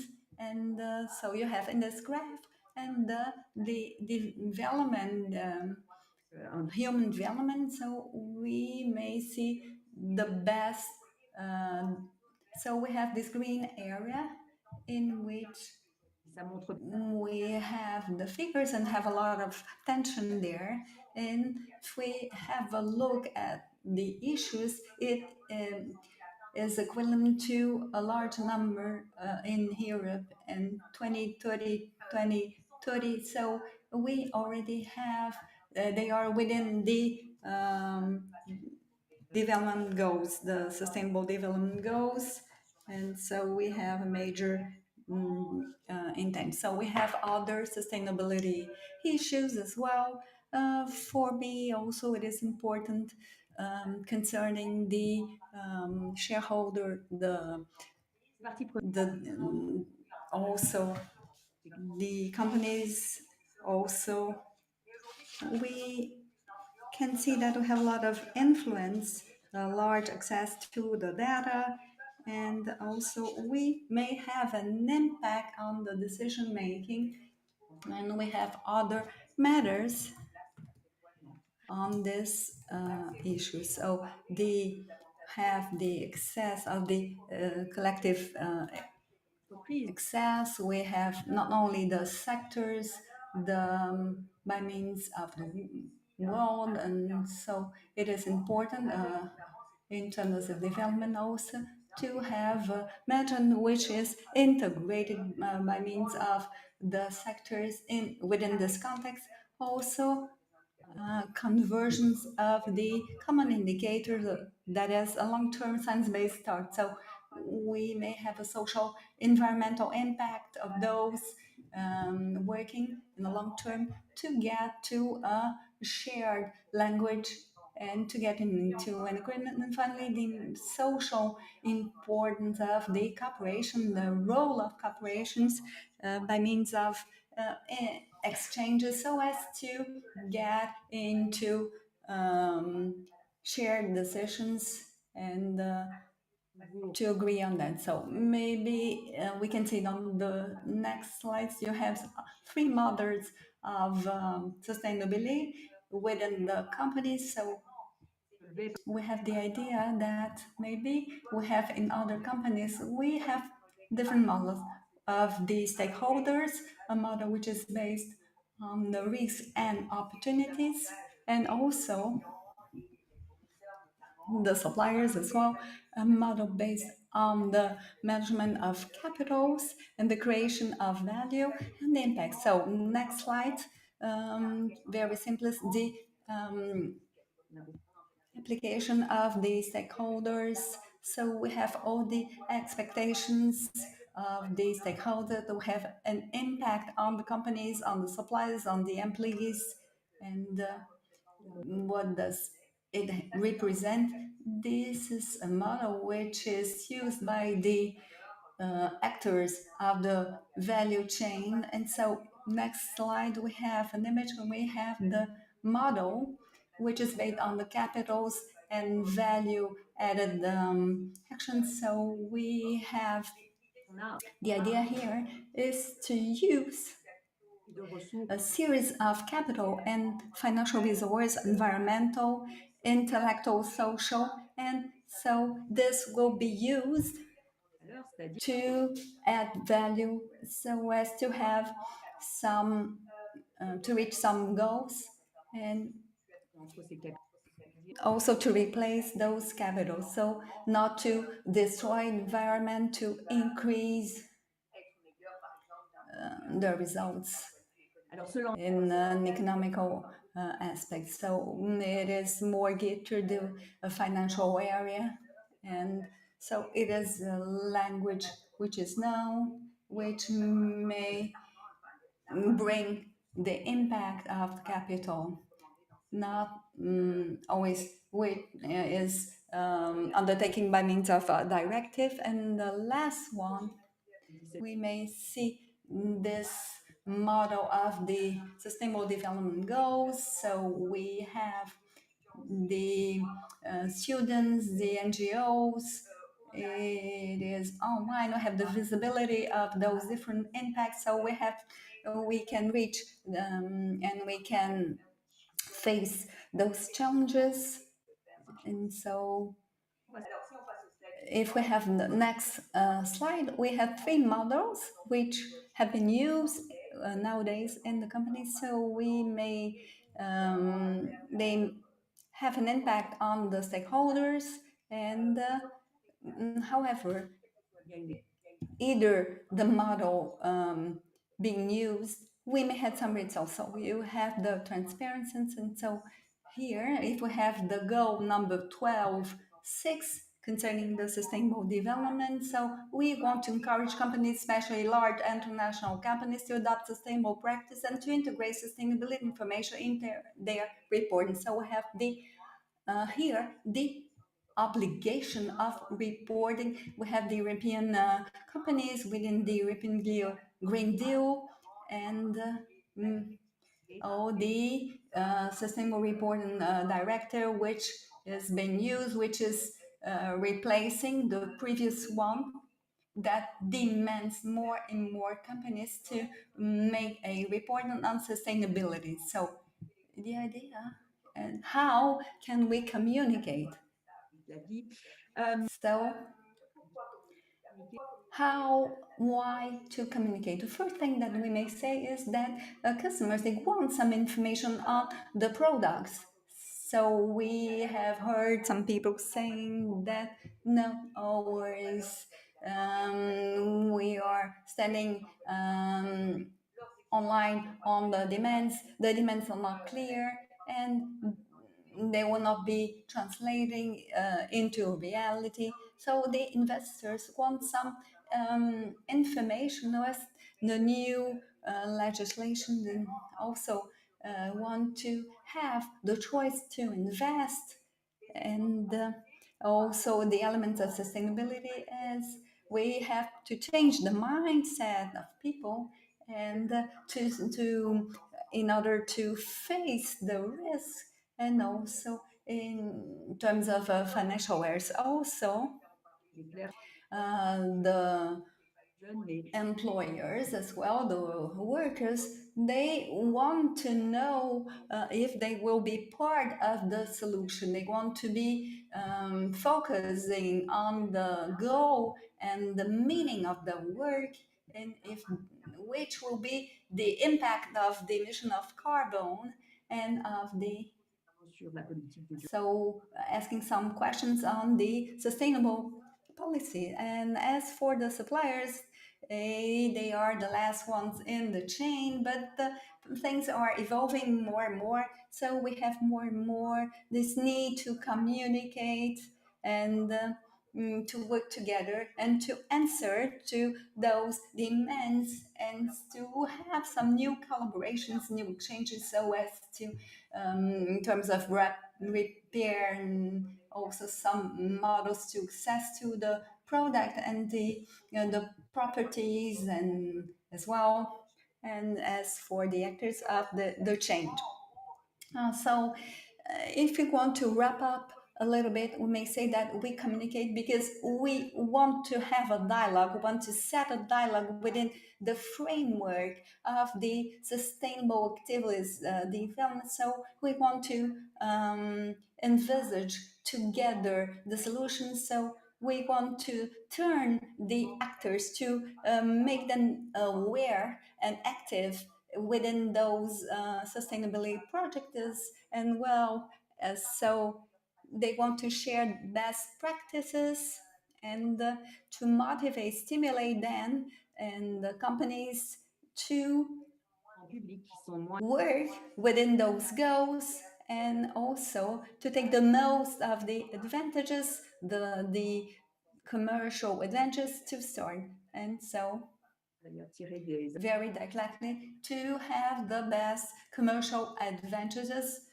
And we have some different approaches, we have different standpoints as well, but first of all, have to listen before you act. You have to act before you communicate.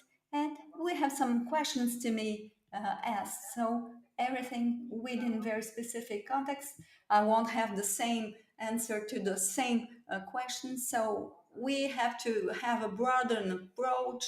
And well, I want to act before communicating. What do I mean by that?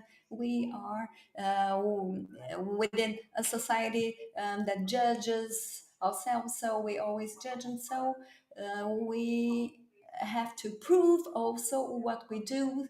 So we have to have some actions, to implement some actions, in order to help us in this communication means, and also the role of the strategy of the company. So according to some studies and according to the different sectors, if you are a small company or you want to be mitigator, and just you have to be more reserved maybe in your communication. And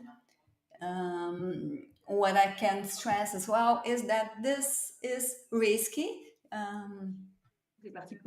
So all the stakeholders, they need some information. They demand some information on the activities of the companies in terms of in sustainability. But if you have a lot of communication, maybe they are skeptical. They may be skeptical if it means that you don't have a good direction. We're not so this is what we call the paradox of the responsible, accountable communication. we will see also that there is, maybe can we go to the second? Okay, so we have some risks in all strategy of communication. So what is worse than being critical to try to do something good? So if here we had a manager of mine that said that the more transparent we are, the more we are sensitive to critics, and so means that if you want to do something, you have to be open also to criticisms. If we also see here, not to communicate can be seen as not doing nothing. That is, it is the fact that if you don't communicate, maybe people think you don't do anything. So you have a gap between the expectations from the stakeholders in terms of sustainability and the perceptions of people within the company. So we have a risk also, and in all cases we have the risk of being jeopardized, and so we have a reaction of the communication. So according to the axiom of Václav, we cannot not communicate. So, and this may represent many things. So why is it so complicated to have some information, credible information? We had some very good examples previously on the digital green impact. So sustainability leads us to, it's a very broad topic. So who may say he is an expert on this issue? Because if we say that a product is green, ecological, how bio, what does it mean? So we also have some products which have been created by men. So it is not easy. And also some concepts are not always understood. So we have some notions, different ideas which are not understood sometimes. So we don't have a standard of reference. And as for the sustainable products, so we have a lot to be done. We will have to provide some criteria so as to evaluate the universal reference and standards. So now we have another questions. If we think about communication, so we have a pyramid here. We may see what we have to do is not to forget the basis, that is to show what is done. So the reporting is the basis. It is very important because it is the tool that will serve as a basis for us. So the reporting, the certifications, the systems of notifications as well, and also all the procedures, internal procedures and policies. So also we're gonna have the in-house internal communication, and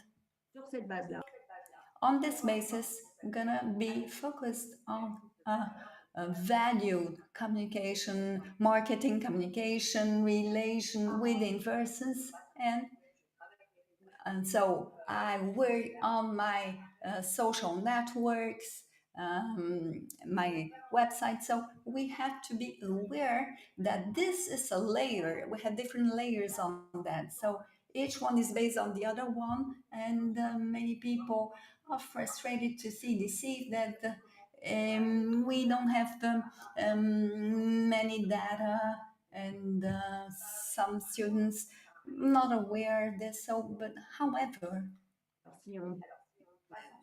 if we go to the key recommendations, we have 3 different ideas. We have the first one, which is the outside-in approach. what does it mean? It means that you don't have to say everything that you do. So we have to do it and in the external, so that the external part knows, and bring that in within the organization so as to choose the elements in which we are working. The second one is the analysis of the material issues and the transparency. So now the next slide is just a little example of each approach. So an example of Novo Nordisk.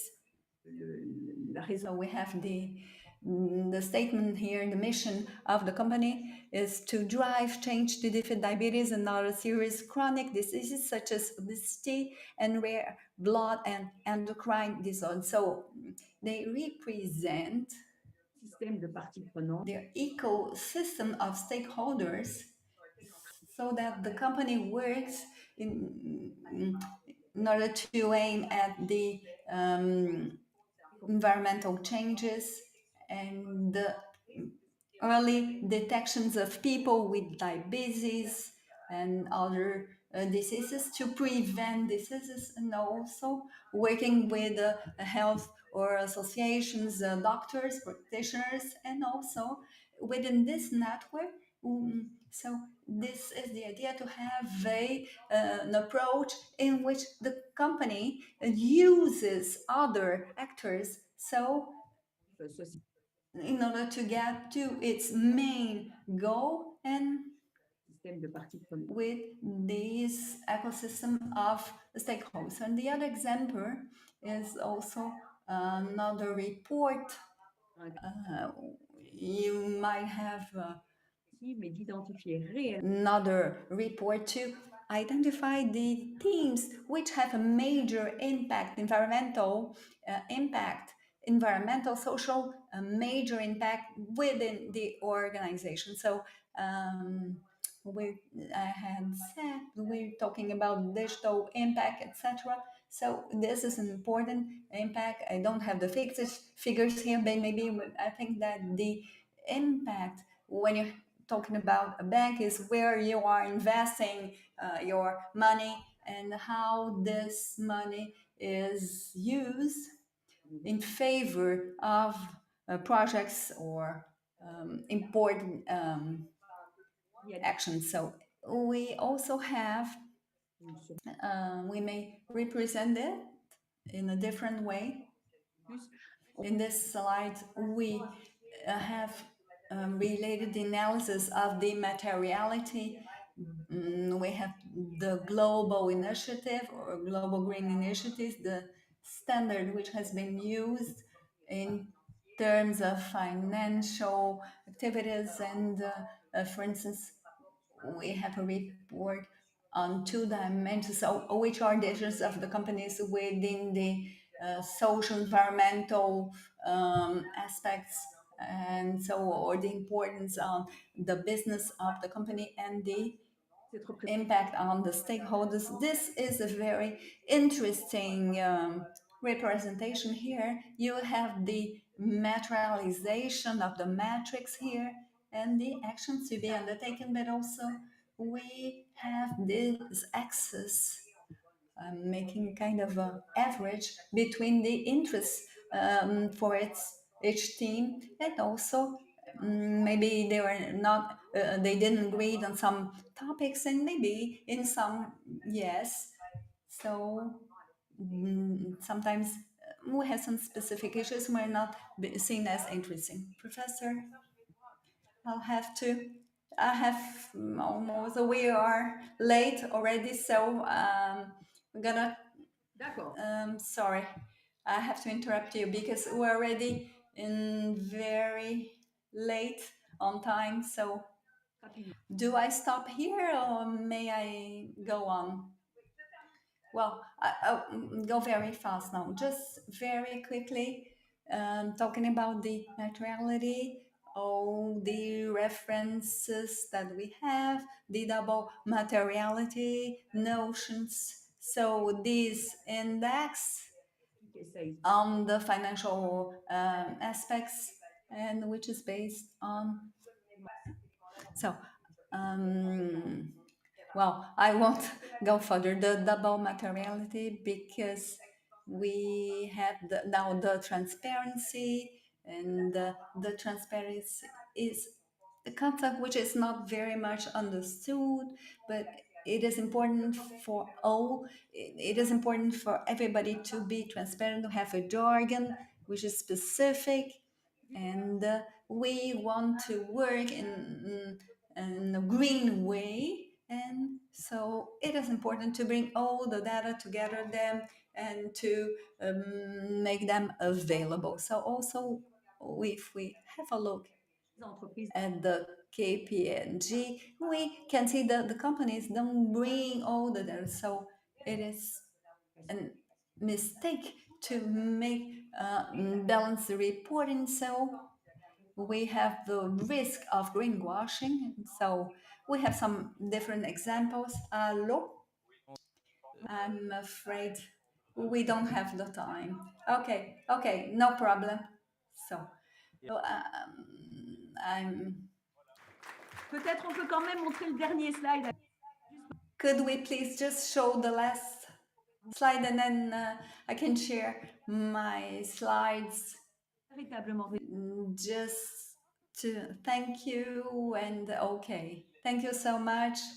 Of course, I'm gonna share the slides, all the material that we have received. Thank you for your speech. Now, wat concreet.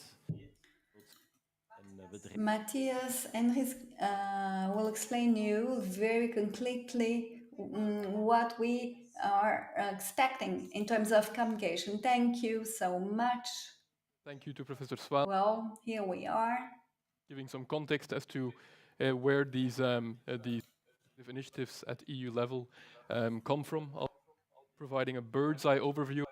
Try to keep short on the corporate sustainability reporting directive from a legal perspective. I won't go into the technical details. It's also a very technical piece of legislation, so I won't go into too much of a technical detail, but it's important to get a feeling, because this will start to apply in the very short to medium term, a bit depending on the nature and size of your company, your business. So it's important to know what we're talking about. So this entered into effect at the start of this year, the 5th of January of 2023, and it aims to modernize and basically strengthen the rules concerning sustainability reporting. So a broader set of companies will be captured. We currently have NFRD, which is in place, which applies to about 11,000 companies across the EU. We're looking at almost quadrupling this, well, more than quadrupling this to about 50,000 companies and businesses. And perhaps most importantly, those 50,000 companies will represent around 75% of EU company turnover. So this is a very significant and large portion of the EU economy that will be captured by this directive. As I said, this will start to apply very shortly. Before I get into the details, it's also useful to give a bit of background, a bit of context before we get into the more legal stuff.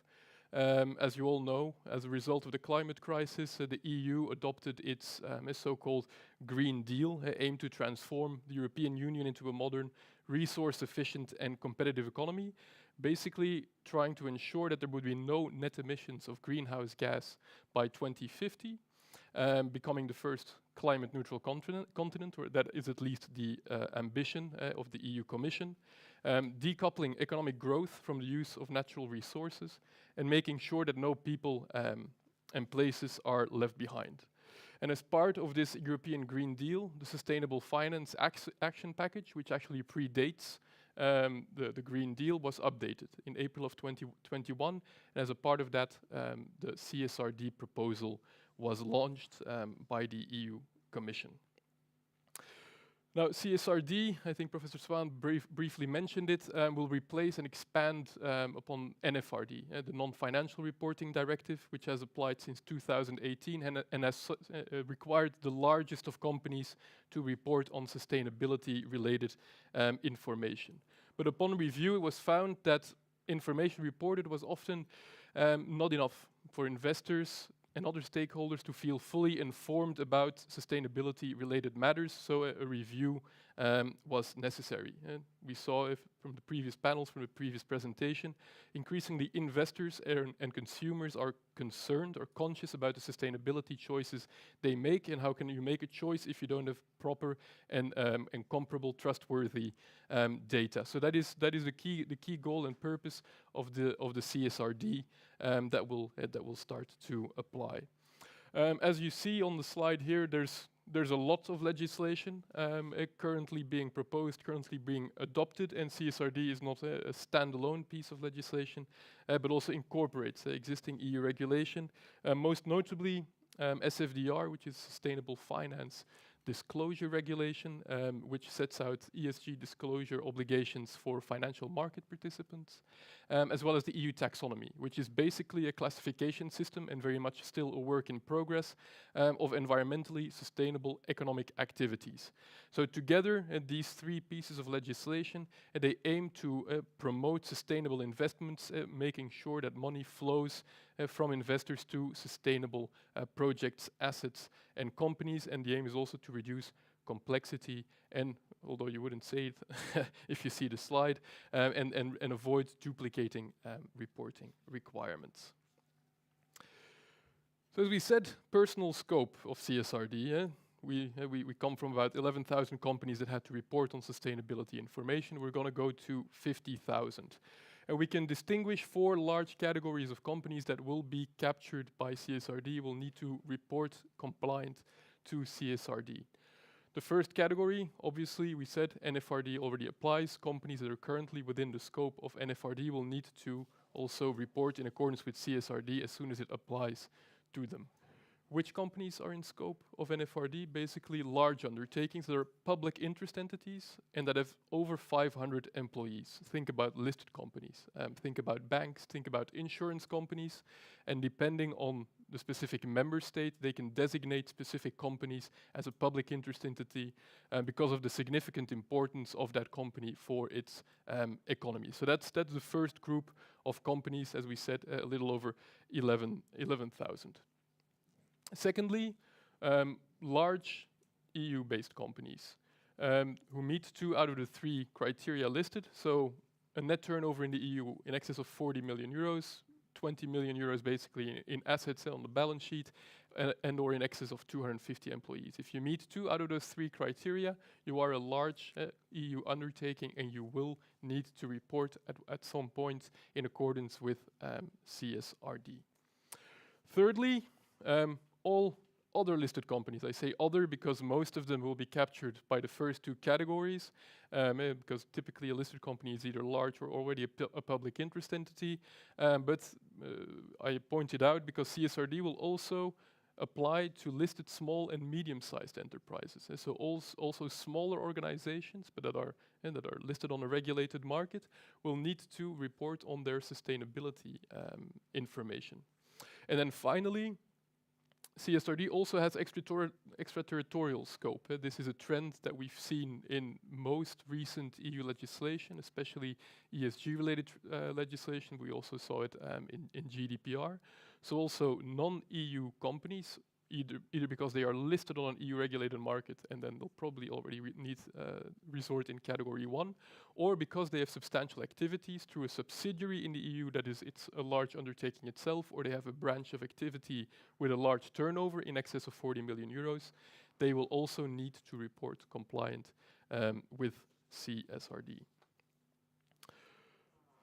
If we look at the timeline, so 5th of January 2023, it entered into force. Member states, it's a directive, have 18 months to transpose this into national law. That means if we count forwards that by the 6th of July of next year, so a little over a year from now, all member states will have had to implement this legislation into their own national law.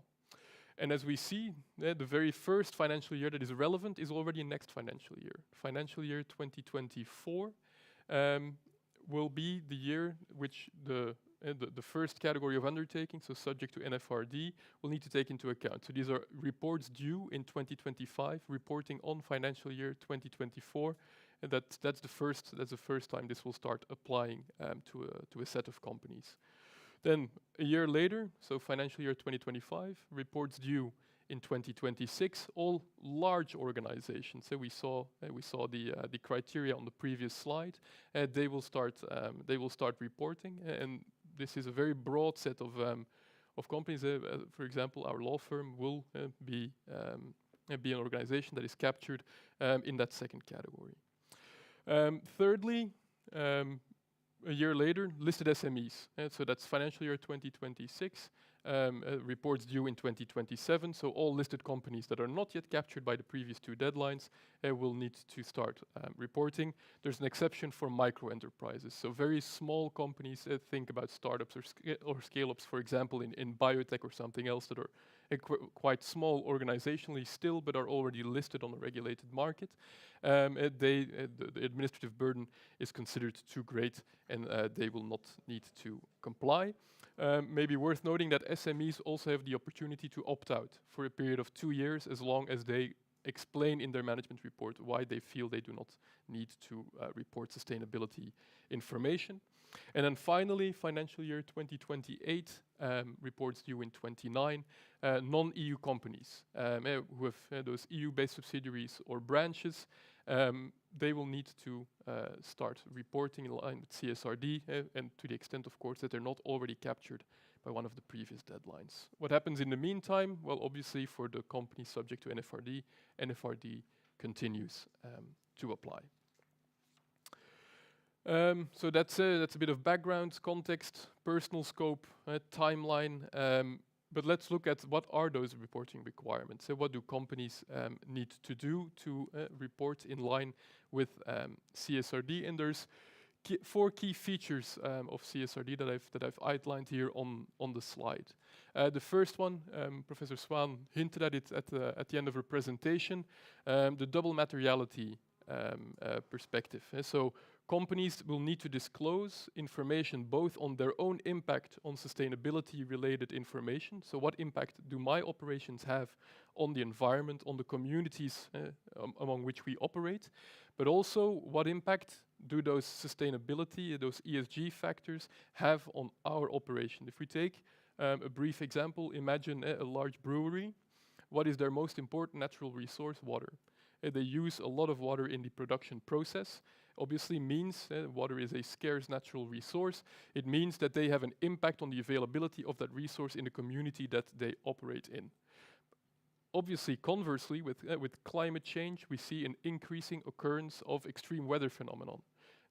Extreme droughts are ever more common, which will obviously also have an impact on the availability of water and possibly will affect production process of that company. So it's from those 2 perspectives that companies will need to report once CSRD applies to them. Secondly, information reported will need to be both forward-looking and retrospective, looking forward and look backwards, which means that the information needs to be both quantitative. What does that mean? It's, for example, okay, what has our impact been up to date?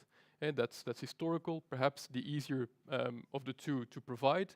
Secondly, qualitative, forward-looking. What is our sustainability strategy? What are our sustainability goals? What are the risks that we see, and how are we going to manage these? And that's the second key feature.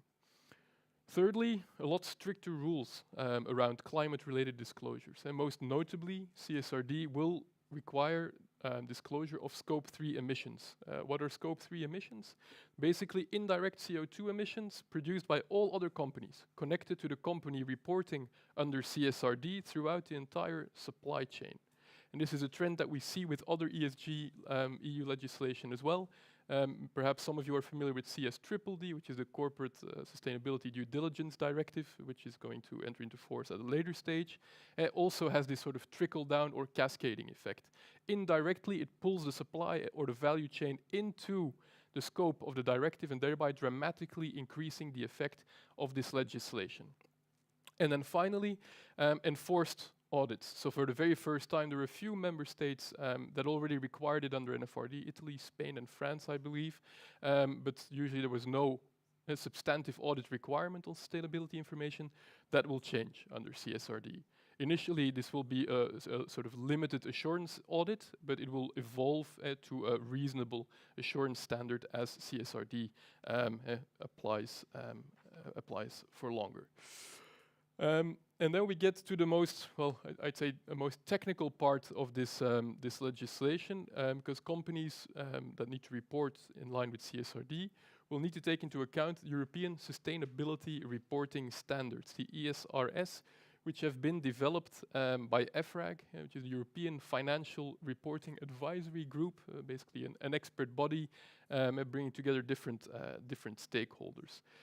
With the aim of that these standards are proportionate, that they do not impose a necessary administrative burden on companies required to use them. Whether that will be the case in practice, of course, remains to be seen. The first draft of these standards was published in November of last year and basically covers 12 standards. So there's 2 general ones, or cross-cutting standards, and then there's 10 sort of sector-agnostic or topical standards, which you will see are divided between the 3 letters of ESG, environmental, social, and governance.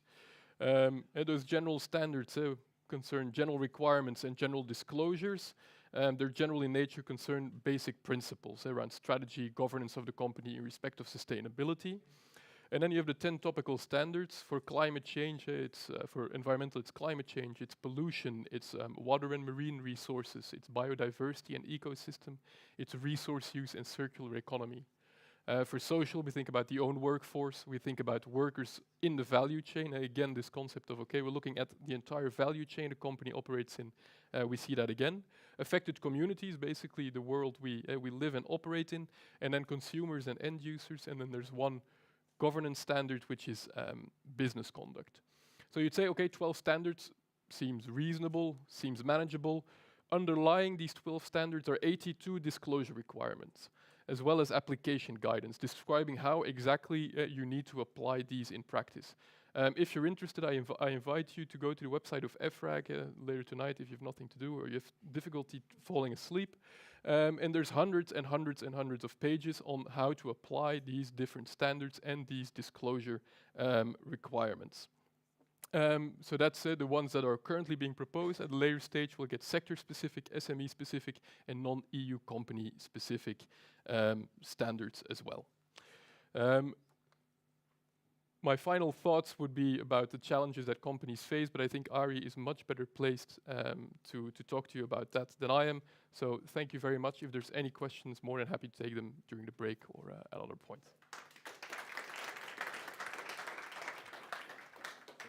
Thank you to win so much time and to be so concise on a very, very broad topic, which is giving companies a lot of headaches, and where Ari van Hoe, as head of legal at VBO, is helping Belgian companies to comply with it, and he will lead us through to what are the most main problems with this reporting and which companies focusing on. Thank you. Die gaan werken, ja.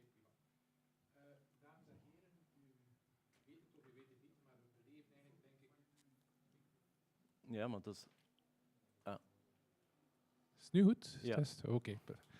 Dames en heren, u weet het of u weet het niet, maar we beleven, denk ik, de laatste houden periode voor de advocatuur.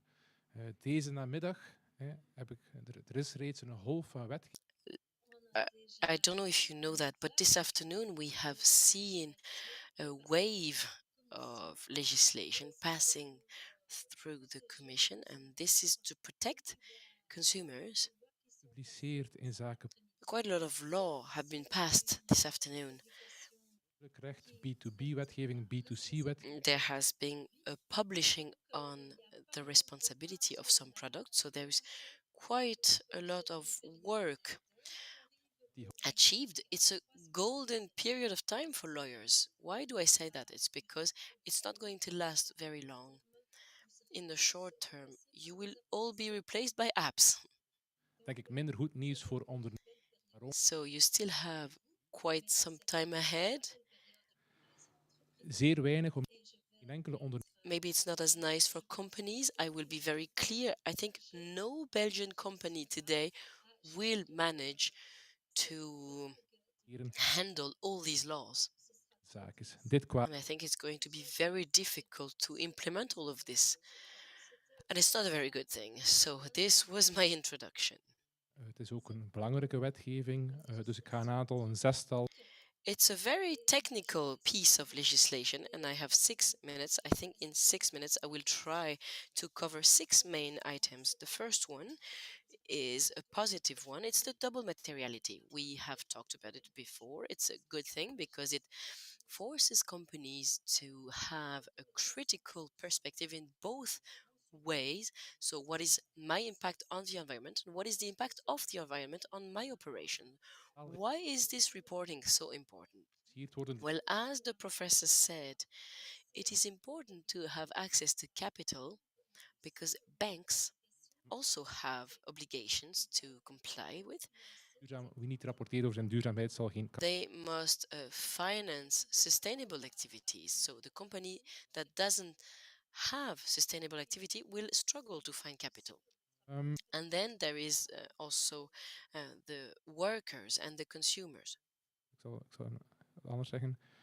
Een tweede positief punt is, als ik verwijs naar hetgeen dat Matthias daarnet heeft gezegd, van kijk, je hebt de CSRD als algemeen kader, dat wordt op dit ogenblik uitgevoerd. When I look at what Matthias said within the legal framework, ook als u niet kan slapen om dat te gaan lezen, want this has developed further at the European level, but even if you can't sleep, don't read that because it's not going to do you any good. One positive point is that the industry is involved when creating rules, and if it's not the case, nog veel uitgebreider geweest zijn. Maar dat roept mij. We must look into data to be collected, and they have to be relevant for companies and the industry. And I send you back to what was said by the first speaker. There are many rules to follow, but very few large principles. If I compare it to the intervention of Professor Veldkamp-Cornelissen, not so long ago, law was based on big and large principles. For example, responsibility in case of fraud. If you're the victim of a third damage, then you're responsible. And zeer veel gedetailleerde regels. Veel regels ook. There are many rules, many detailed rules. Maar misschien verdwijnen door die toevloed. Inciting companies to collect a lot of information. Het normatieve aspect. But because of all these rules, we might lose sight from the big principles. So as I said, there are a lot of detailed rules at the European level, but the world goes beyond Europe, and the challenge for companies is also Australia, Japan, etc. They have their own rules as regards to sustainability because they evolve in the same direction. So for companies who are also working in these regions, there are several types of rules to follow. The rules there are not necessarily the same ones as in Europe. So companies must consider the different types of rules. There is also a question regarding this, how fast things are implemented. Matthias gave a time frame. Zo'n reporting directive vallen. And the majority of companies obeying to this law specifieke regels die must draft such reports, but we don't have the specific rules yet. Gekeurd door de Europese Commissie en mag dat toch allemaal niet. There are some draft projects, but they are still to be approved by the Commission, and we cannot underestimate them. If next year we will have to make reports based on rules that are not set yet today, it's not an obvious one. And it's not only rules to establish, but we also need a standardization in practice. And there is an essential point here. It's the value chain. Over de activiteiten van companies not only must report on their activities, but also on everyone's activity in their value chain. Om het zeer concreet te maken, ook KMO's, want het zijn de grote ondernemingen. We must really avoid to have it done in a non-coordinated manner. Companies must report, but they must also receive information from others. And we must prevent in Belgium each small company who has to fill in forms for larger partners. Otherwise, we're going to reach a situation where people spend their days filling in forms rather than working on their activities and operations. So I think ondernemingen die the financial sector has a role to play here. Die praktijk die zal zich. It is mostly financial companies who are going to require information. And maybe lawyers can play a part here in succeeding in that. Ondernemingen hebben daar een rol in te spelen. Banken hebben daar zeker een rol in. The next item I wanted to say is that it's all an ecosystem. Banks have a role to play, companies have a role to play, but there are other stakeholders who also must play their part. So auditors, for example. Dus een nieuwe rol. Who will have to approve dynamiek of een nieuwe results of reporting. Rol advocaten. It's going to create a new dynamic between auditors and companies. And I can see a role here for lawyers. I saw that yesterday during the French lawyers' order has voted on a resolution stipulating that lawyers must attest such reporting. Even if I do love the job of lawyers, I'm quite skeptical here. Die elementen gaan. Will lawyers now be able to validate such reports? I would tend to say that it's something that is the responsibility of auditors. Een voorlaatste punt. But such dynamic exists already in Belgium in favor of lawyers. And one last item I wanted to mention that maybe goes beyond the field, but is linked to the due diligence. We have reporting, and what do we do with these reports? Company is going to collect all the elements. We're going to collect the data. We can then create a report. Does it stop here then? What do I mean by that? I will try to illustrate with the Shell case that was mentioned in the introduction. De Shell Group al in Nederland You know that maar nu ook in Engeland. Shell Group in the Netherlands had a lot of litigation. It is now the case in the UK. We led Earthy, which is a governmental organization that acquired Shell shares, and there was a procedure against Shell, and they said, as an NGO, omdat uw klimaatbeleid onvoldoende. We say that you, as Shell administrator, are not working in the interest of the company because you're too slow to comply with the Paris Agreement's objectives. And what did the court said? The judge said welk tempo de klimaat. It is for the administrators to decide how and at which pace they will try to meet the Paris Agreement's objectives. And I want to make a link here with the reporting processes. A lot of stakeholders will be involved in this reporting. This will have to be structured.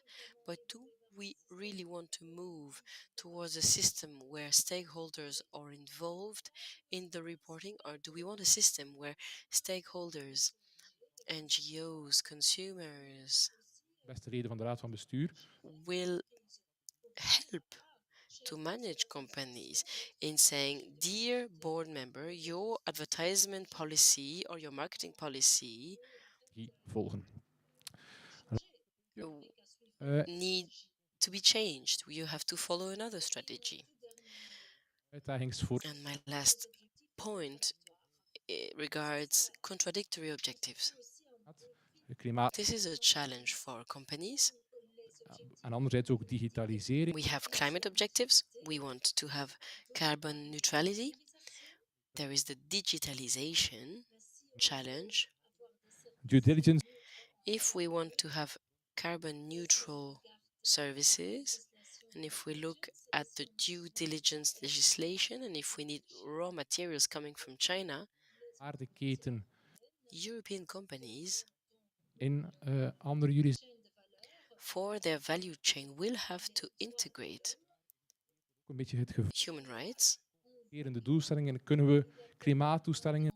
And we see that there is danger here. Can we meet the climate objectives while meeting the other objectives, the digitalization ones, for example, or will there be a conflict between these objectives? Maybe they will be contradictory. Het is zo dat er in Frankrijk. And I also wanted to react on the repairability index that exists in France. It was a system. Ook kan daar zeer open over zijn of zeer duidelijk over zijn. That is being reviewed.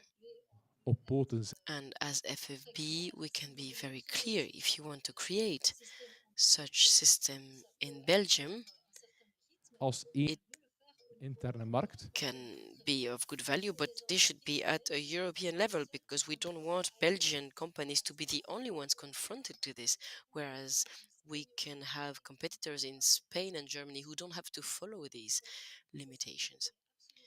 That's what I wanted to say on the repairability index.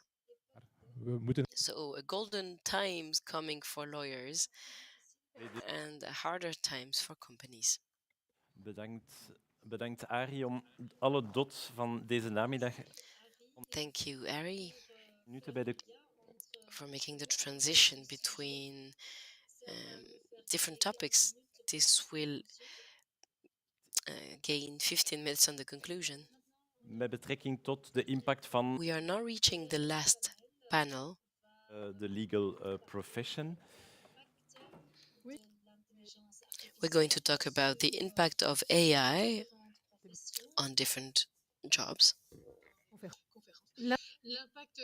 So we're going to talk about the impact of artificial intelligence on the lawyer's profession. We welcome Marie Dupont, who is Vice Dean of the Brussels Bar, and she is a lawyer at Evitac. Speciaal gekomen uit Frankrijk, dank daar. Arnaud Billon comes from France. He works for IBM. Onderzoeken gedaan. But he also done some research on AI, dus op de juiste plaats van AI, on copyrights and on ethics. And then Caroline Vandenplas, who is managing partner at B12 Consulting. Thank you for being here today. And Bernd Fitten, who is senior associate at Timelex. België op alles wat betreft IC. Timelex is famous in Belgium for all IT matters. En hij heeft geschreven. They assist the commission on many different matters. And Bernd has also written different articles on the impact of ChatGPT. He's going to talk about the legal framework in which we will have to work as lawyers or other professions once we start using ChatGPT. So artificial intelligence is far from being new because this was initiated after the Second World War.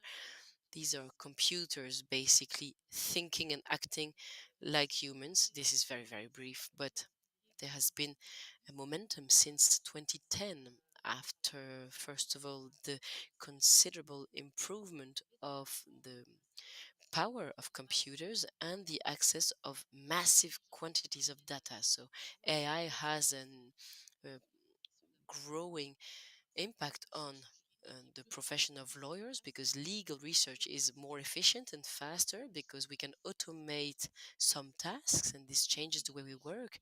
The analysis of legal data can also be done through AI, and we talk about that a lot, but also the prediction, of judgments. So this is all the current issues, and this raises questions on ethics, around privacy, around data, and it is essential to understand the involvements of using AI and how to concretely use it on the daily practice. So to help us to apprehend these different challenges, we have today Arnaud Billon, who is a researcher on ethics on AI and who wrote a book, Le règne des machines à gouverner, who was published in 2022. He can explain to us what is AI, this ChatGPT that we hear so much about, that we all try to use, but we realize that it's not like Google.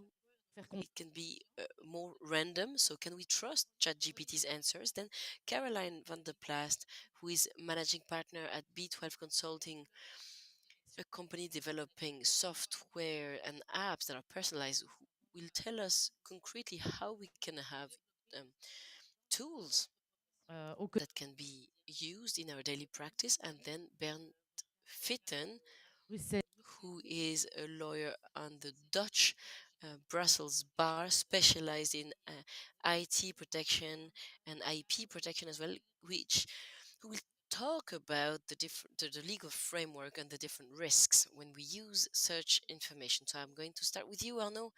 Exactement, ChatGPT. What is ChatGPT? Thank you so much. Thank you for the floor. I just have one slide? It's okay. So you already have had the presentation of the previous speaker on the model. So it is great because we had already some data, some information on this. So I envisage this in a different way. So we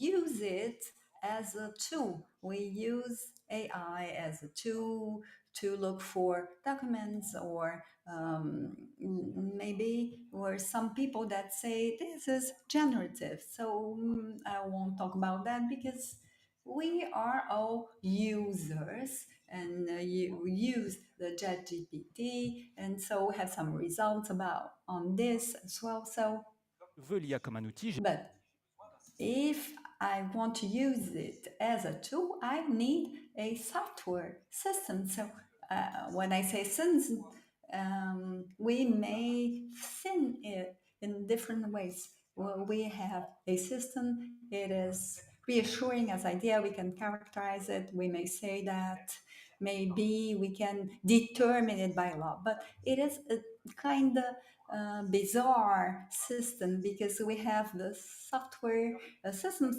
Normally they are used by programmers. We have intermediate layers, so we use it. So it is transformed normally. So I don't have some paramount of ChatGPT, a stable system which is online. So I install it. We have some programs, and so we use it. And when they are used, I go out the IAS tool, and then we may let's say consider 0 to 1. So we have all the planet that uses it. So maybe if I choose in my smartphone, we have some transformation that may be diffused and broader.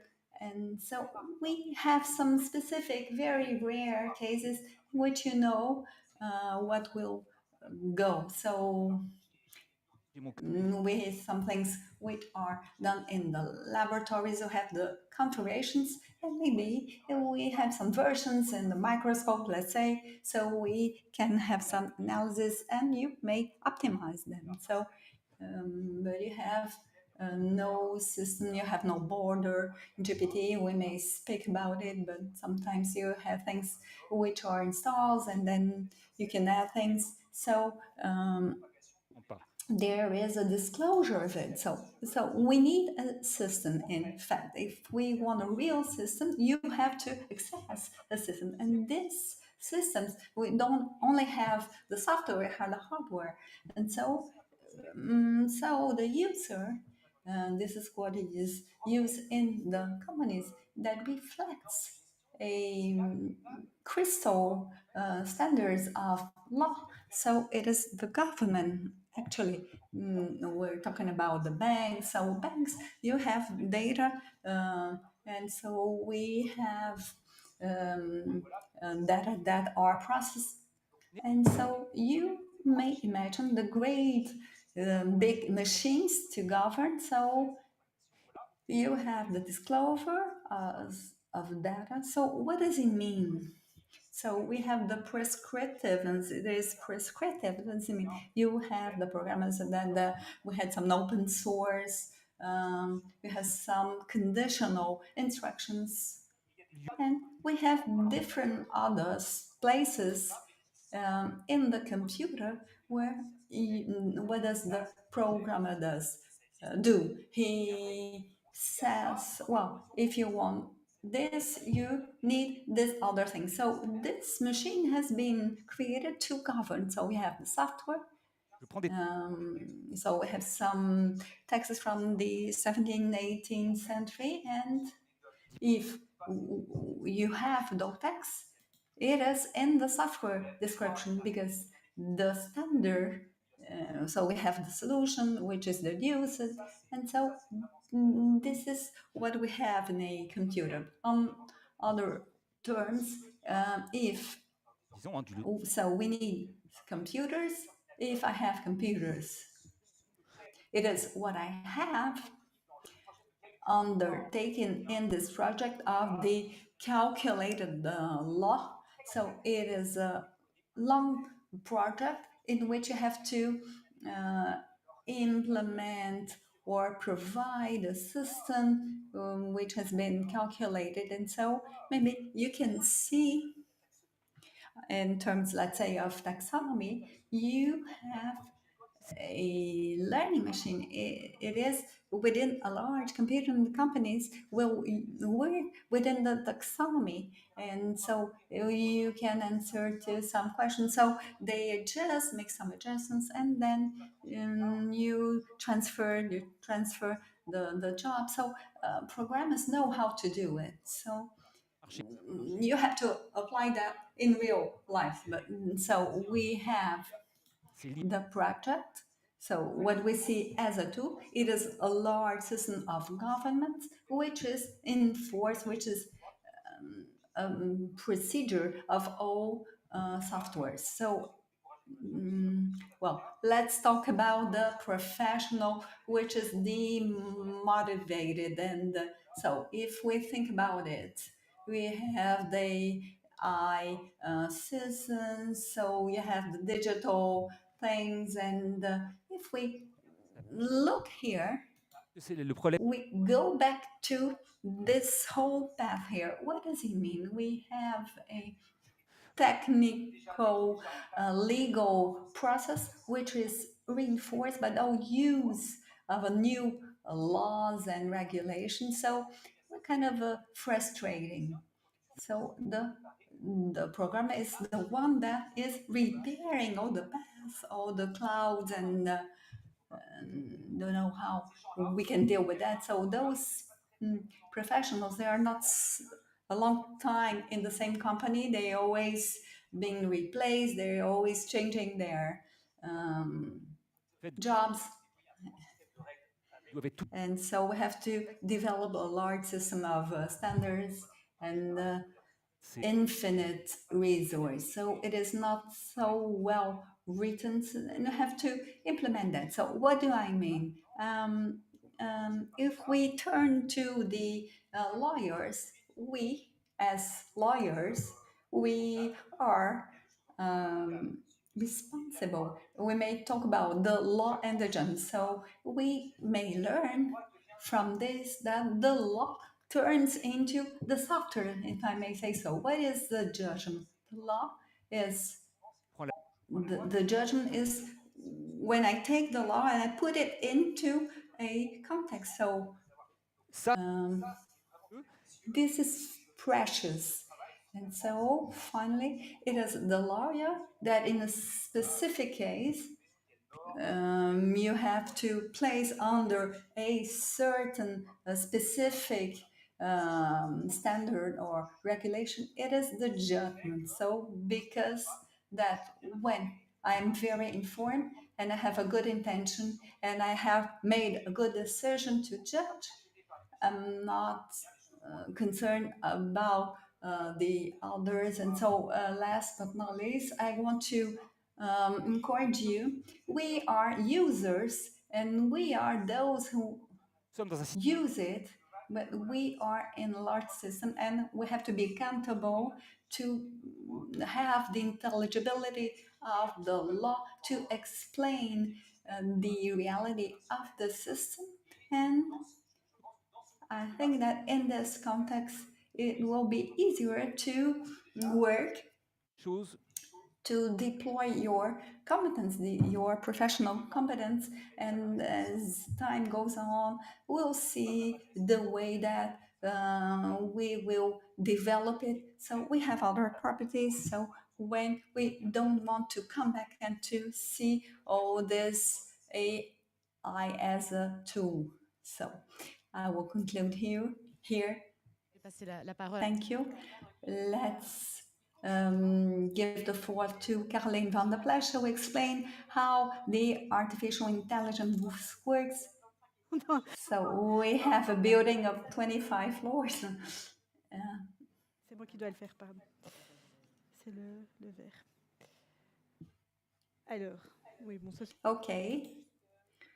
J'ai envie de vous dire, tout en. I would just wanted to say, talk about all the possibilities that we have ahead with this new technology, with ChatGPT, because what we have to know, we have these large language models that already exist, and we have reached a critical size of data models, and the latest chain models are much more performing than they used to be. And so now I'm not sure if everybody understands why.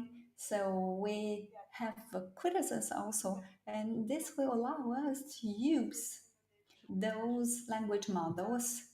Très bien. And some people are very performant, and so for some tasks it is very good. And so I insist on this. We have to have a very critical spirit and mindset. So one of the first things that we should focus on is to extract the legal documents and to understand the language. So we have to know and to look in the text to select extract some parts in the text. But we may also know which are the parts in the document that we want to, in which we want to extract information. So the date when the document was signed. In the past, we used to have some problems with the dates, and also we may have the validity date of the contract. We may also find a title, a description of a document. Since it may mitigate reduce the content of the document. Also, we have a limit of the content, so we have to precise. You have to specify, because we have a large number of content, so we have to specify. So it is important. We were performing in the past, and now we have new technologies, and this has been improved. Since they can do all this, they are very good as well in the classification. We had some companies that have a large number of documents, so they have to be classified, and had people that used to work with the labelization classification of documents, so it works very well in a standardized way as well. And sometimes there is no standardization in documents. So with this tool, we make work very well. So here we have two examples. When we had the first customers, you have the data of the document. So in here, other complicated things, we are already achieving good results on the models. Not only GPT, we have other language models as well, which has been used to verify the consistency, cohesion between different documents, for instance, a sale, and so we can check the names in the files, so we can look for this data. So we have a number of standards and rules, and so it is easy to check. So also we may, in the past, we had some cases, let's say in the case of a sale, we can refer to different models. We had some, it was a little bit difficult to check all the names and transformation. Now we can understand that we have already a set of standards, and so we have documents.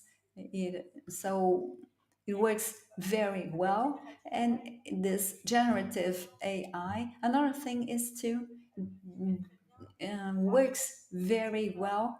And when I mean it, we have a draft as well. And so I will give you some examples on this, because sometimes, as I said, if we use it as generative AI, it is important to use and to read the text, reread it very carefully. It is important to keep the critical mindset and towards as so. So now, just wanted to give you some examples, and in the United States, how do we build? So we ask the ChatGPT what to do. So we have here. It was difficult to give a good example. This one is not the best. But anyway, the first thing that I asked was, can I transfer that data to the United States? So it is very broad. It is not specific. Then answers yes, you can do. We can transfer those data. See that GPT-4, it was trained with the people, and this was corrected. And so anyway, we have some recommendations. So it is recommended to assess. So you have all the text here. And so we have a kind of, let's say, protection. Okay. And so I may say that I asked my team to, which are the issues that you may bring? We may talk about them when dealing with ChatGPT. So the first thing, the first advice is to be specific as possible, and to avoid ambiguity. And the other thing is to bring context. So you have to be specific, you have to bring context.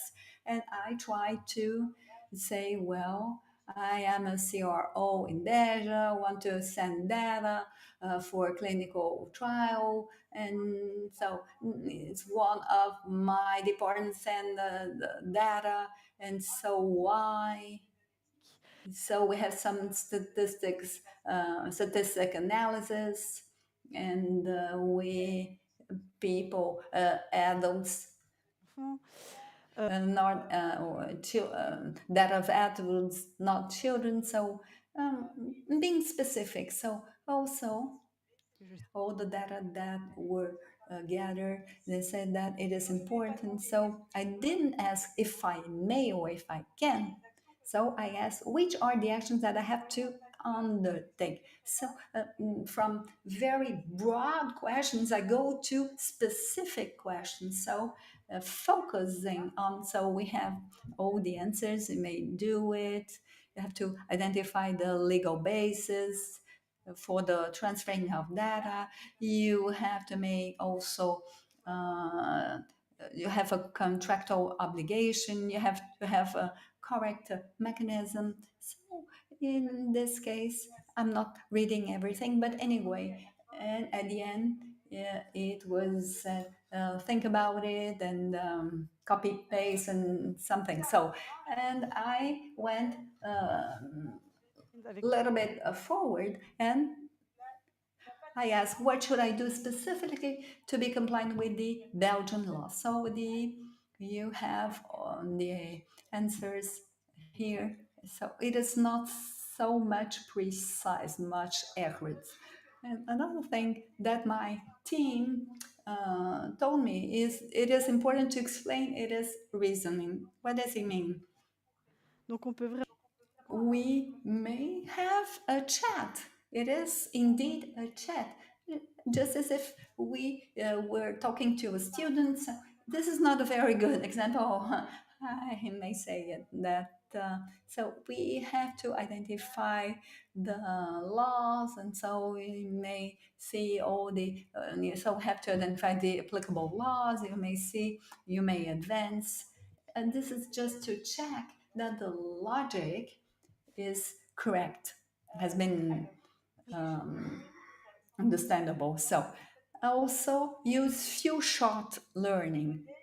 So in fact, so we have all the text that has been previously provided, and doesn't. So it manages in some parts. So it is important also to have a good output instead. So you have to have some input and to define things, and then we're gonna have a better answer. So here, if I want, let's say, to send my data, as I have previously mentioned, which would be my first action. So I limit things. And we have the first thing is to consult a professional. It's okay. I think it's good, a good advice. And well, just to sum up, we have some tips, and you have to be specific to have a good and clear context, and to use few shot learning, and also not to limit the answer. It was not very much applicable, but it's important to say, if what you don't know, tell me. So yeah, it's okay. And sometimes you want looking for something very specific, you also have to be specific. So if you need a version, you don't have the translation. It is so he re-says the same thing in a different kind of language. It's not indeed a translation. This is what I wanted to tell you.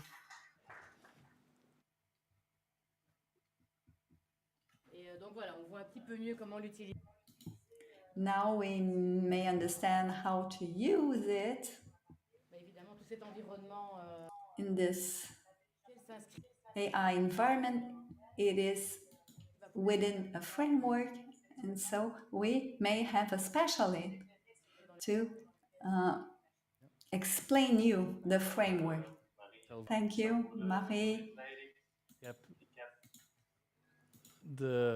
for this introduction and this explanation. Well, I have to explain you, this is a challenge for me, actually, to explain you within 10 minutes what we may do with artificial intelligence. And so I already apologize for the experts. I will be very brief in my explanation. As for the law on artificial intelligence on the European level, so we have other topics which are very interesting and relevant for the artificial intelligence, copyright, and the production of data. And so let's talk about the Artificial Intelligence Act. We have received the text since 2022 already, but anyway, some things have already changed.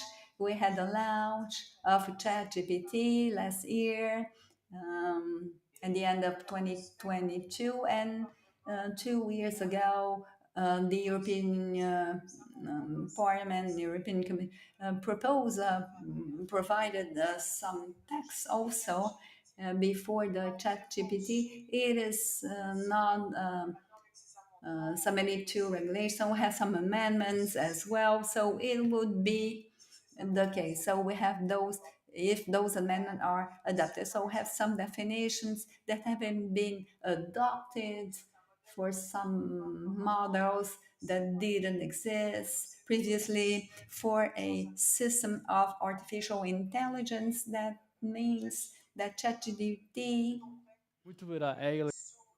will be under the application of the app. So the question is, should we have those regulations or regulations and limit the risk? And simultaneously to bring innovation, because we have seen that we have some positive aspects in terms of artificial intelligence. They have enabled the work, but they also have some risks to the artificial intelligence as well. Can we answer? Dat zijn de vormen van AI waarvan avoiding some ways of AI, and so we say that the risk is very important, and so concerning some apps as biometric recognitions of people for some goals, let's say, with some exceptions. And also, if we have a look of what we have, afhankelijk van it is very difficult to define. So according to the person to whom you are speaking, so according to the studies, the background of the person, so we may see that it will be difficult to have a legal definition. The first legal definition comes from 2021 from some technologies which is proposed by an European amendment. It's much larger and neutral as far as technology is concerned, as to the different autonomy levels within the systems of artificial intelligence, which is the importance, the relevance of this in terms of AI. We have also the systems that will have a large impact on our society as well. We're going to have systems which is, in terms of risk, a little bit under, which is the AI Act. High risk systems. We have some obligations also which have been foreseen already, and also in the compliance in the market, to be compliant in the market, and also some obligations to signal it and the act of the law, IA law. Also, we have some applications and the ChatGPT, which for many was really a surprise. Well, anyway, so maybe it will last a longer time until it goes to the market. Op juridisch vlak. Now, let's talk about the copyrights. As for the legal issues, we have to make the difference between the legal aspects. So these AI systems, in order to work, may have some elements that are concerning the copyrights, with the authorization of the others. In the amendments of the European Parliament, it will be prohibited to form a system of AI, and so this might be a problem in order to reach a good model. Due to the large number of data which will be necessary, we have kept the obligation of transparency in order to use those elements concerning the copyright. So it is interesting what we may generate an output. So may we, as people, the one who has generated this output, to have the copyright on this output. And so everything depends first on the tool that you are using. If you are talking about the ChatGPT, according to the different tools, you have different outputs as well, but you have other tools, tools. We may have some in which we have a license, and so we have to make a difference between if we are if you pay or not, if you're payable or not user for commercial issues. Alle rechten heeft op de output.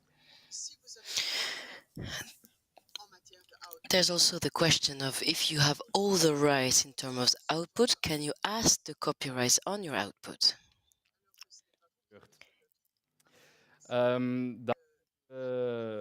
Because you didn't make the work, but the AI did it. So we must have a distinction here to make, because on one hand, there are some outputs who were totally generated by the AI, or where the outputs generated with the support of AI, and ChatGPT is an example of it. These results must meet the criteria protecting copyrights. Auteursrechten kunnen. And dat het werk een eigen intellectuele schepping van de auteur. It says here that the results are original and that the work must be an original creation of the author, which is the expression of its personality. So when do we make a creative choice? It is when you generate content. In het creatieproces onderscheiden het ontwerp bij het schrijven van de. And you can use artificial intelligence. So here there are 3 different phases. En daar is dan de rol van de gebruiker beperkt. Dan is er de laatste fase. We see here the 3 different phases. So de output. First, the conception of the idea. Then there is the drafting and the execution of the idea. Claimen op output zou welke creatieve. If someone wants to apply his copyrights, he must wonder what are the creative choices made in this 3 stages process to show afterwards that some choices were made in this context to be able to exercise copyrights. And I still need an additional 3 minutes to talk about this protection. There are different activities that have to be distinct. Van output. First, AI-model opnieuw. There is the model, then there is the answer generation. For the model, there are a lot of data required. We often use public data available on the internet. This raises an issue because all personal data that we can find on social networks were made available to feed into the AI model.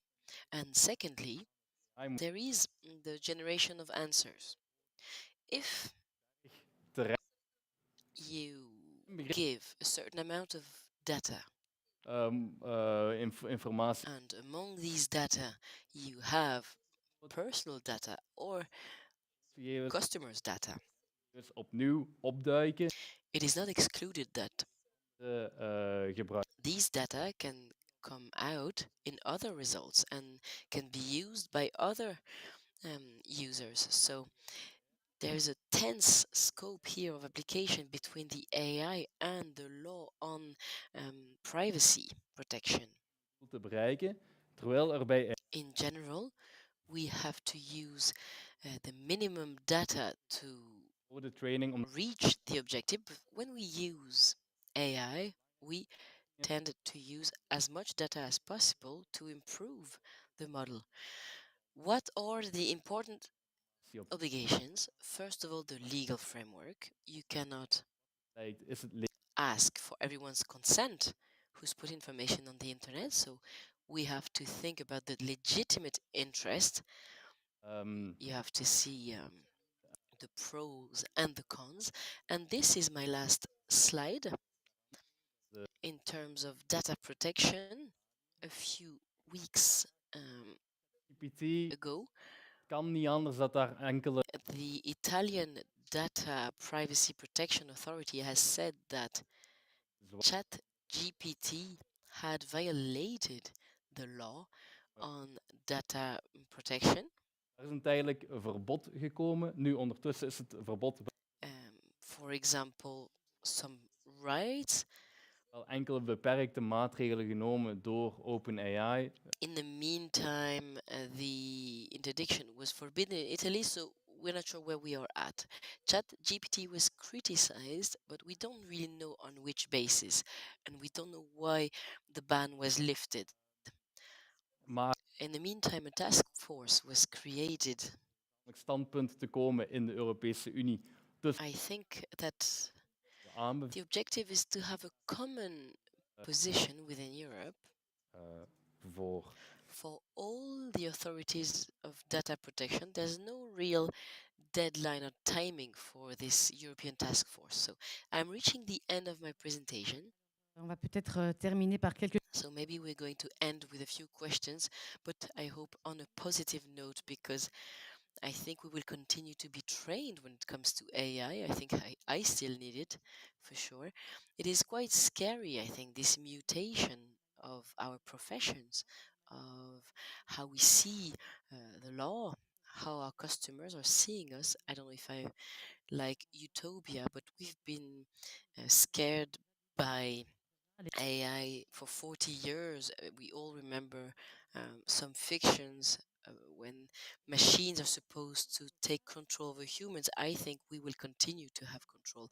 For lawyers, I find that it can be an added value, because there are two things that you cannot take away from us. It's the critical mind and the human spirit. It's human support, strategies, everything that customers come to give us in all confidentiality, because they are protected by privacy protection. And I think that it's an opportunity.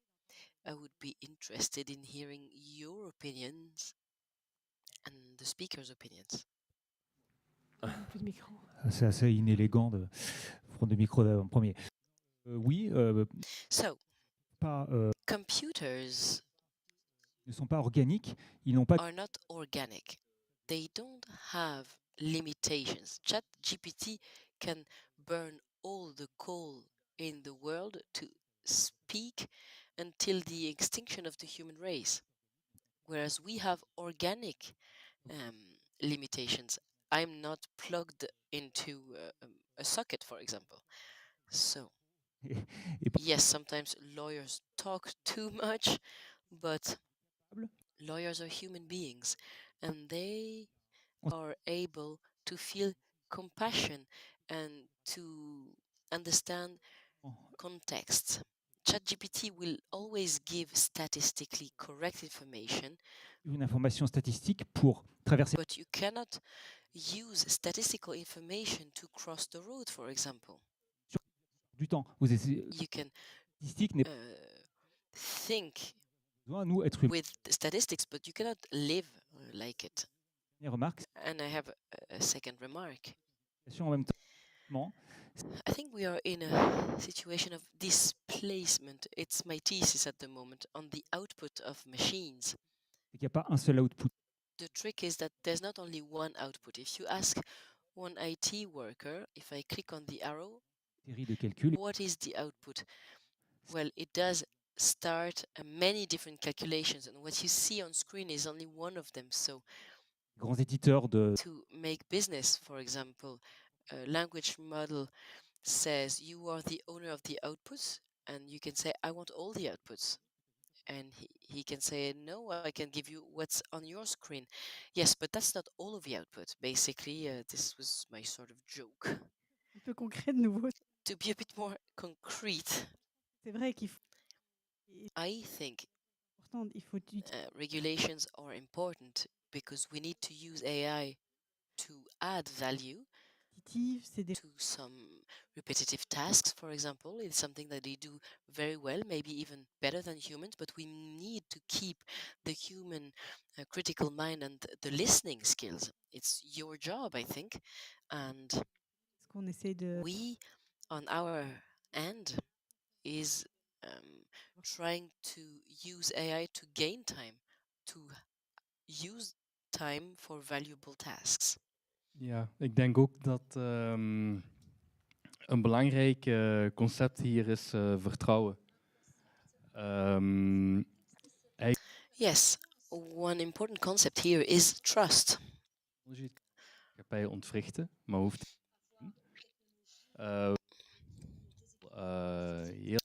some technology can disrupt society, but it's not necessarily the case because we've been living with the internet for quite some time, and on the internet we can find answers to some questions for a long time. The question is, do I trust the outputs? Do I trust the answers I find in Google? Because I can make the same analysis for ChatGPT. If I have a fever or diarrhea, I can ask ChatGPT, what am I suffering from? And ChatGPT has a filter. He will first say, take an appointment at the doctor, but based on your symptoms, I think you have an intestine flu. Should I trust ChatGPT or should I go to the doctor? That's the question. I think it's the same for the lawyer. We can ask a question to ChatGPT. We can ask all legal questions to ChatGPT. There will always be an answer. Sometimes it will be correct, sometimes it would be incomplete or not satisfying. But the question is, should I trust this answer? And if I want to be sure, I will still call a lawyer. In the same case as I would have gone to the doctor in the former case that I just mentioned. Any other questions? Thank you very much. Allez. Un truc automatisé, KYC. Voilà, on va poursuivre nos travaux. So we're going to continue the panel, and we're going to talk about law practice. We have our panel member coming up on stage now. Donc, nous accueillons le professeur. So, we welcome Professor Vincent Lyon, who is a lecturer at the Solvay Brussels School of Economics and Management. We verwelkomen Arno de Belle, We also welcome Arno de Belle, who is the founder of Automaze SRL. Technologie en recht doet met een automatisering van anti-money tool. Hij zal dat wellicht. It's a technology on automation of a tool against money laundering. We also welcome Pauline Musso, who is a project manager on Koduko BV.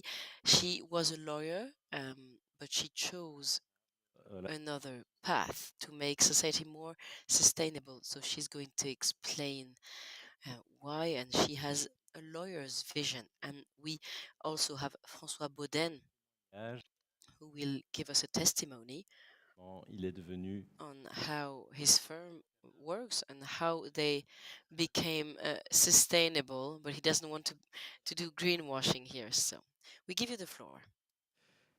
Hello, everybody.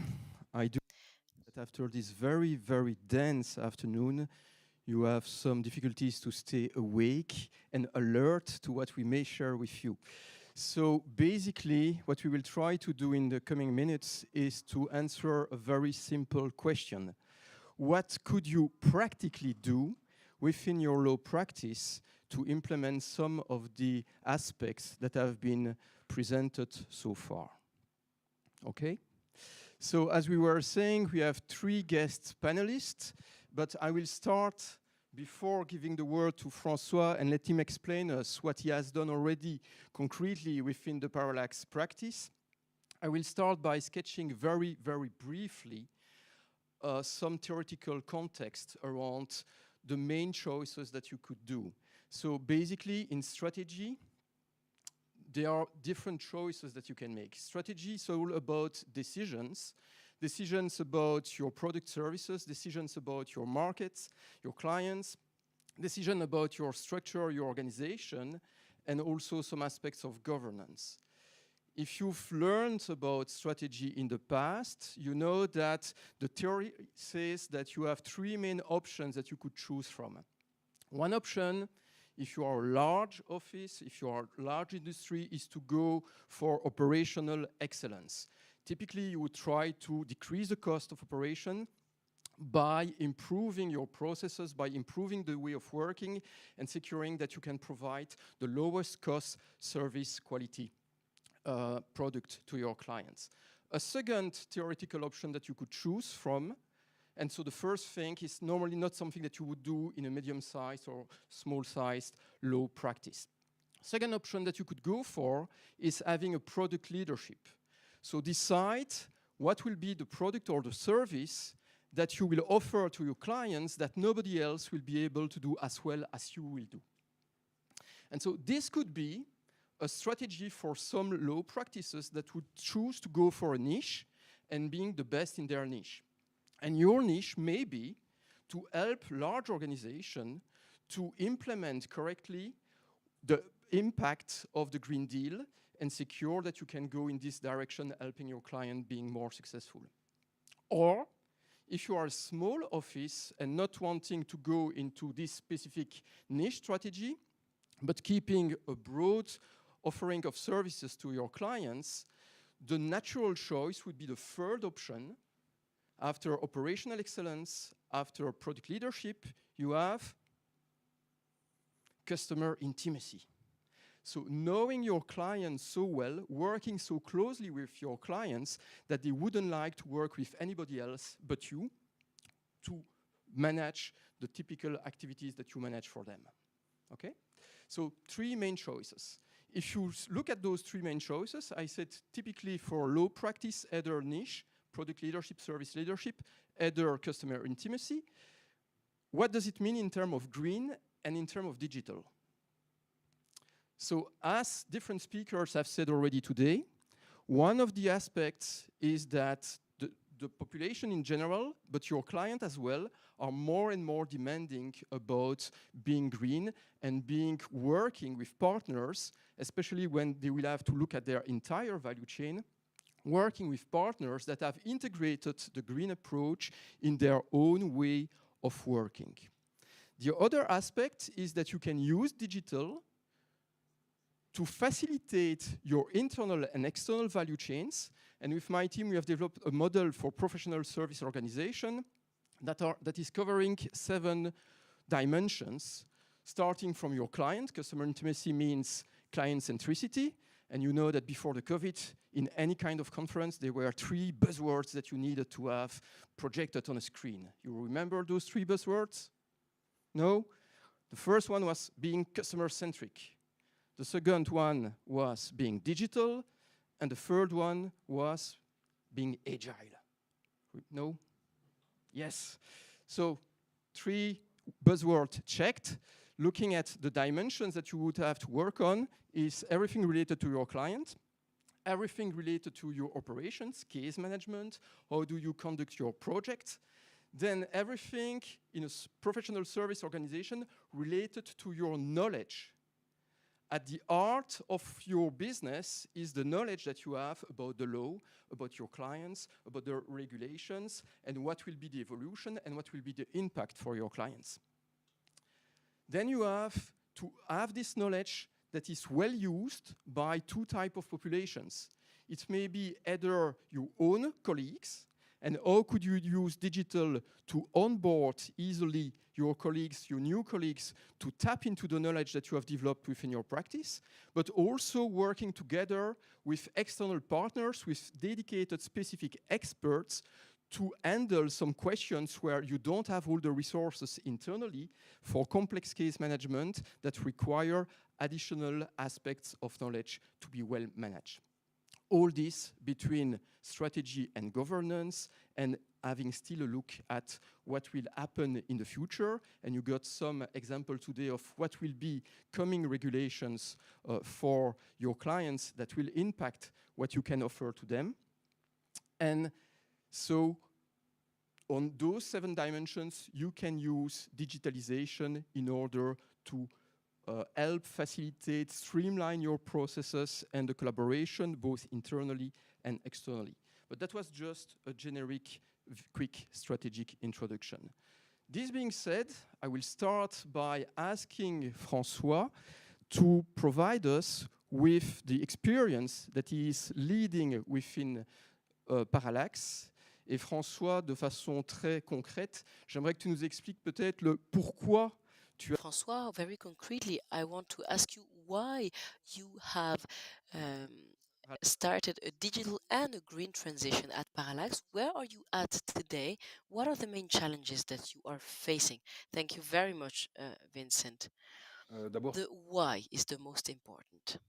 First, it comes from personal convictions. So I will not give you my 30-year career, but 10 years ago, I was part of an APM club. We received experts every month, and we received Frédéric Chaumet. The title of its conference was Carbon Footprint, Is it Essential or a Trend? He created Factor X.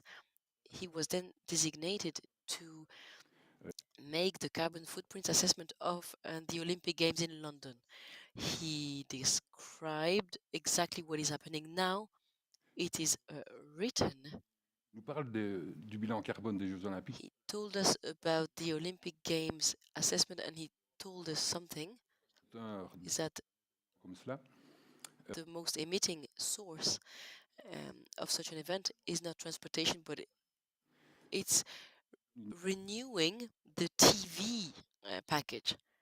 Il y a aussi dans le groupe le producteur de In the group, there was the director of production of Spadel. At the time, did a carbon assessment of its marketing department on glass bottles, and after the assessment, we couldn't use bottles anymore because the assessment was not in favor of glass, but more in favor of PET. Le bilan carbone des bouteilles en PET parce qu'ils sont en émission par rapport à Saint-Pélic, essentiellement par le train. They had 10 ans. Tout ça a germé. So this was 10 years ago, basically. Oui, j'oublie de dire le directeur de production de. What I forgot to say is that the producer said, if I have logistic workers who work low carbon, I will work preferably with them. C'était ma réflexion. So, je passe quelques étapes. En 2018, je retourne. In 2018, I went back to school and I did a master in management and the environment at HEC in Liège. Je suis en concurrence avec. I had to do a TFE. I was competing with others. Sorry, I'm going very fast. So the theme was how to lead such a thing in neutralité avec in the company. concret. So now we move on to concrete. So I translated this into real actions Parallax. For my firm. Parallax is 13 people. It's based in Liège, very typical. We work on commercial law, building law, insurance and social law, so it's very classical. One SME is among all the SMEs. So what is the carbon footprint for a law firm or for any company? We are assisted, audited by an expert. It was Stephanie Follen with a Smart to Circle company. The first thing we did is to map out flows. This is given by the ADEME. Une étude notariale. Whereas you are a lawyer, a bank, a notary office, it's the same flows. There are 5 of them. First, human displacement, energy, freight, les achats et les déchets. Purchases, Très bien. And inputs. Je vais à l'essentiel, on prend une année. So, we took one reference year and we calculated everything. So, how do we calculate the trips? We took the agenda of all the workers for the entire year, day by day, hour by hour, but all the workers, but also all, because we are in scope 3, all the other collaborators in the country, people who were working for us, suppliers, and we counted all of that with the types of vehicles, etc. Then for energy, mazout. We take the bill and the electricity and gas bill. For freight, well, for a law firm, except getting some tissues for the customers and some medication for the lawyers, there's not a lot of them. But for purchases, so input, there is IT expenses and waste coming from the food. What is the result? For a reference year of 2019, we emit. Ok, c'est beaucoup, c'est peu, peu importe. 91 tons of CO2 or equivalent. No, so it doesn't matter. The first thing to do is to weight how much it is. So then you look at what are the most emitting items. So what was it for us? It was the trips. We did 3 times the world tour by car. Then it's energy for heating and for computer use. And thirdly, it's purchases. And 98% regards IT, hence digitalization. Le papier, c'est rien. C'est peanuts. Paper costed nothing. It was only 0.68% of emissions. So we had no interest in focusing on paperless, but to reduce emissions, we had to focus on the 3 main emission sources. Donc, ok, on a fait le constat. So we made the observation, we had the ADEME criteria, and then we have set objectives to reduce. So 10% in 2022, 20% in 2025, and then we implemented an action plan as a team, of course. Making a carbon assessment allowed to create simulations. For example, we have simulated, and COVID helped us to do so, but 80 days of remote working per day per person and allowed to reduce 11 tons of emissions. The purchases I was mentioning, that, so all types of furnitures, office stuff. Just in time, n'ayant plus de because we work in just in time and we don't have storage, our suppliers were coming 38 times a year to bring us something. On ne réduit pas les achats, on les concentre sur 2. If we concentrate our purchases on 2 deliveries, we save 700 tons of CO2. So one video call conference emits a lot less than an on-site one. So you have done essential work around CO2. So if I understood Pauline, CO2 emissions are one thing, but it's not the only thing to check. I don't have a microphone. CO2-emissies, CO2-uitstoten. Een eerste en groot probleem is dat ze niet zo relevant zijn. There are quite a lot of issues with the calculation. We cannot always compare things, and it's not always objective because we can have missing information. Met reële en concrete. Some suppliers don't give us the figures, so we work with means and not always with concrete numbers. That's why this is not enough and not so relevant. Secondly, we see that the need to measure is overestimated. Why? Because hoe komt het? Eh bien, omdat de markt. Why are our emissions decreased every year? It's because the market is evolving constantly. We are constantly improving. We also deal better with our waste, and the result is always positive. So to continue to measure our CO2 emissions and to compare them every year, it's not so relevant because we will always have positive impacts because things are moving forward. So what do we have to do? It's to look at elements that can have great impact and other parameters, so not only CO2 emissions, but also goede werkomstandigheden, biodiversiteit, plastic pollution, waste flows, biodiversity. François was talking about transportation, about energy, over IT, but there can be a huge impact on purchases. He talked about IT purchases, about printers and paper, who had a small impact. De aankopen. But there is an impact for purchases because it's an important part of a law firm. CO2-uitstoters en is de grootste verbruiker van energie na de petrochemische industrie. Dus volgens mij heeft het wel een The industry of paper consumes more energy than petrochemical industry. So it seems that it will be relevant to also assess the impact of the paper industry. How can we then take some measures in order to stop measuring or assessing or gain some time and make some actions?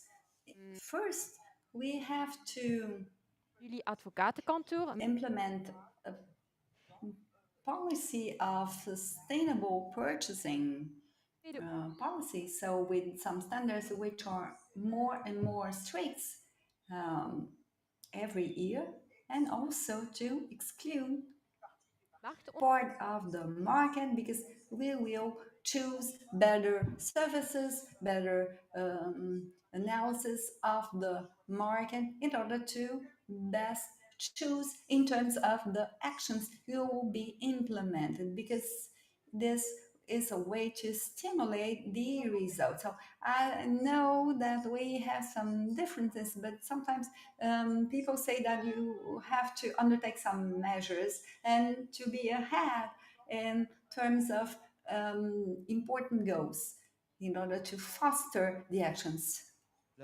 Well, we had some previous discussions and we had the impact that you have already mentioned, and to see how the use of the digital enable you to have better results.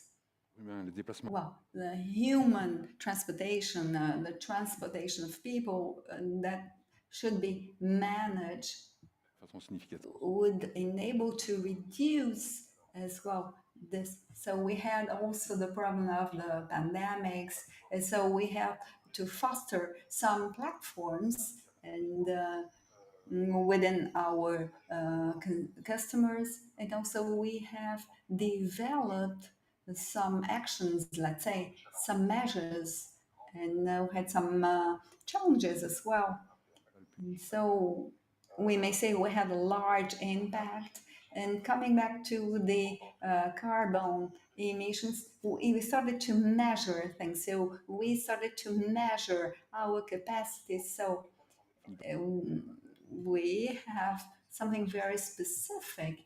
And in terms of digital computing, we have the ratio, the monetary ratio, rational, so as, let's say, innovation. So we have to see all the consequence in the future. So we have a percentage of 40%. So the challenge is not to have a bill of 40%, but to talk about with a supplier if we develop a specific area. This is what we do. And so I don't have an answer, but we also, we're looking for an impact. And so if I go forward, if we were the first pioneers within the law firms, and then we had some other law firms that also followed us, and we may see that we had those good companies, Ils sont dans cette même... Et j'ai vu d'ailleurs... SMEs as well. So we had some discoveries, and anyway, in similar firms, similar law firms, we developed this, fostered the relation with the customer. So this is a beneficial effect. So you were talking about the beneficial aspects. So Karine, maybe Pauline, you can talk about the digitalization aspects and coming from law firm. So we have a technological startup to progress, to advance your activities as well. Well, in que vous menez, either the project you are implemented, you will succeed if we have good quality of, and if it will be multiplied. Without quality, it doesn't work. With adhesion, it doesn't work as well. The quality will come with a consultant, an expert, so we have to work with consultants, and then we have the adhesion of people, or the participation of people, the engagement of people, let's say. So they love this. En interne au bureau, mais chez eux aussi. So, and as for, we also we have the lawyers, and the secretaries are not people who are digitating, people who manage the typing. It's not people who are typing, have people who comment dire, augmenter, si je... let's say, have increased their competence, and so we have the permanency of my law firms is assured by the people that work with me. So we have people who are non-lawyers and have some other skills, some other competences as well. Arnaud, what may you say? Well, when you talk about skills, competence, we have the support. What can you share? Can you first talk about your experience within your company? Yes. We have founded a web platform, Automaze, to automate all the procedures, and so also some studies of law. So my background as lawyer. So actually I was negotiating as to comply with the rules. So we have literally take some hours. It's not within days. It takes a lot of time to have the relations with the customer. Let's say for a page in which you have added value, it is not the service which would be should be done by the lawyer. So we have created people who are responsible for those tasks. And so we will open our algorithm, and so we may have a risk, and we may bring some recommendations and some checking, some sanction lists, some lists of potential clients, and finally to be subject to the laws, and so the recommendations on the measures. It is a typical example of something that might be automatized by the digital, and normally what happens, either it's handmade or it is something which is recurrent. So we mainly, it is more ineffective. It is almost impossible to check many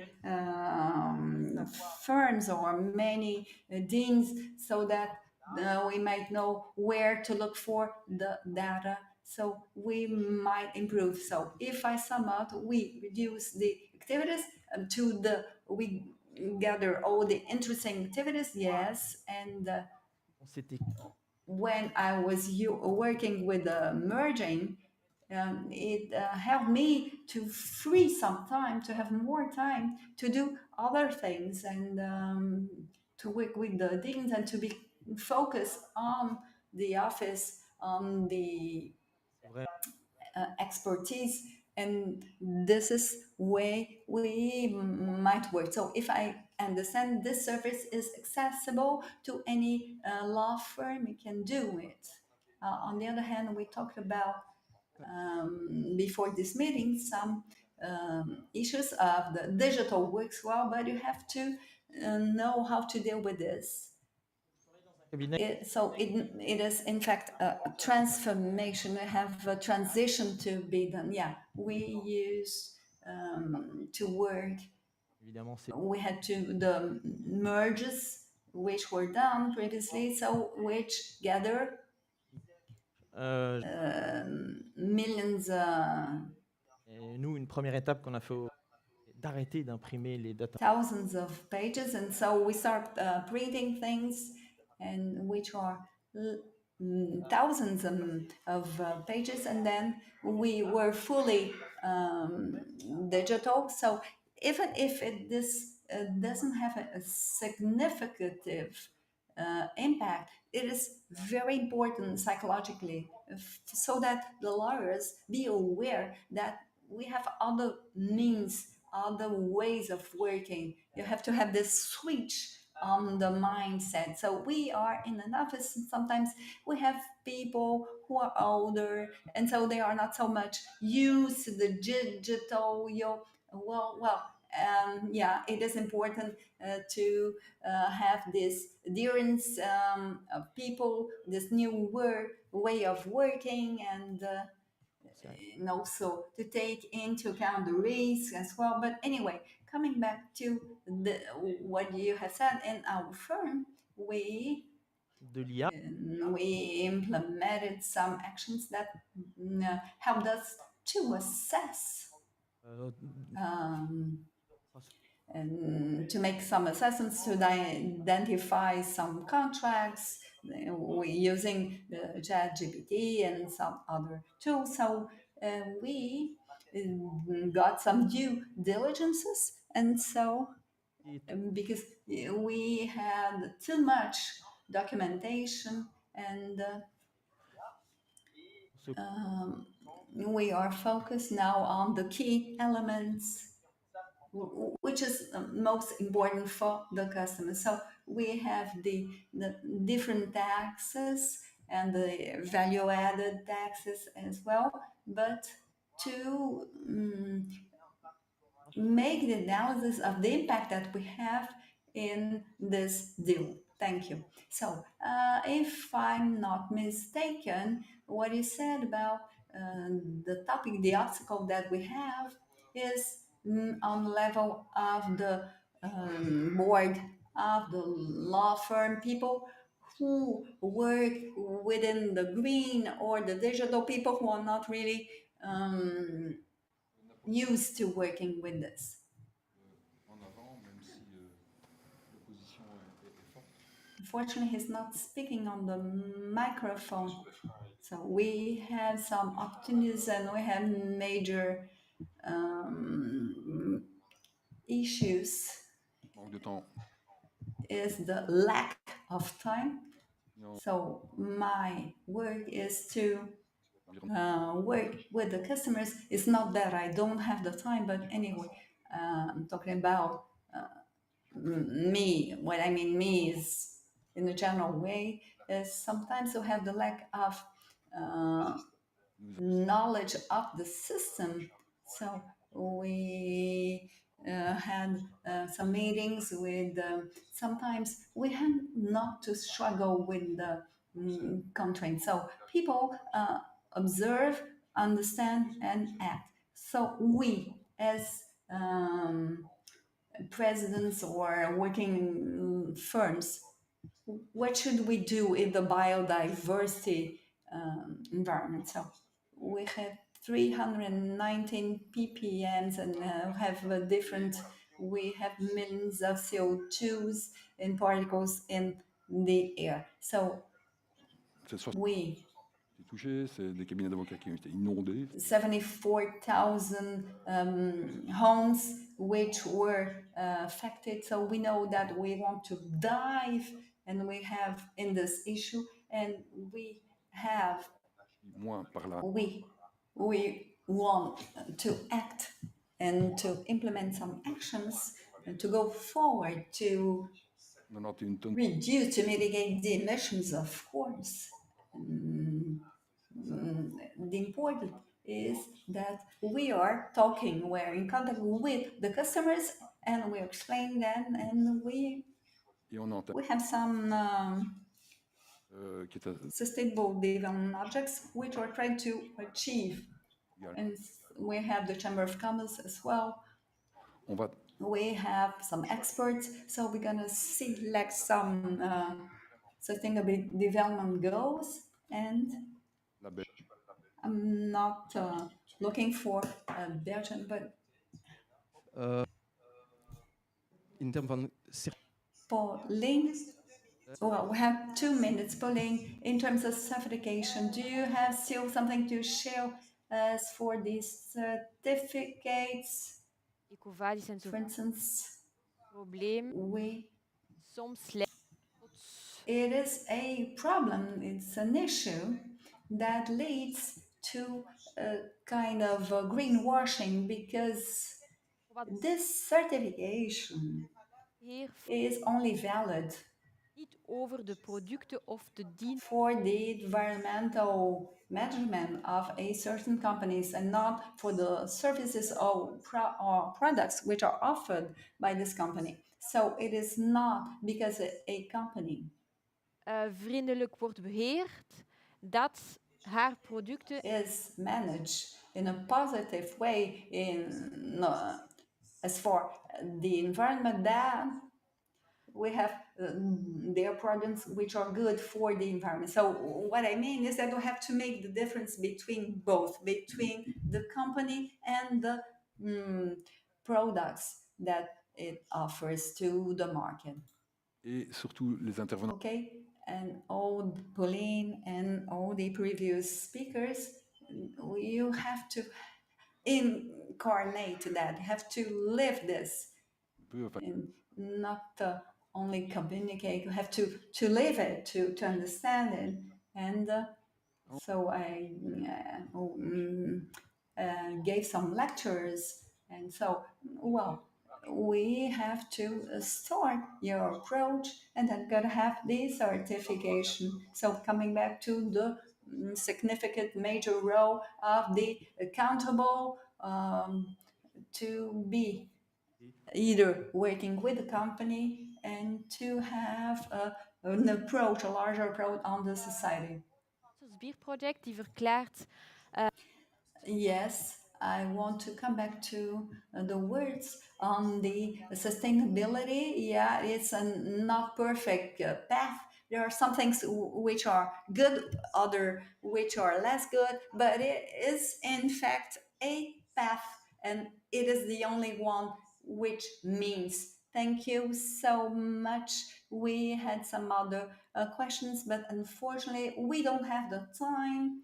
So you may ask your questions after this panel, and so in private, and so I just wanted to you could start at the level of your specific practice and start also by contaminating, if I dare to say so, contaminating your clients so that they will embark in this transformation journey as well. Tools are there, methods are there, consultants are there to help you. Don't hesitate to have this conversation with our three panelists. And, and it will be really for after, François. I understand how enthusiastic you are about your topic, but they will have to come and see you to have the last word from you. J'ai publié il y a 2 ans un article sur notre démarche et We're Illegal, c'est pour ça que je vais en parler, qui est un gros cabinet bruxellois, s'est engagé. We had a great law firm which was committed to stop working, so it was used to work with this law firm in Belgium. That Vinciane and Michel will be very happy to organize. Thanks a lot for your time. Thanks, Vinciane and Michel, for the opportunity to have this panel today. And I give you the word back. Thank you. Thank you. Merci. Merci, merci. Je pense que tout le monde est... Thank you. I think everybody is already tired on the interpreters, mainly. Om te genieten van de ontluikende lente die ons nu eindelijk toevalt. Dus we gaan het... I think that it is time for also the interpreters to rest. And we have a good weather. We have spring. So what do you think? Maybe we can go to the selections, all the... On remercie évidemment les ordres. So we want to thank the orders of law, all the participants, the interpreters that worked hard, and we... Ik had je een voorzet gegeven dat daarnet... Ik moet zeggen dat hij weer houden was, maar ik denk... Yeah, unfortunately... we hebben wel een ander... Didier Reinders, unfortunately, won't be able to join us, and but we have the reception which was expected, so we're gonna go to the other floor, so we have people online after this great working day and this conference. We may join us as well. Thank you so much. Emmanuel Plascart. Voilà, je me permettrai de parler. Well, I will speak on behalf of the Dean. Si nous sommes différents, nous sommes souvent d'accord. Even if we are different, we are in agreement normally. On behalf of the Dean Darvaux, I would like to ensure he wouldn't be able to be here. So I will improvise in some minutes about the bar of Praxis. Well, it won't take too much. Just to conclude here, you were many. I think we had 200 people attending this meeting. It was a very actual and important Je pense que topic. law community. It was very important. We have some many important themes, and so we have the key for the lawyers, even if we just broaden all the digital issues, but it is basic to be informed, to communicate the digital role, all the changes, social changes, and this was the purpose of this seminar. So another different thing is the role as manager of his law firm, and this corresponds to the vision of the Brussels Bar to have lawyers who are experts, who are excellent. So good lawyers and brilliant judges as well, but also the fact of having lawyers who are entrepreneurs, who are committed and innovative. And so it is a means to bring more, to add. À cet égard, c'était un So hasard we may say that avec today I had a meeting with some representatives to talk about a project that will bring some tools for the law firms to help in the mitigation of the carbon footprint and to launch this next legal year. Thank you for those who were here, all those who organized this meeting and the bars who were represented, Michel, and to be the president of the new bar of Brussels. So we had, you had a lot of work, and it was a challenge indeed. So I want to thank you so much for your effort. colloque. J'embrasse. And so for those who, it is a very emotional moment. They are hugging here and people are very touched. So Du stage qui avait all the people who organized, the people who helped to organize this meeting, all the trainees and lawyers, we had different topics which had been thought about, and during this year we will have next year also in the following years gonna have different actions to be implemented. It is a challenge indeed, and so we will continue. We had already some meetings with the trainees and all the general states of climatique des we have the climate and digital challenges. I hope that we will implement new actions. And so I thank you, and you're all invited to join us in the rooftop. Thank you so much.